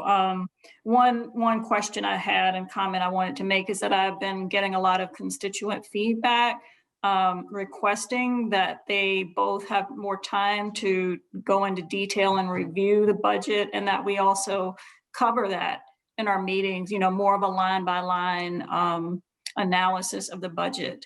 That makes the process more transparent for our community. And so, you know, Chairwoman Burke, you have already mentioned that we are going to be discussing that in subsequent meetings. And I just wanted to make sure I express that. And then also, I asked Mr. Cameras about an update regarding the new George Wythe. All right. Thank you very much. Ms. Page and then Ms. White.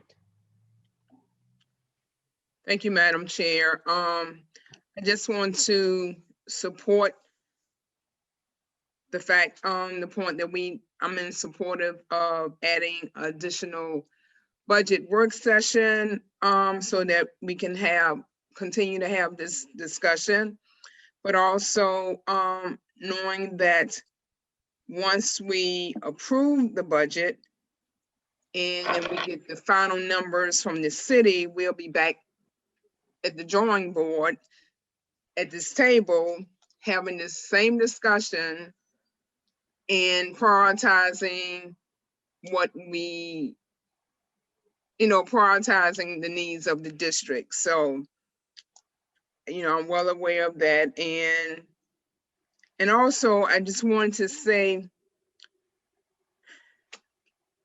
and this is more of a comment, you know, when we talk about the CARES money, yes, we have so many structural needs because our because of our aging facilities.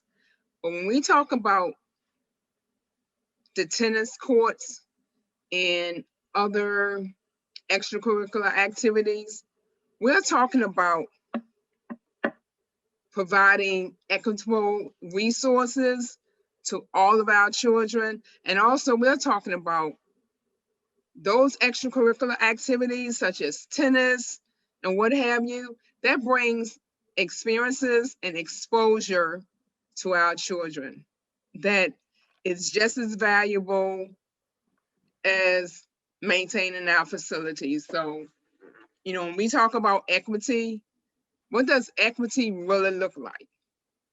Equity, you know, we still have to, it's creating those resources. And again, I just can't state it enough.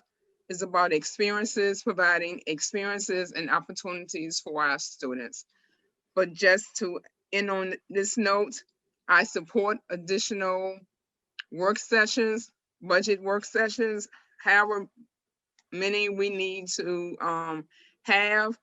And then, I'm sorry, my last point, and superintendent cameras, this is, you don't have to answer this tonight, but this is something for a future budget work session. If you could explain like the 5 to 10% percentage change from budget to actual, I think that would be helpful if, you know, it's the will of the board, because, you know, really explaining why is that change, you know, a 5 to 10% change in from actual to budget on line items in the budget. Okay, I'm trying to find that as well. No, it's throughout. Will you see a change, like a 5 to 10% change from Yes. actual, Okay, from budget versus actual? okay. Thank you, Ms. Page. Mhm. Thank you so much. So we'll circle that for our next meeting as well. Ms. White? I have a couple of them that, maybe 2 or 3 that I like to speak on. First of all, the change. I would like to see everything that's highlighted in red for a change of dollar amount. I would like to see some type of supporting and documentation for those changes. And I know we are talking about tennis courts and a lot of things that are needed in the schools, and that is so true. But I would like to also, our next meeting, I'd like to see a tentative plan for returning our children back to school to ensure that we have enough money in the budget to cover all the necessities, especially the actual cooling and heating systems, to make sure that we have all those in the schools. The windows, there are some windows that are broken. I know I have some at Fox that can't, they don't come up. We need that ventilations in our schools for our children. So I would like to see a plan. I don't want to hear a plan. I want to see a tentative plan to ensure that we have that budget. And as far as the year-round schooling, I think that's a good idea, but I think that we're rushing it. It may possibly can happen on 2020, 2023, but it's an unknown virus at this moment. So I'm not sure why we're not making a plan on returning to school. And I heard the superintendent said several different plans, 7 different options. And I would like that. And I also would like that survey for the teachers to see, do we have enough teachers to cover that plan? But my priorities that I'm looking at is to the health, safety, and welfare of our students returning back to school. And we have to have some plan to look at to make sure that we can match up the dollars in our budget. And I think Thank you, Ms. White. Mm-hmm. Thank you. Thank you so much. Mr. Young, do we have anyone else? Yes, ma'am. Dr. Harris Muhammad. All right, Dr. Harris Muhammad. Thank you, Madam Chair. My colleagues, my school board colleagues have shared their concerns, and I am so appreciative of those concerns. Therefore, I'm not going to repeat any of those concerns, only one. I do confer, not confer, excuse me. I do agree with Ms. Page that additional budget sessions I would support. And also, colleagues, I just want to bring to our attention, you know, it is 10:21. We still have to go into a closed session, I believe, and I would like to, Madam Chair, I am not kicking anything on the agenda down the road, but in a way, I'm going to propose to kick a few items down the road. I want us to think about what we must get through this evening, because we have our staff that is with us. We have our community that is still up with us. We have us still up with us. And the later it gets, or the later it becomes, excuse me, then we are not 100% discussing what we need to discuss and close. So I can make a motion to move some things. I know we still have to receive an action on personnel items and everything below that. But you know, I want us to be encouraged to prioritize so we can go into close, do what we need to do, and come out of close and have a restful evening and come back and do this all together again with smiles on Thursday. That is my proposal.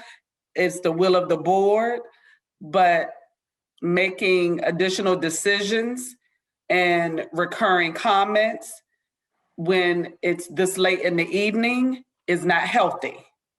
And so I just want to put that out there so we can make some wise decisions. Madam Chair, thank you so much. Thank you. I'm looking through that as well, and I'd like to hear yours opinion. I think we do need to do 7.01. And Ms. Collins, I believe we do have board action activities someone requested that needs to be done tonight.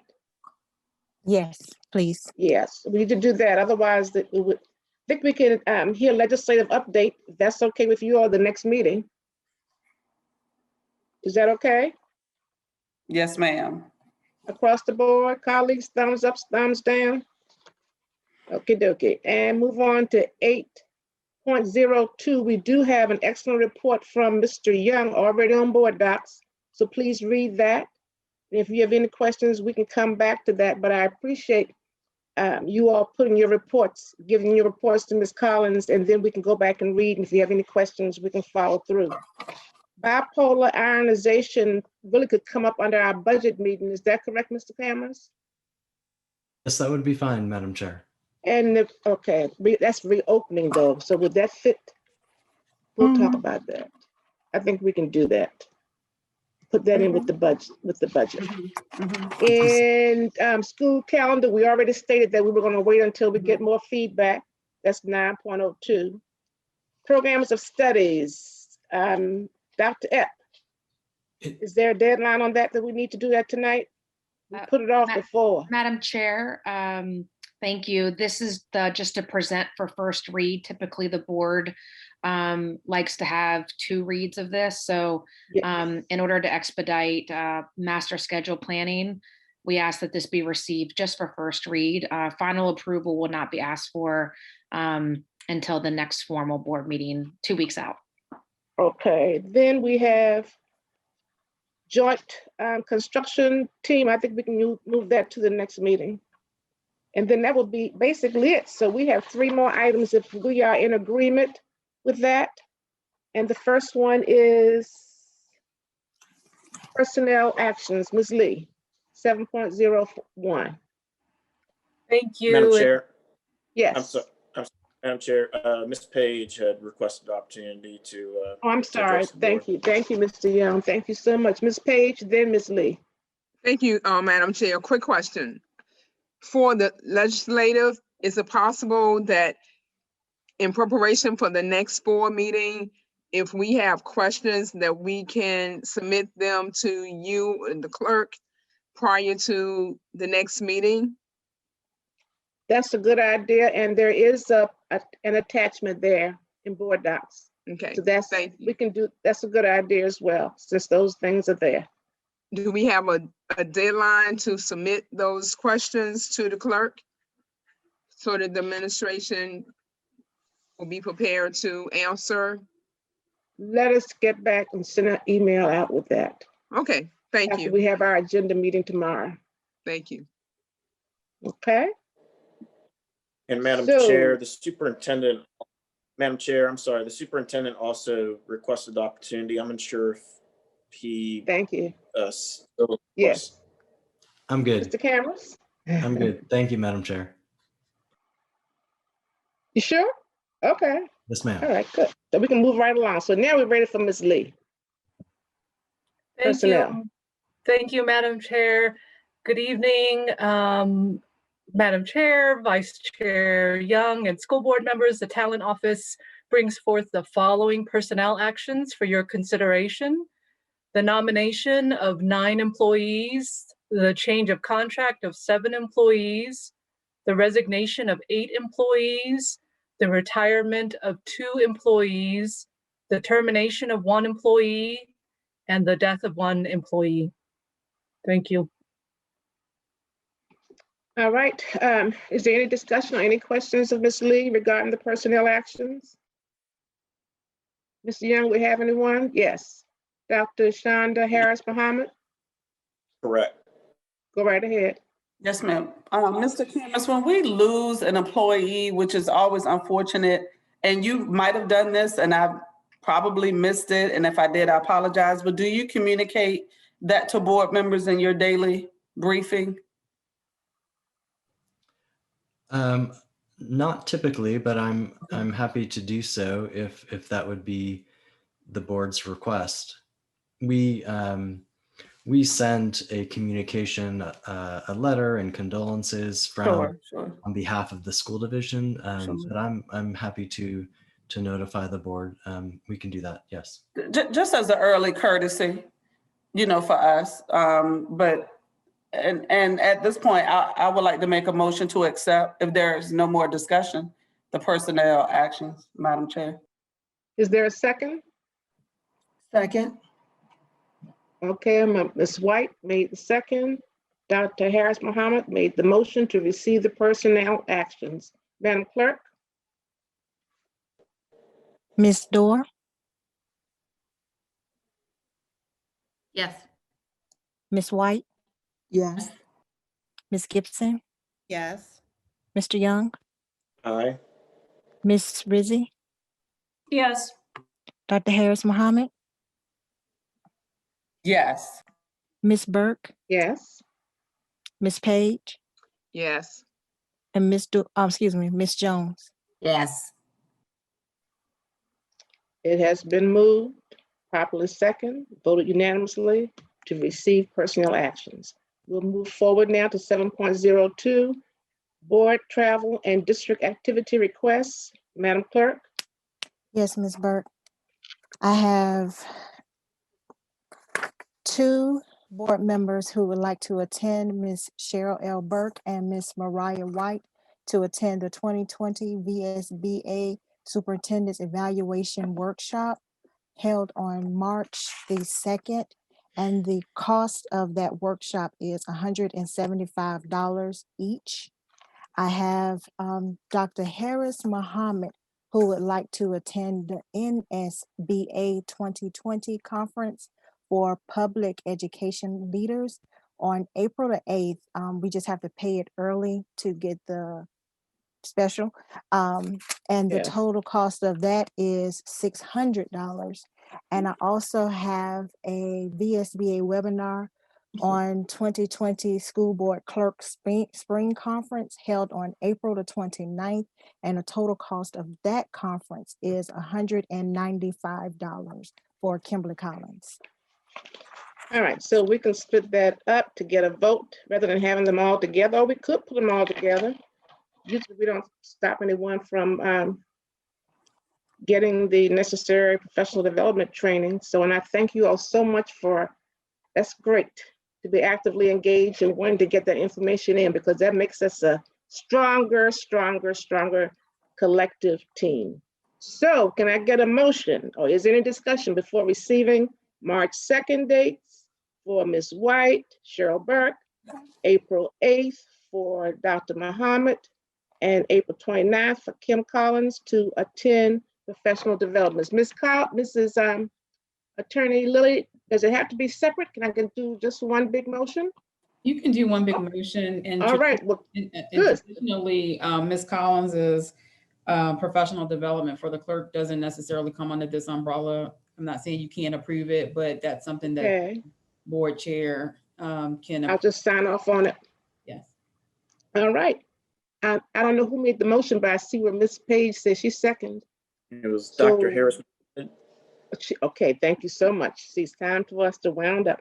Dr. Harris Muhammad made the motion, second by Ms. Page, that support is in place financially for these persons to attend the necessary professional development opportunities. Madam Clerk, we're ready for the vote. Thank you, Madam Chair. Ms. Dorr, Yes. Ms. White, Yes. Ms. Gibson, Yes. Mr. Young, Abstain. Ms. Ritzie, Yes.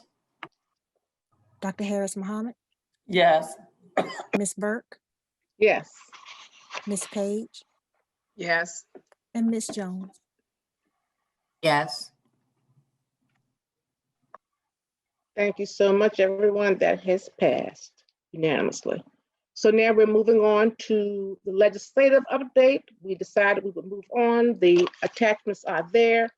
And if there are any questions, Ms. Collins will send out a note so we can respond to that. The next one, 8.02, we've already stated that there is a report in your board docs on that from Mr. Young. The administrative business, receive an update of fall 2021 reopening bipolar ionization and vaccines. So can we do that during the budget meeting? I asked earlier, but vaccines, that wouldn't go under that. So do we need to address that now, Ms. Lilly? Mr. Cameras, please go ahead. Thank you, Madam Chair. We're happy to do a quick vaccine update, but the bipolar ionization definitely falls within the budget category since it's being paid for by the stimulus. As for the vaccines, if you would like me to quickly provide that now, I can do so. Yes. Thank you. Yeah, so at a high level, Central Virginia is now in phase 1B, which is a rather broad category, but it includes in the initial phase in Central Virginia, K through 12 schools, along with police and fire personnel. There is a regional coalition of Richmond, Henrico, Goochland, Hanover, I believe, that are working together to work as really one entity to distribute the vaccines to the individuals in those groups.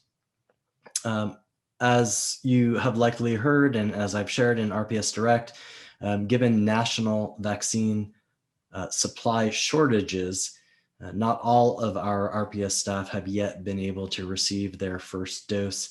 The initial system that registered everyone, they had to end up canceling many of the registrations due to a lack of supply.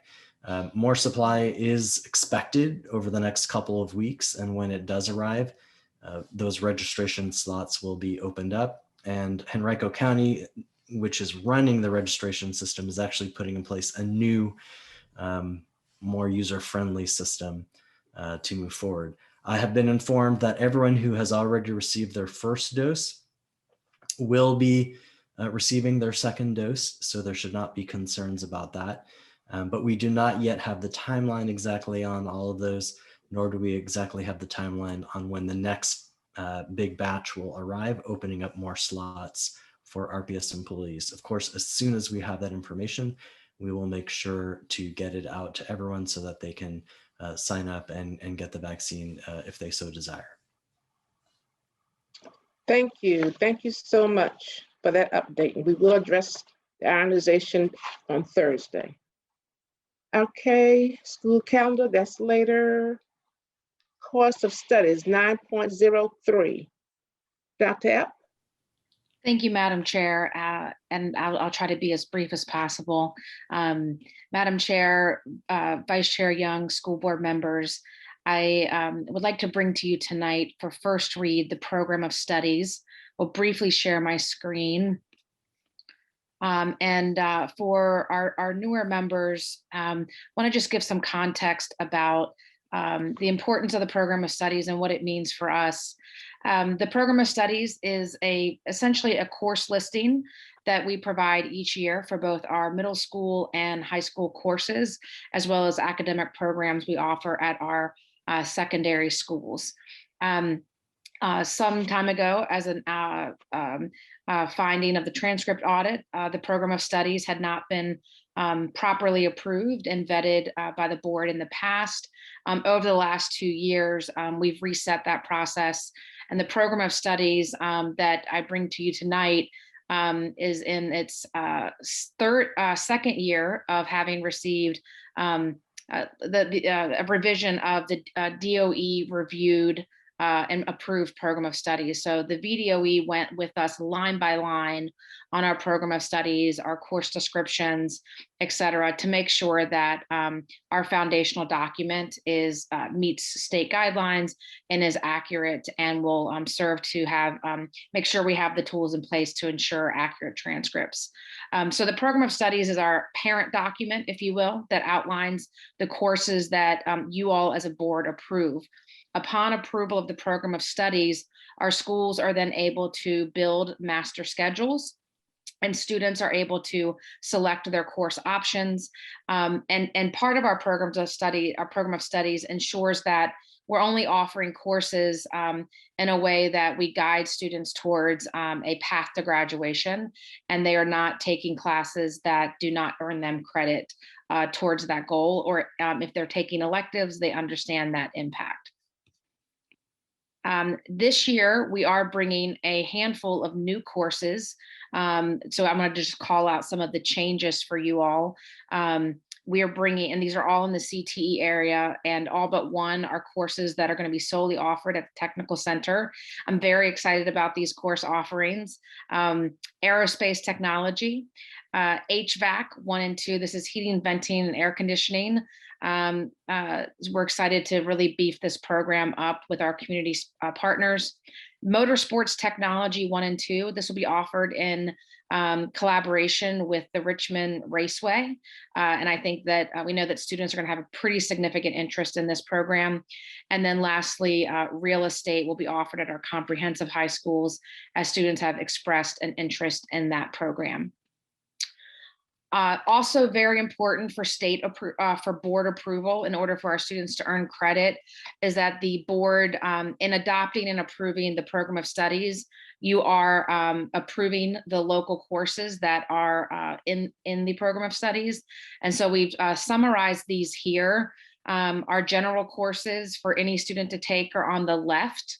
Our courses, and these were approved either last year and we're continuing them over this year. So right now we're not adding new courses. These were ones that you approved last year. These are our ESL courses that count as elective credits for our English language learners. And then to the right are applied studies courses for our students who, through their IEP needs, may not be pursuing a traditional diploma. One thing to note, we've partnered closely with the DOE and have built the first of its kind, the first in the Commonwealth, applied studies curricula in our exceptional ed department. And so we'll share more of that when we provide you a broader update in exceptional education.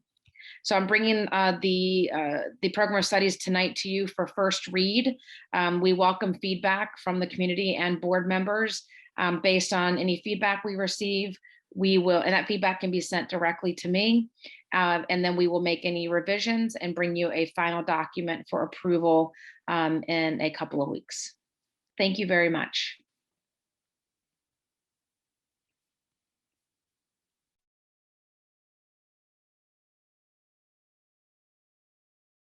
Ms. Burke, you're muted. I'm sorry. Thank you so much, Dr. F. Appreciate that. And I was just asking, could I take the real estate course? Thank you so much. All right. All in humor. Joint construction, that will be, the attachment is there, and that's where we'll get the information on Thompson, I believe, was asked, and George Wythe. We'll add that to that for the next meeting, for our general session. So we're down now to any announcements, consent agenda, other informational items, any new business? If not, we can get ready to go into, do we have anybody, Mr. Young? We're good? So we can get ready to go into close. Who has the motion, please, for close? Okie dokie, I have it, but I don't know whether I can read it. Ms. Dewar, you don't have it? Madam Chair, pursuant have to, it? yes, Thank ma'am. you.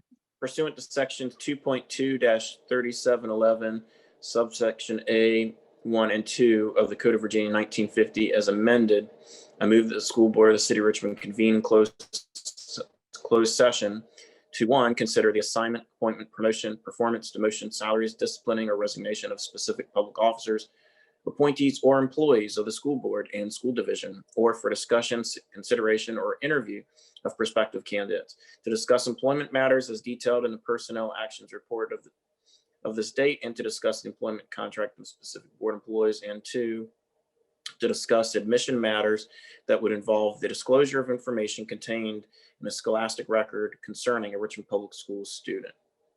Can I get a second, please? Dr. Harris Muhammad?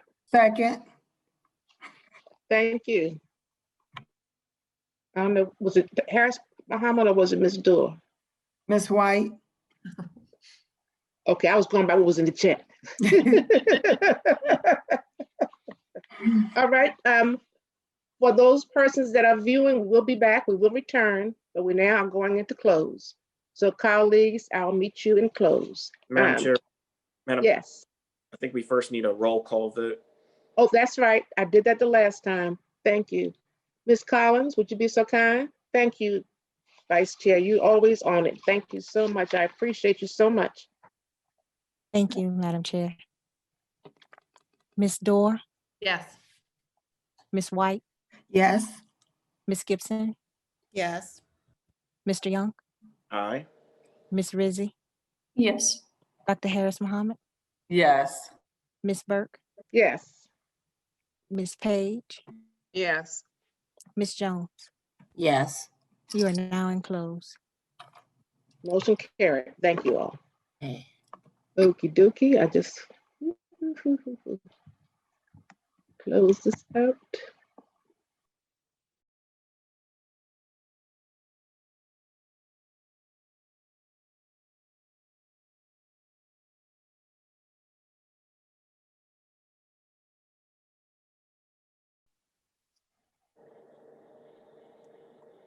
All right, do we have everyone here? Do we have a quorum? And then I'm gonna ask who has the motion to bring us back to session once we get a quorum.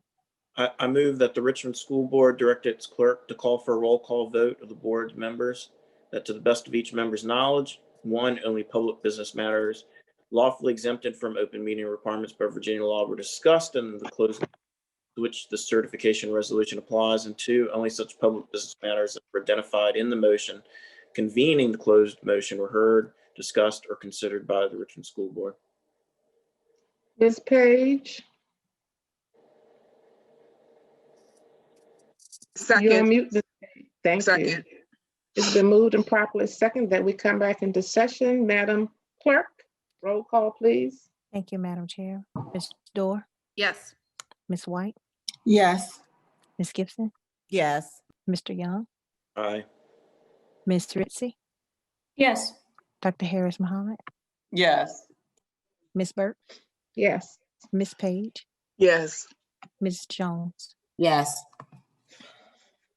All right, the first order of business is to get a motion to address the excuse me?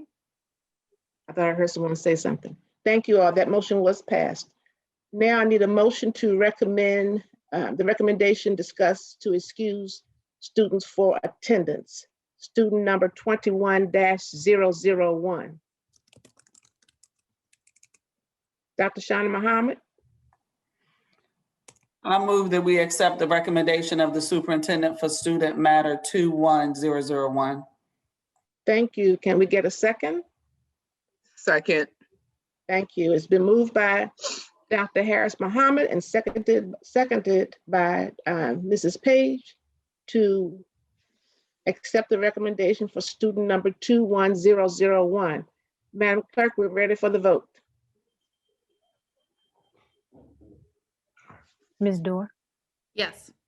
Ms. White, Yes. Ms. Gibson, Yes. Mr. Young, Aye.